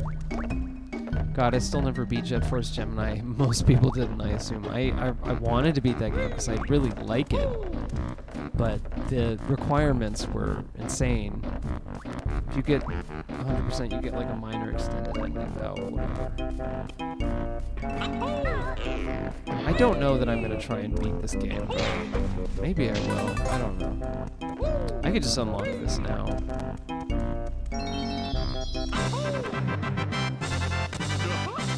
I got 100% on all the rare games: Jet Force Gemini, DK64, BK 1 and 2. Damn. Jesus. Getting 100% on DK64 and Jet Force Gemini makes you a little sick. I have to say, I'm sorry.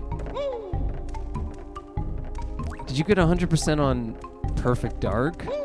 So you beat, like, that game is so hard on Perfect Agent.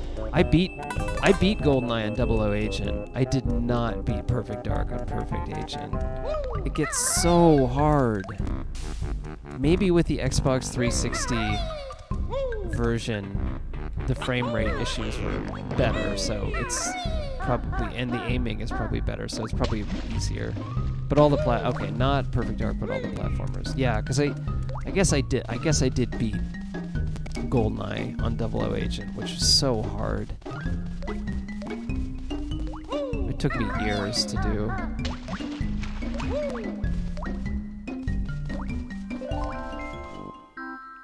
Okay, well, we'll talk to her. We'll talk to her. My lazy sister often sleeps in a dumpster. Oh, sorry. The only thing she's ever won was the dirtiest undies competition. At which school? Go away, fish. She often boasts of appearing on the cover of Fat Hag Monthly, sitting on her broomstick. Whoa, that's... I assume, yeah, on her broom. Okay. We're not gonna read into that. I don't think this game would get that spicy. Many tricks are up my sleeve, huh? Oh, good for you. Oh, I did unlock a secret. Clanker's Cavern.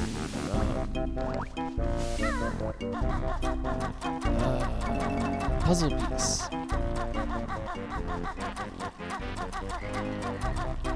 Oh, I forgot that the lady literally serves no gameplay purpose except to shit talk. No, I think you do have to actually answer those questions at the end. Or perhaps they're one of the elements at the end of the game. I'm pretty sure. Would the world be a better place without Fat Hag Monthly? No.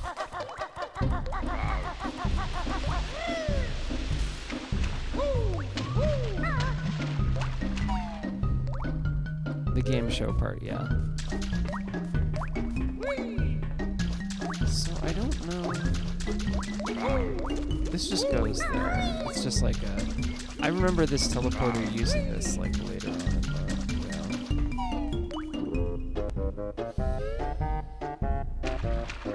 Just making sure.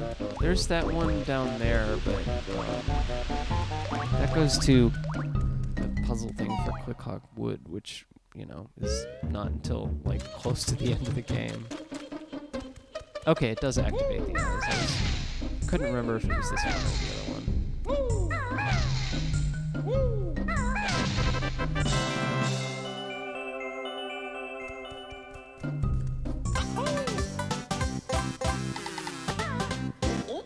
So I have really specific memories of both like Freezy Z Peak and the Swamp, and I don't know. I think it's because I played it with my friend, and those are the levels that I played with him. So those two levels, for some reason, are very nostalgic for me. I seriously, you know, doubt that we're gonna be able to play through more than like some of the Swamp level, but.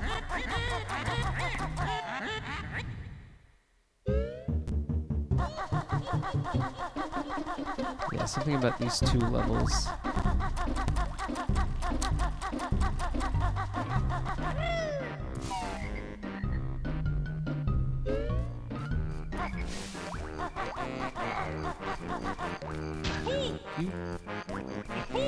You beast.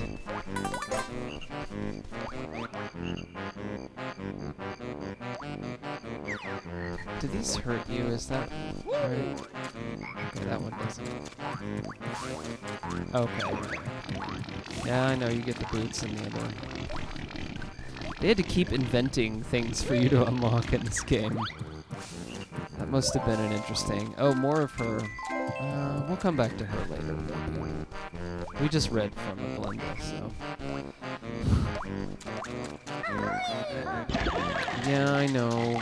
Freaking toxic waters. That is the one thing about this level, the freaking toxic water. Oh my god. Sir.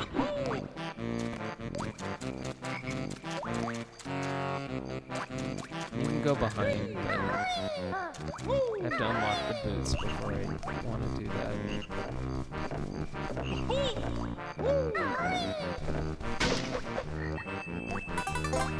Well, it's good that I got two, because the other one... Okay, Bubble Gloop Swamp.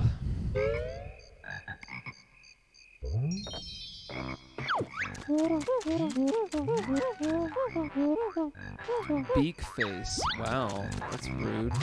These guys. This is not one of the prettier levels, but like, I don't know, for some reason I have nostalgia for this level.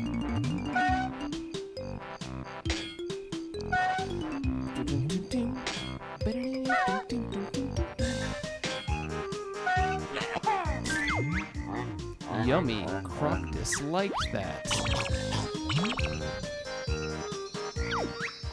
Me wants yummy egg too. Oh, there's another one. But apparently they're not the same. I think I gotta go now, but this has been a good stream. Goodbye. Well, thank you for coming by. I hope you enjoyed it. I hope you enjoyed this, this 90s.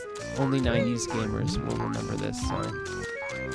But you'll remember this now, too. Even if you're not a 90s gamer. Because I played it.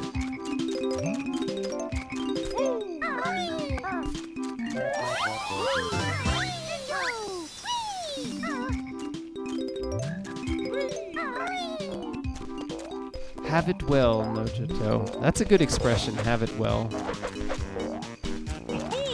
Oh. These guys, these frogs, are scary looking. They look like they're poisonous. They deliberately limit your freaking invincibility feathers because they're probably the most broken thing in the game. I would have to imagine. This is where the game chasers live. They don't live in Louisiana, they live in Texas. I don't think there's a lot of swamp there. Or if there is, I don't think it's... Is Dallas-Fort Worth a swampy area? I don't know. I thought it was mostly just dry.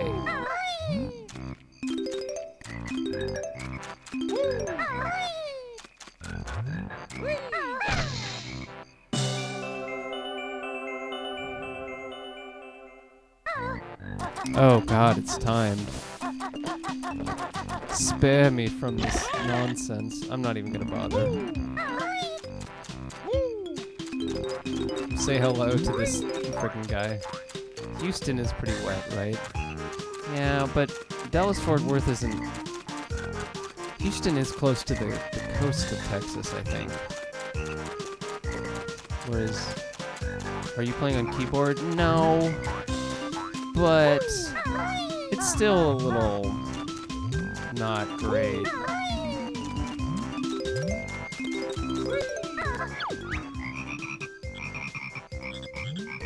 He's after our gold, but he'll never beat us all. Okay, yeah, I know. I'll come back to it.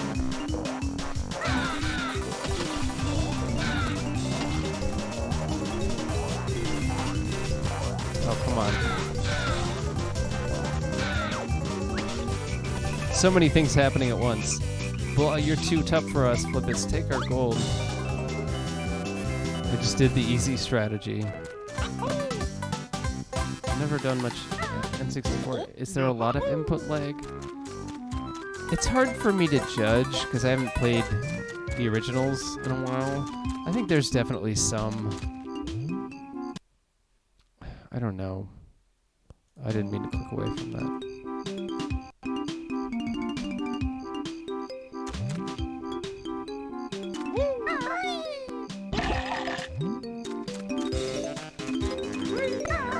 Oh, here's the this is...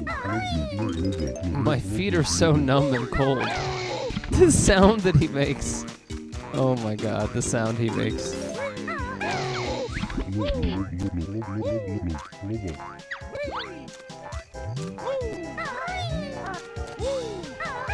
They have to make you not look like a homicidal maniac.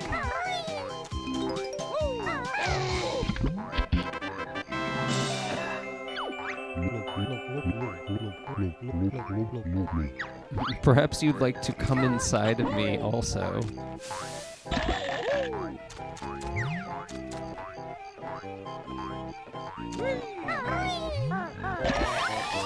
Worth it. Funny scream. It is. It's the giant turtle from Neverending Story. It's been so long since I've seen that movie. I shouldn't say that because the story never ended, so technically I'm still watching it right now, but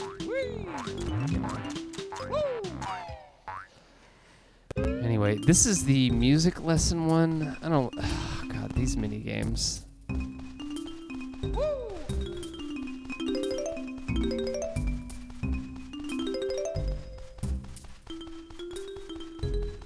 I like how the guy follows you.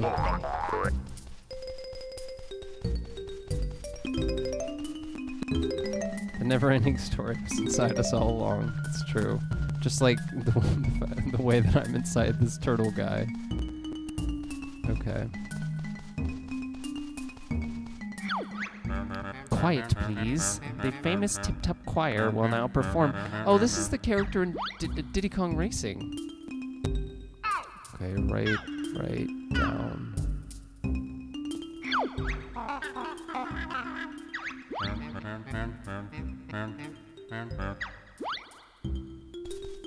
Oh, God, I shouldn't have...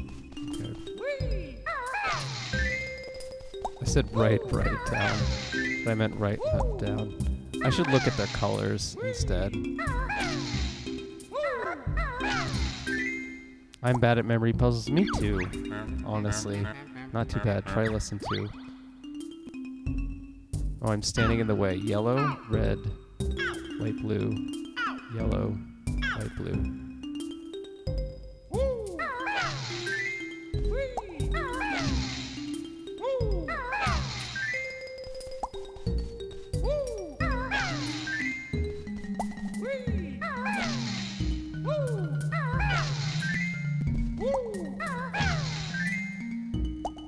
Is it just me or Diddy Kong Racing not very good? Controversial opinion.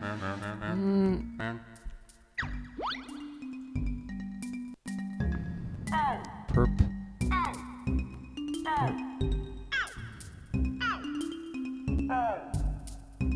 Oh my god, I'm not gonna remember this.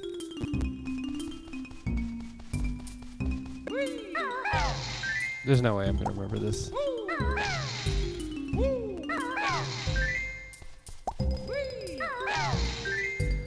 Diddy Kong Racing has its problems. So was it yellow or blue? I don't remember. I think it's yellow. Nope. Okay, we're gonna cheat here. Perp. Okay. So we go all the way around the circle.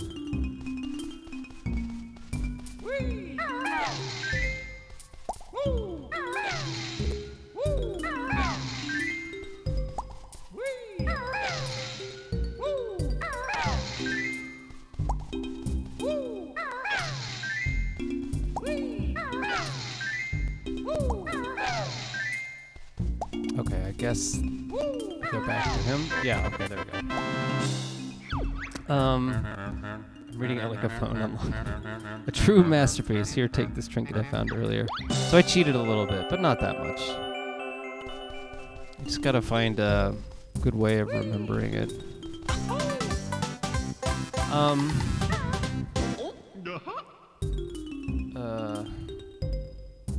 Yoshi's Island DS was fine. I haven't played Yoshi's Island DS. I believe in you. Well, thank you for believing in me, 4-Bit Friday. Thank you for believing in me, Tyreek. I appreciate it. I didn't remember exactly what your handle was. But yes, it was fun to hang out with both you and Snakes Andrews on different occasions at GDC. I didn't play Diddy as a kid, and I played it a few years ago, and it just felt all over the place. The racing didn't feel as good as Mario Kart or whatever. Yeah, I do recall the actual feeling of it was cool. You could fly and stuff, but the characters were way better than others, and stuff like that happened. Diddy Kong Racing is such a complicated game in my book, because it has cool stuff like the hub world. It has some cool modes, but also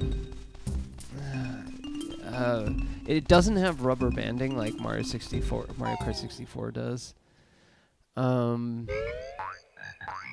But also some elements of it. The music isn't weirdly not very good, or it's David Wise, but it's not like good David Wise, in my opinion. Well, it's fine. The music's fine. I don't know. Yeah, the game is really frustrating too. Like it gets really, especially like the boss battle kind of stuff. Like I like what they tried to do with the game, but it has problems. I don't think it's like a universally like good game. I remember being very frustrated. That game caused a lot of frustration for me in a way that a lot of other games don't. So yeah, like I played racing. I played F-Zero and I didn't beat it. F-Zero X rather. And I didn't beat it. I got close, or maybe I did beat it actually. And like, it was definitely frustrating at times, but I just enjoyed the racing so much more in that game. But that wasn't really the case with Diddy Kong Racing. So yeah, I generally agree with you. But I think it has some interesting ideas. Yeah, F-Zero X is good. I played a lot of that game. I sure played a lot of it. I missed out on the GameCube one though, because I never owned a GameCube. Everyone was so into it. F-Zero X became like... It was like F-Zero X wasn't as well known. I remember getting it for pretty cheap, not too long after it came out. But with GX, it got really... Everyone I knew fucking... So many people played that game. But I never owned a GameCube. And then they just didn't make another F-Zero, or at least like a mainline F-Zero after that, unfortunately. F-Zero GX is good, but stupidly hard, yeah. F-Zero, the original F-Zero is actually really hard too. I think F-Zero X is pretty hard, but not as hard, because I actually beat it. But yeah, original F-Zero X is not to be trifled with.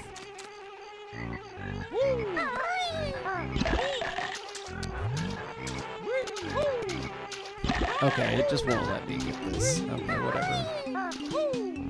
Oh, come on. We need to do this. Okay.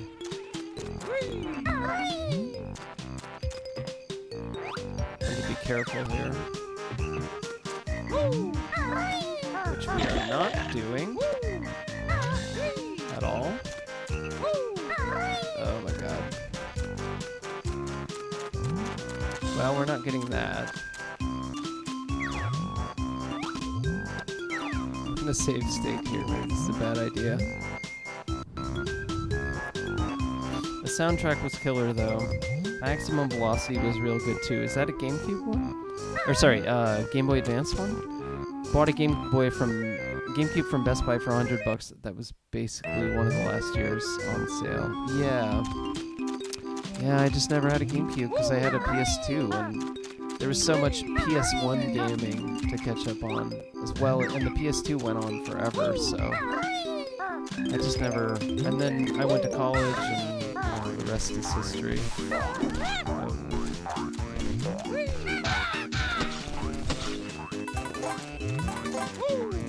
I did play some PC games after that, but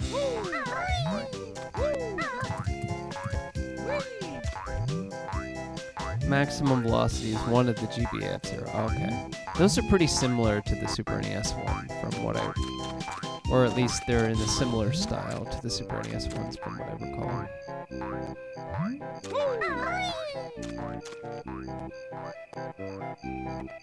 I guess, like, objectively, this level is kind of ugly, but I don't know. I guess I just like that all the sort of mini side areas in it.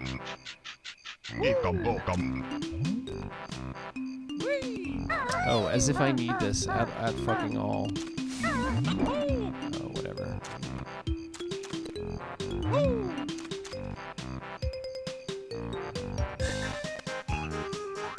Well, I still need to soft mod my PS2 just to play Tales of Abyss. Yeah, I have a soft mod PS2. I have plenty of things I need to play, but also this computer can handle PS2 emulation now, so it's kind of like taken away my desire to play some of the games that I have soft modded, but that's also why I haven't really gone back to N64, because I played so many of these games so much. And I have a gazillion games on Steam, and I have that soft modded PS2, so...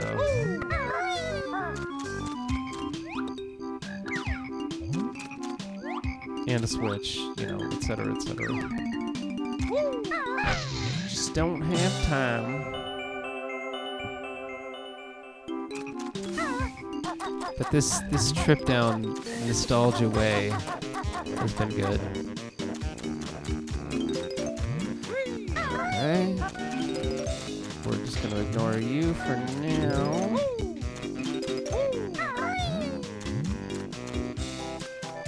Oh my god, I didn't want to do that. The camera was too close to him, too. I'm just gonna blame everything but myself, because that's important to do in life. Just blame everyone but yourself for your own personal failures. This level looks like Cruelty Squad. Yeah, it's pretty ugly, but I don't know. There is a...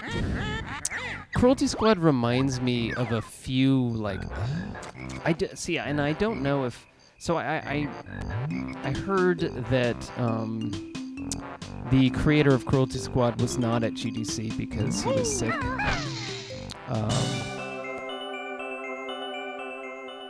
But I guess that's apropos of nothing. But what I was going to say is that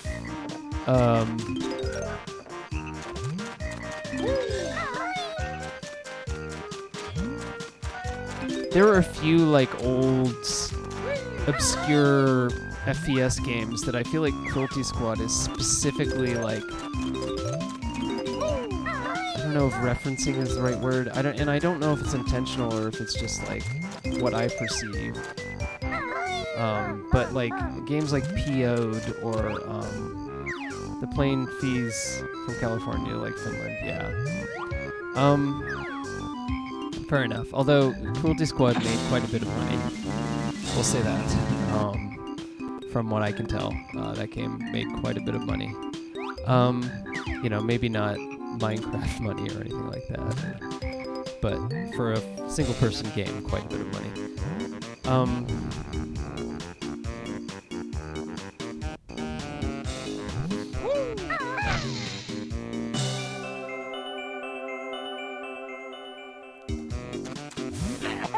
But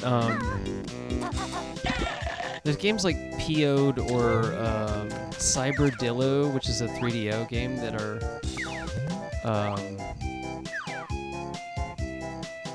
yeah. So games like that, it really makes me think of. but they're pretty obscure. Honeybee says not enough people say this, but its style takes a lot from MDE. What is MDE? I know MDK, but I don't know what MDE is.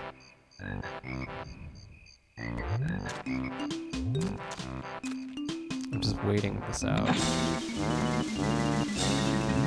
It's really hard to control this. I remember not having nearly as many problems when I was $1 Million Extreme. Oh, that fucking show. Yeah. Isn't that the fucking... Oh. AKA the Sam Hyde comedy thing. Oh, that's unfortunate. Do you know for sure that it takes from that, or is that just a guess, or it's similar?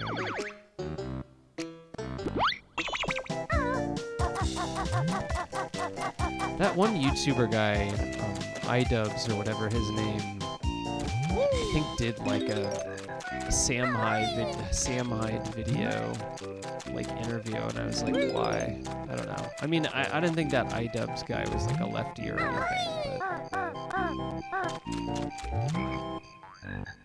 it looks generally like accelerationist stuff. Yeah, from I played, it feels like it's weird subgenre of game like Deus Ex, except its weirdness is dialed up a bit, like I Divine Cyber.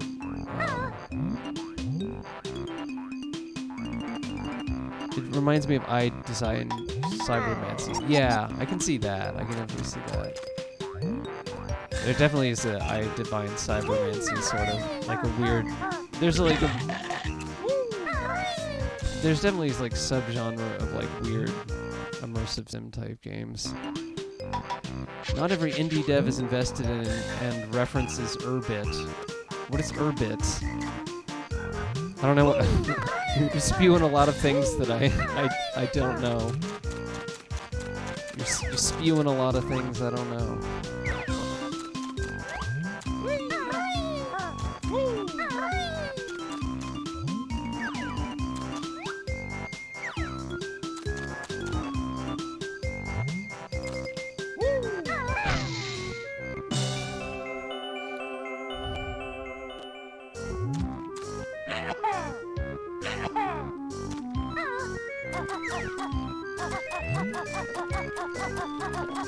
Oh man, this is so hard to get this to fucking... Oh man, this sucks. Oh god, this sucks with this controller.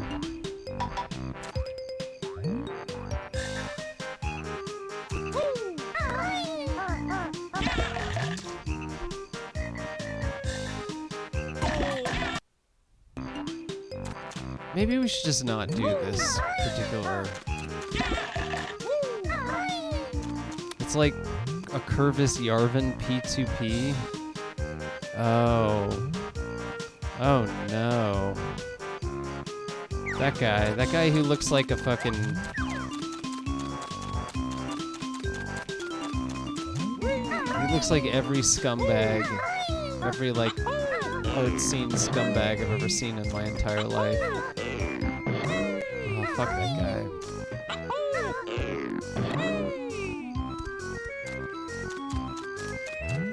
Oh, we've already been here.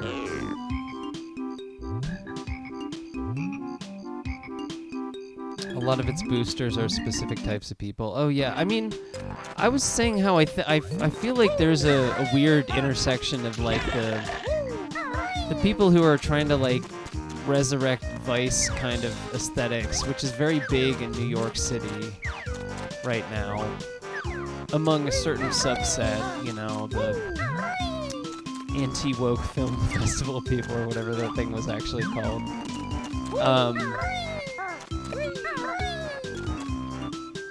And like the tech accelerationists, rationalist guys, like, and I feel like that Curtis Yarvin thing is kind of a like an intersection between those, just the worst of both worlds. Real dire stuff.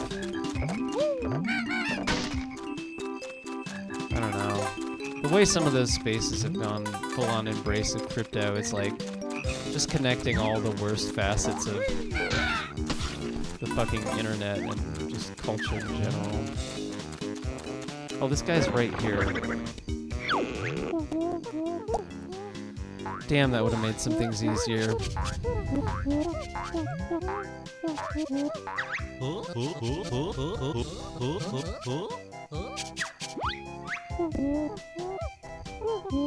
My energy is a little low. I should just let him fill my energy instead of and save the God. Okay, well we'll do a little bit of waiting and then we already waded into some nonsense talking about fucking Curtis Yarvin and Peter Thiel. There's already some waiting happening. Just as you nearly... Oh, believe me, I missed... Yeah, this is like right at the beginning of the level. It's not placed very nicely in a way that was super easy to see, but also... I still missed a bunch in this level, so...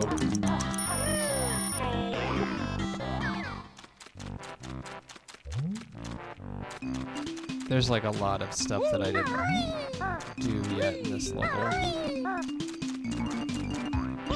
Come on. Come on, sir. What is bouncing? Oh, those are eggs.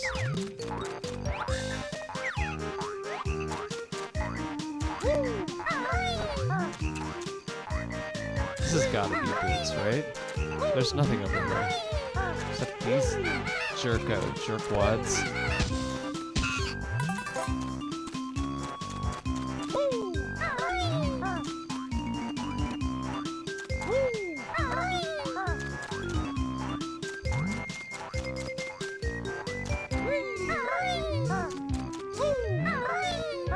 I like this section of the sim.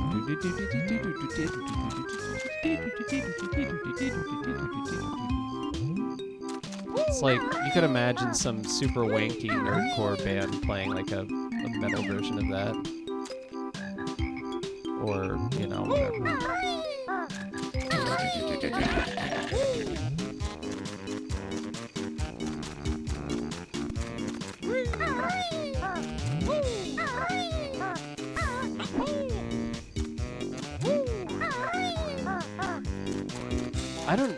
I really don't understand how some people stream. Like, I've watched some people who stream like full time.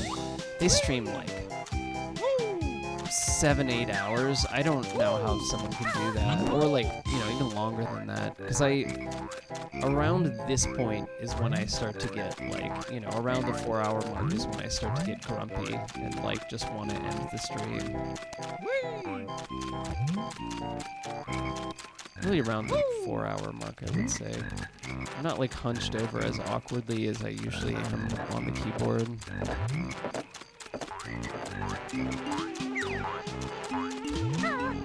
It wants me to go over here, but I'm gonna go over here. I'm gonna play some King Domino. See you later. We'll see you later. I'm gonna end fairly soon.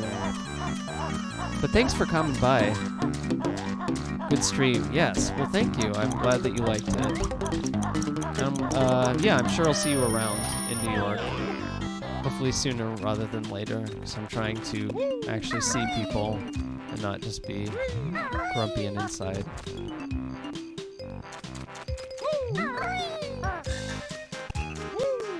Okay.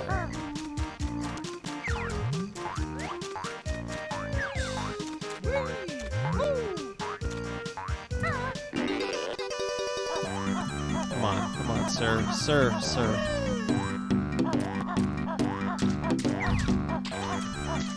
Oh, there's a thing right here. That's funny. God, this thing doesn't give me much time, does it?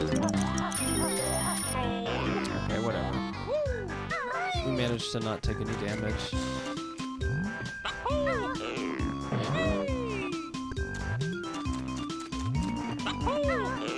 Yeah, thank you for coming by, Snakes Andrews.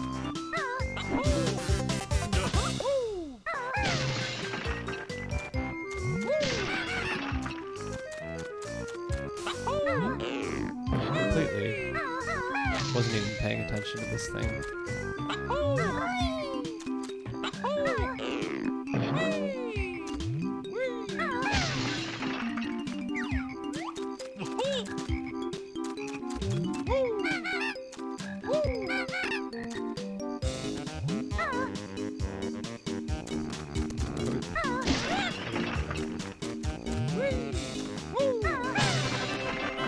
There we go. We made progress. We did something. Yeah, like you said, like I said before, I've only gotten 5 puzz pieces.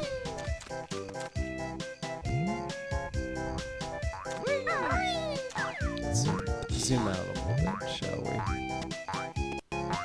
Alright, let's try and get a few more puzz pieces, and then we can call it quits. I don't think I can go anywhere with this. Ooh, I do want to get that feather, because I'm OCD.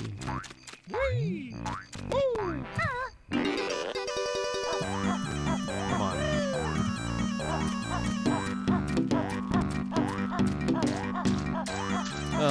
Let's not run into a platform.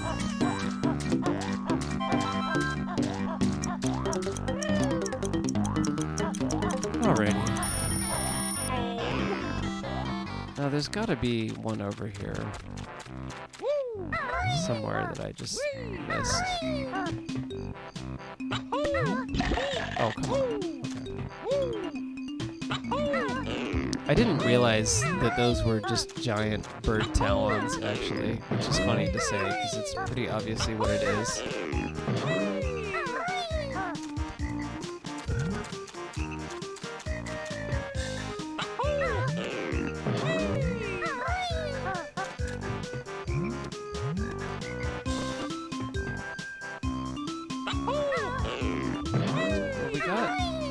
Here, but I want to get the...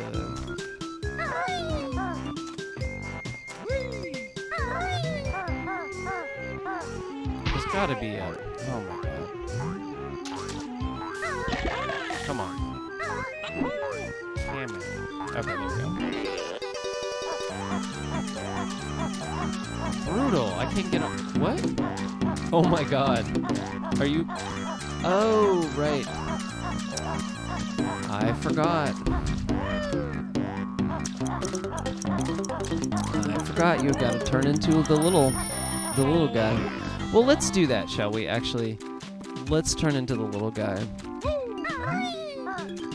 Because the little alligator is cute, and I at least want to see that before I leave.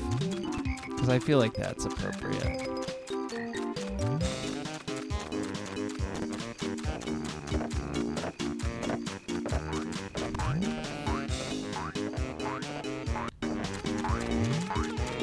Get rid of this bucko.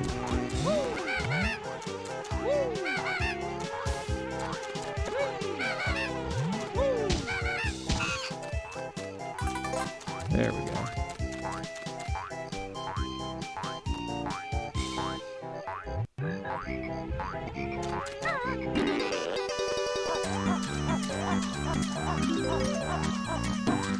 Wouldn't be a 90s game without a maze.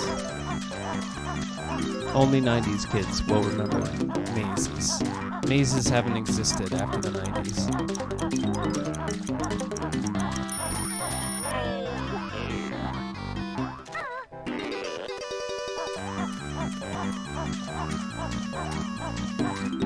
No game after 1999 featured a maze, ever.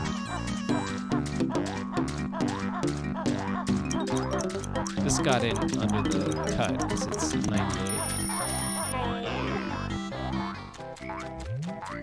Oh, I remember this. I remember this being a brutal puzzle piece here. Oh god. This is gonna be bad. This is gonna be real bad. I stated it though. Oh, I almost did it. That's totally not how you're supposed to do that. I stated it though. I'm gonna do it this way because I don't even care. Okay, well we're not gonna do it that way maybe. Oh, this is a. That's true. I play games from 20,000, and childhood became less good.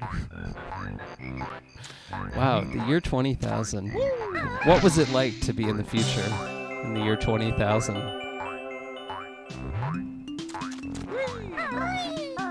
Oh man. I'm trying to like cheese this, but because the actual movement that I've been doing is so bad that I really don't trust myself to because I'm just gonna do that. I really want to see if I can.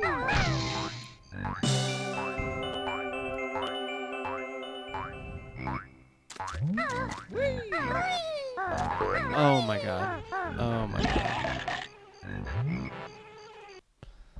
Dear Lord. Lord in heaven.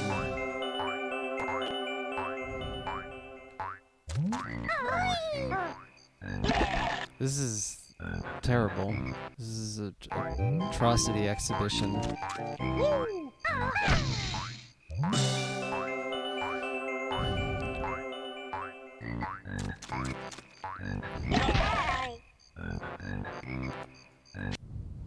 It's bad. It's real bad. We'll do it one more time. Talon Trot is like no more comfortable, unfortunately. Okay, that time wasn't good.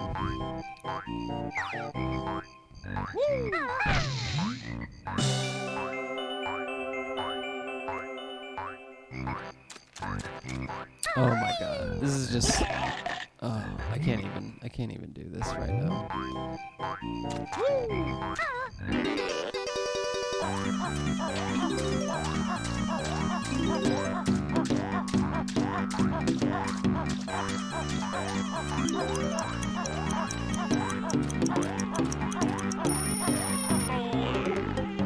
Oh, you cheaping out on me, huh? Oh, you getting double hits, huh?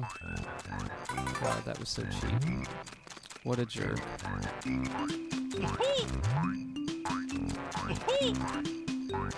In 20,000, every video Wago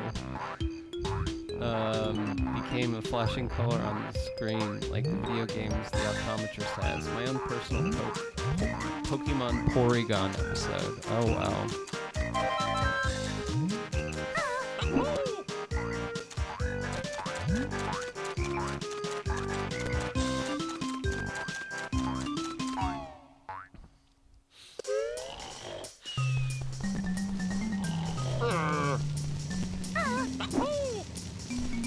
See if there's any notes up here. Oh, there is a... There is a honeycomb here.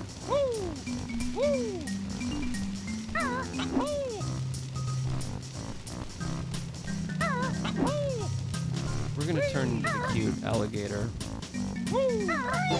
At the very gosh darn least.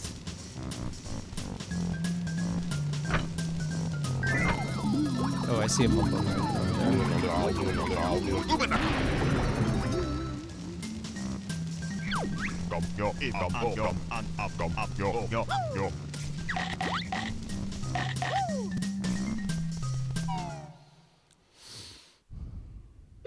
Alright, we've unlocked the cute alligator. Look how cute. Look how cute the alligator is. What an adorable creature.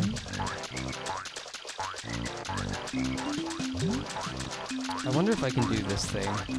Oh no, I have to butt stomp. Oh, adorable. It's true. We'll try the first puzzle piece with in the alligator sound.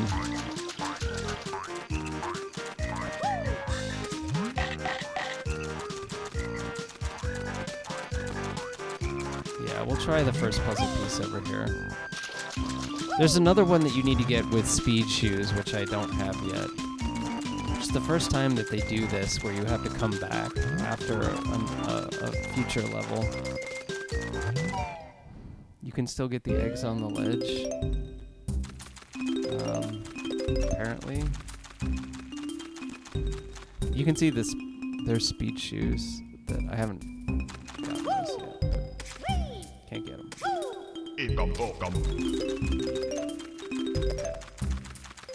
Now we're gonna try this. This This game just feels random. To me, anyway. But we'll see. Mr. Vile, greediest croc of all. Play my game to win a prize. Press A to accept or B to chicken out. Game is simple. Eat more red yumblies than me. Ready? It starts out pretty easy.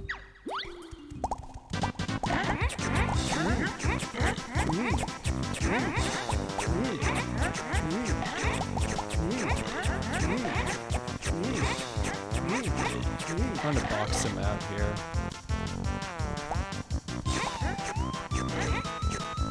Oh, come on.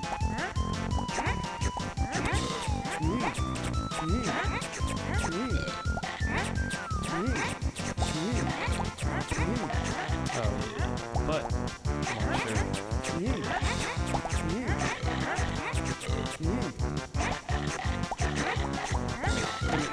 Give me.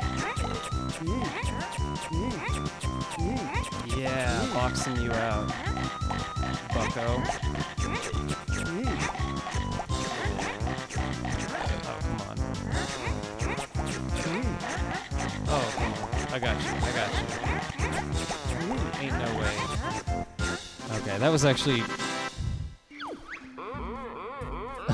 It's a little concerning how many large animals in this game have smaller animals in the same species just living inside them. So I'm eat reds and avoid yellow grumblies now. That was concerningly close.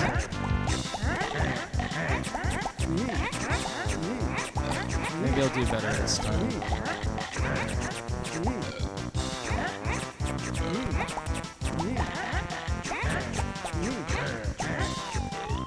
Oh, come on. Get with the program, sir.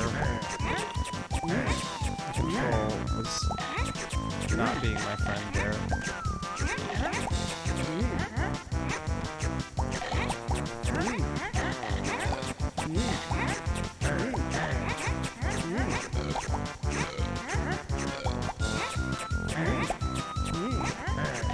Come on.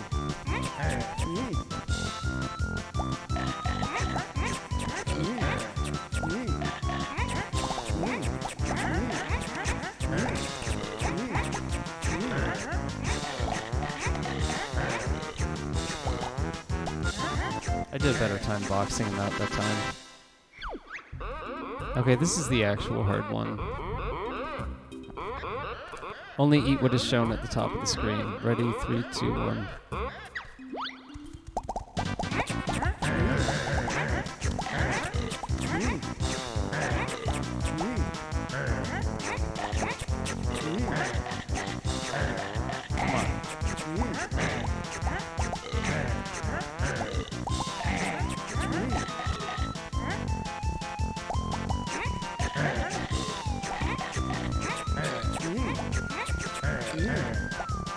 See, I'm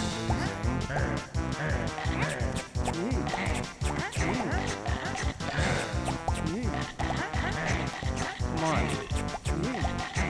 Fucking unwieldy.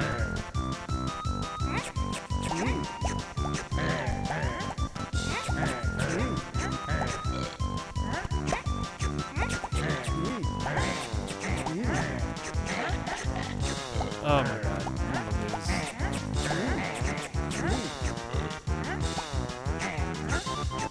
Oh. He like bites you. Watch this. He like comes and bites you. You can try to run away. I think you can actually successfully run away. He'll like jump up here and try to bite you too. Yeah, he like puts you down to 1 health. It's pretty bad. Okay, let's try to actually get this.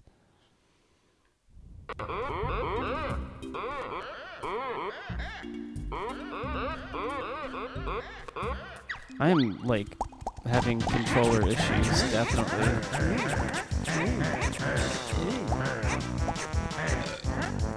Oh, fuck. Oh, man. Oh, man. Oh, man.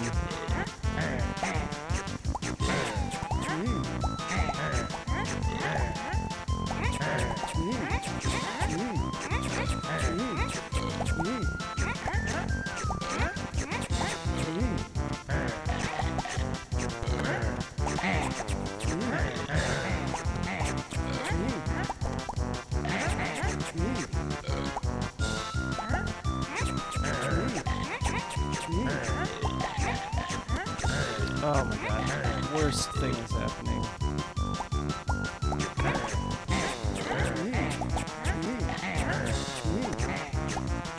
Oh, come on.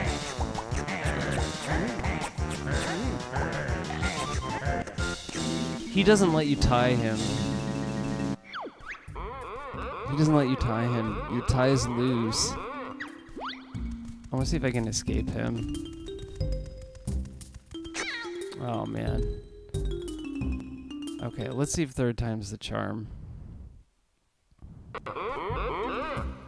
Otherwise, I'm stopping here. Let's see if third time's the charm. Let's try a different strategy here.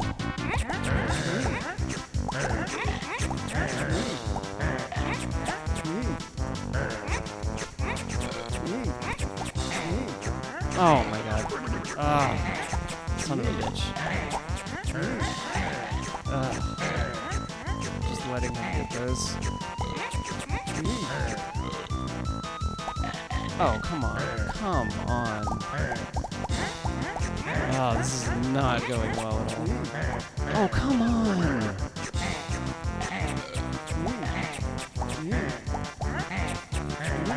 Oh, come on.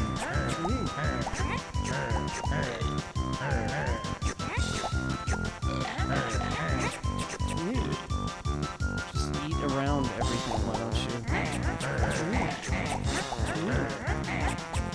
Oh, come on.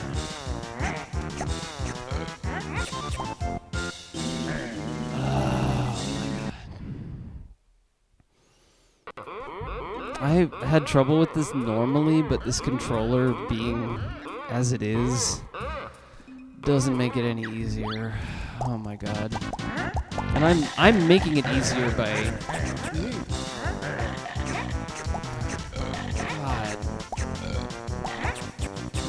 Oh, and of course, I ate the wrong one.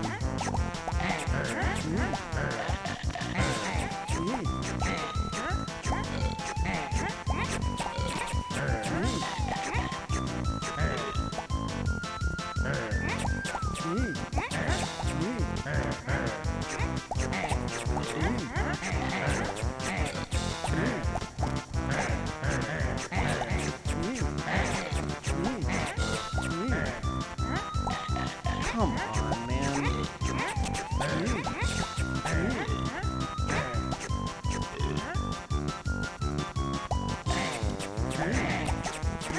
Oh, son of a bitch. Oh, come on.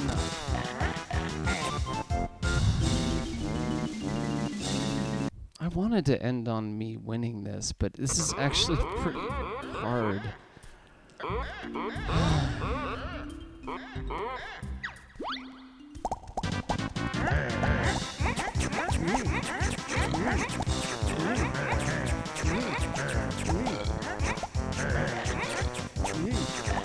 on.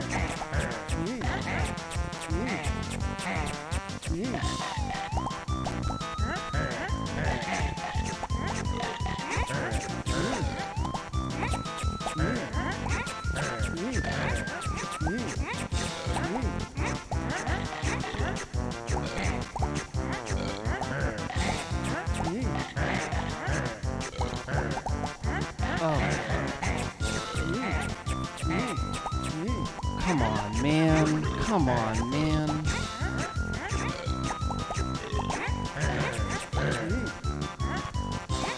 Oh, come on.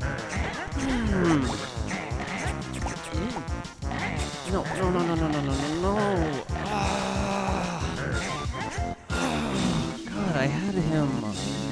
And I kept eating the wrong ones because it switches over real fast, and if you... God, this is so frustrating.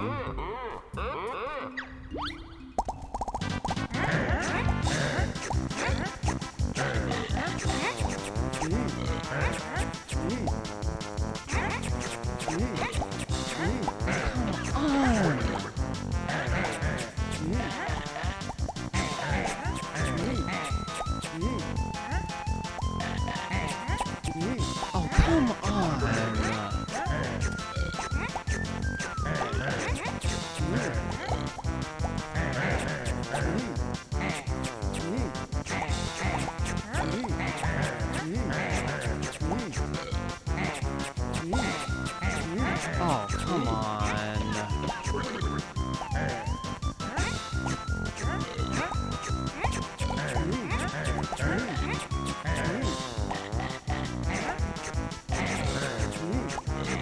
Come on!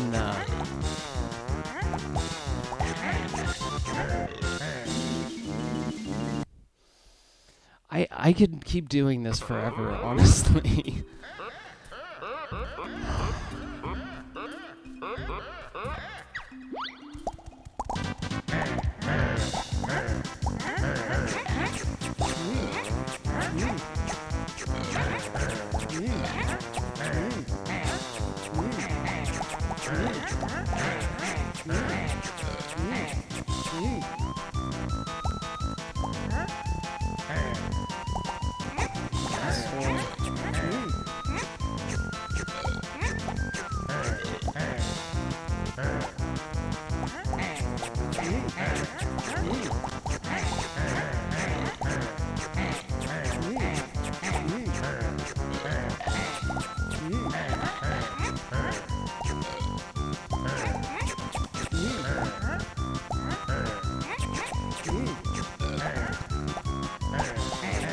Oh, he's gonna get all of these guys. Okay. No, we got these guys. We got it.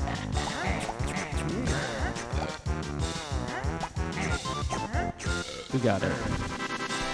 Okay. Gosh, that was stressful. I should get... I should be able to bite him.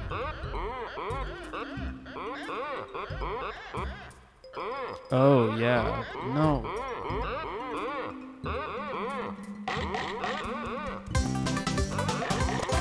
I should get to bite him for damage.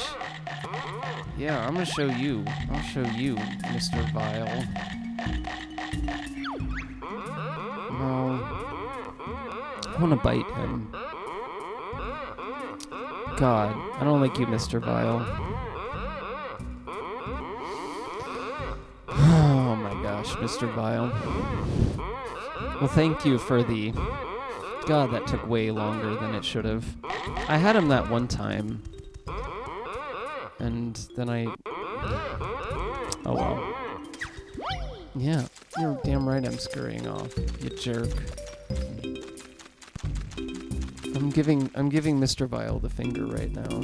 You can't see me giving him the finger. Alright, well... We beat Mr. Vile. We had to save scum to do it, but whatever. It's not that much difference, I don't think, other than the fact that he needs your health. Let's just have a little cooldown time where I collect these things, and then we can go. Well, thanks everyone for coming by. I'm getting tired, and I should probably work on this thing that I was working on yesterday. But I appreciate your all presence. I hope you enjoyed the Banjo stream.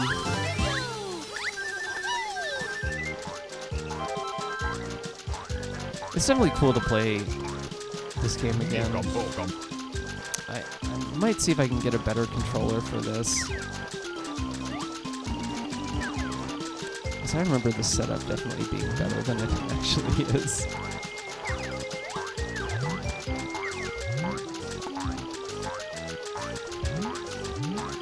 Thanks for coming by, 4-Bit Friday. Thank you, Luigi is the Pope. Thank you, Eshire, Harney B.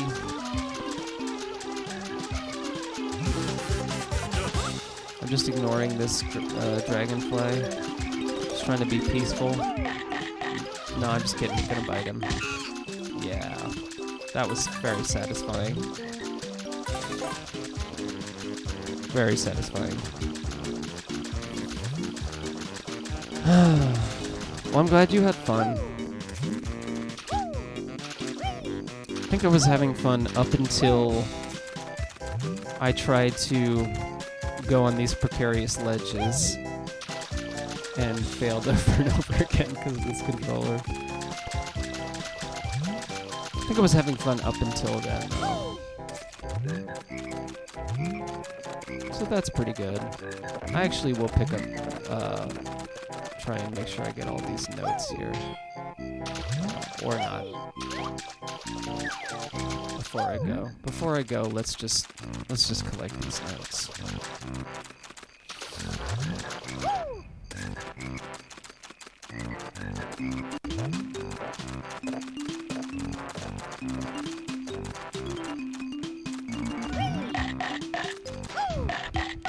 I don't like his like jump bite attack. It's very nice.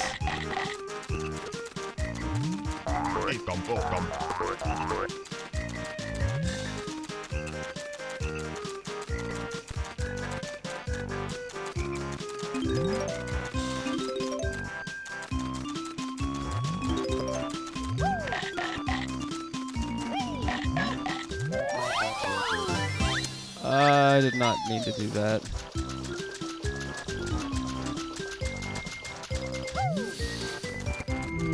I just want to get all these musical notes. We'll do it. We'll do it. We can do it. It's fine. We can do it. Save state. Save state there too. All right.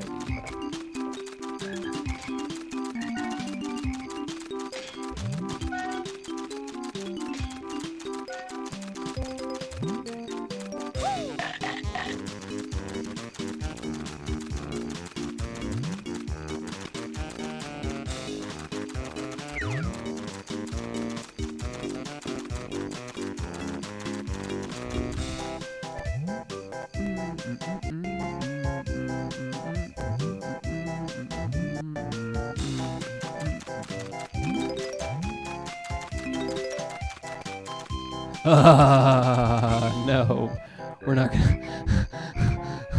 We're not gonna do it like that. We're not gonna do it like that. Come on.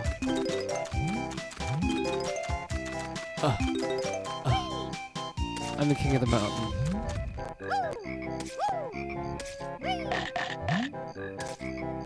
All right. Thank you for coming by, everyone. I hope you had a good night, and I hope you all have a good evening. Or morning, I guess, if you're watching it somewhere in Europe. I guess it would be pretty early in the morning. Thank you.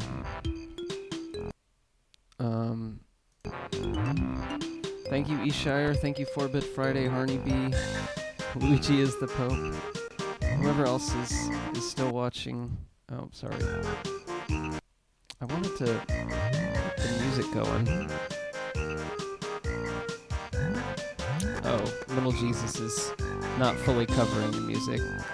Okay, well, I'm not sure next time I'm actually gonna stream. But we'll just exit Project 64. And we'll put on a little bit of that. Yeah, I'm not sure next time I'm gonna stream. I guess we'll just see. Probably next week. Enjoy your N64 games. Let's see if someone I can raid here. Somebody I know streaming.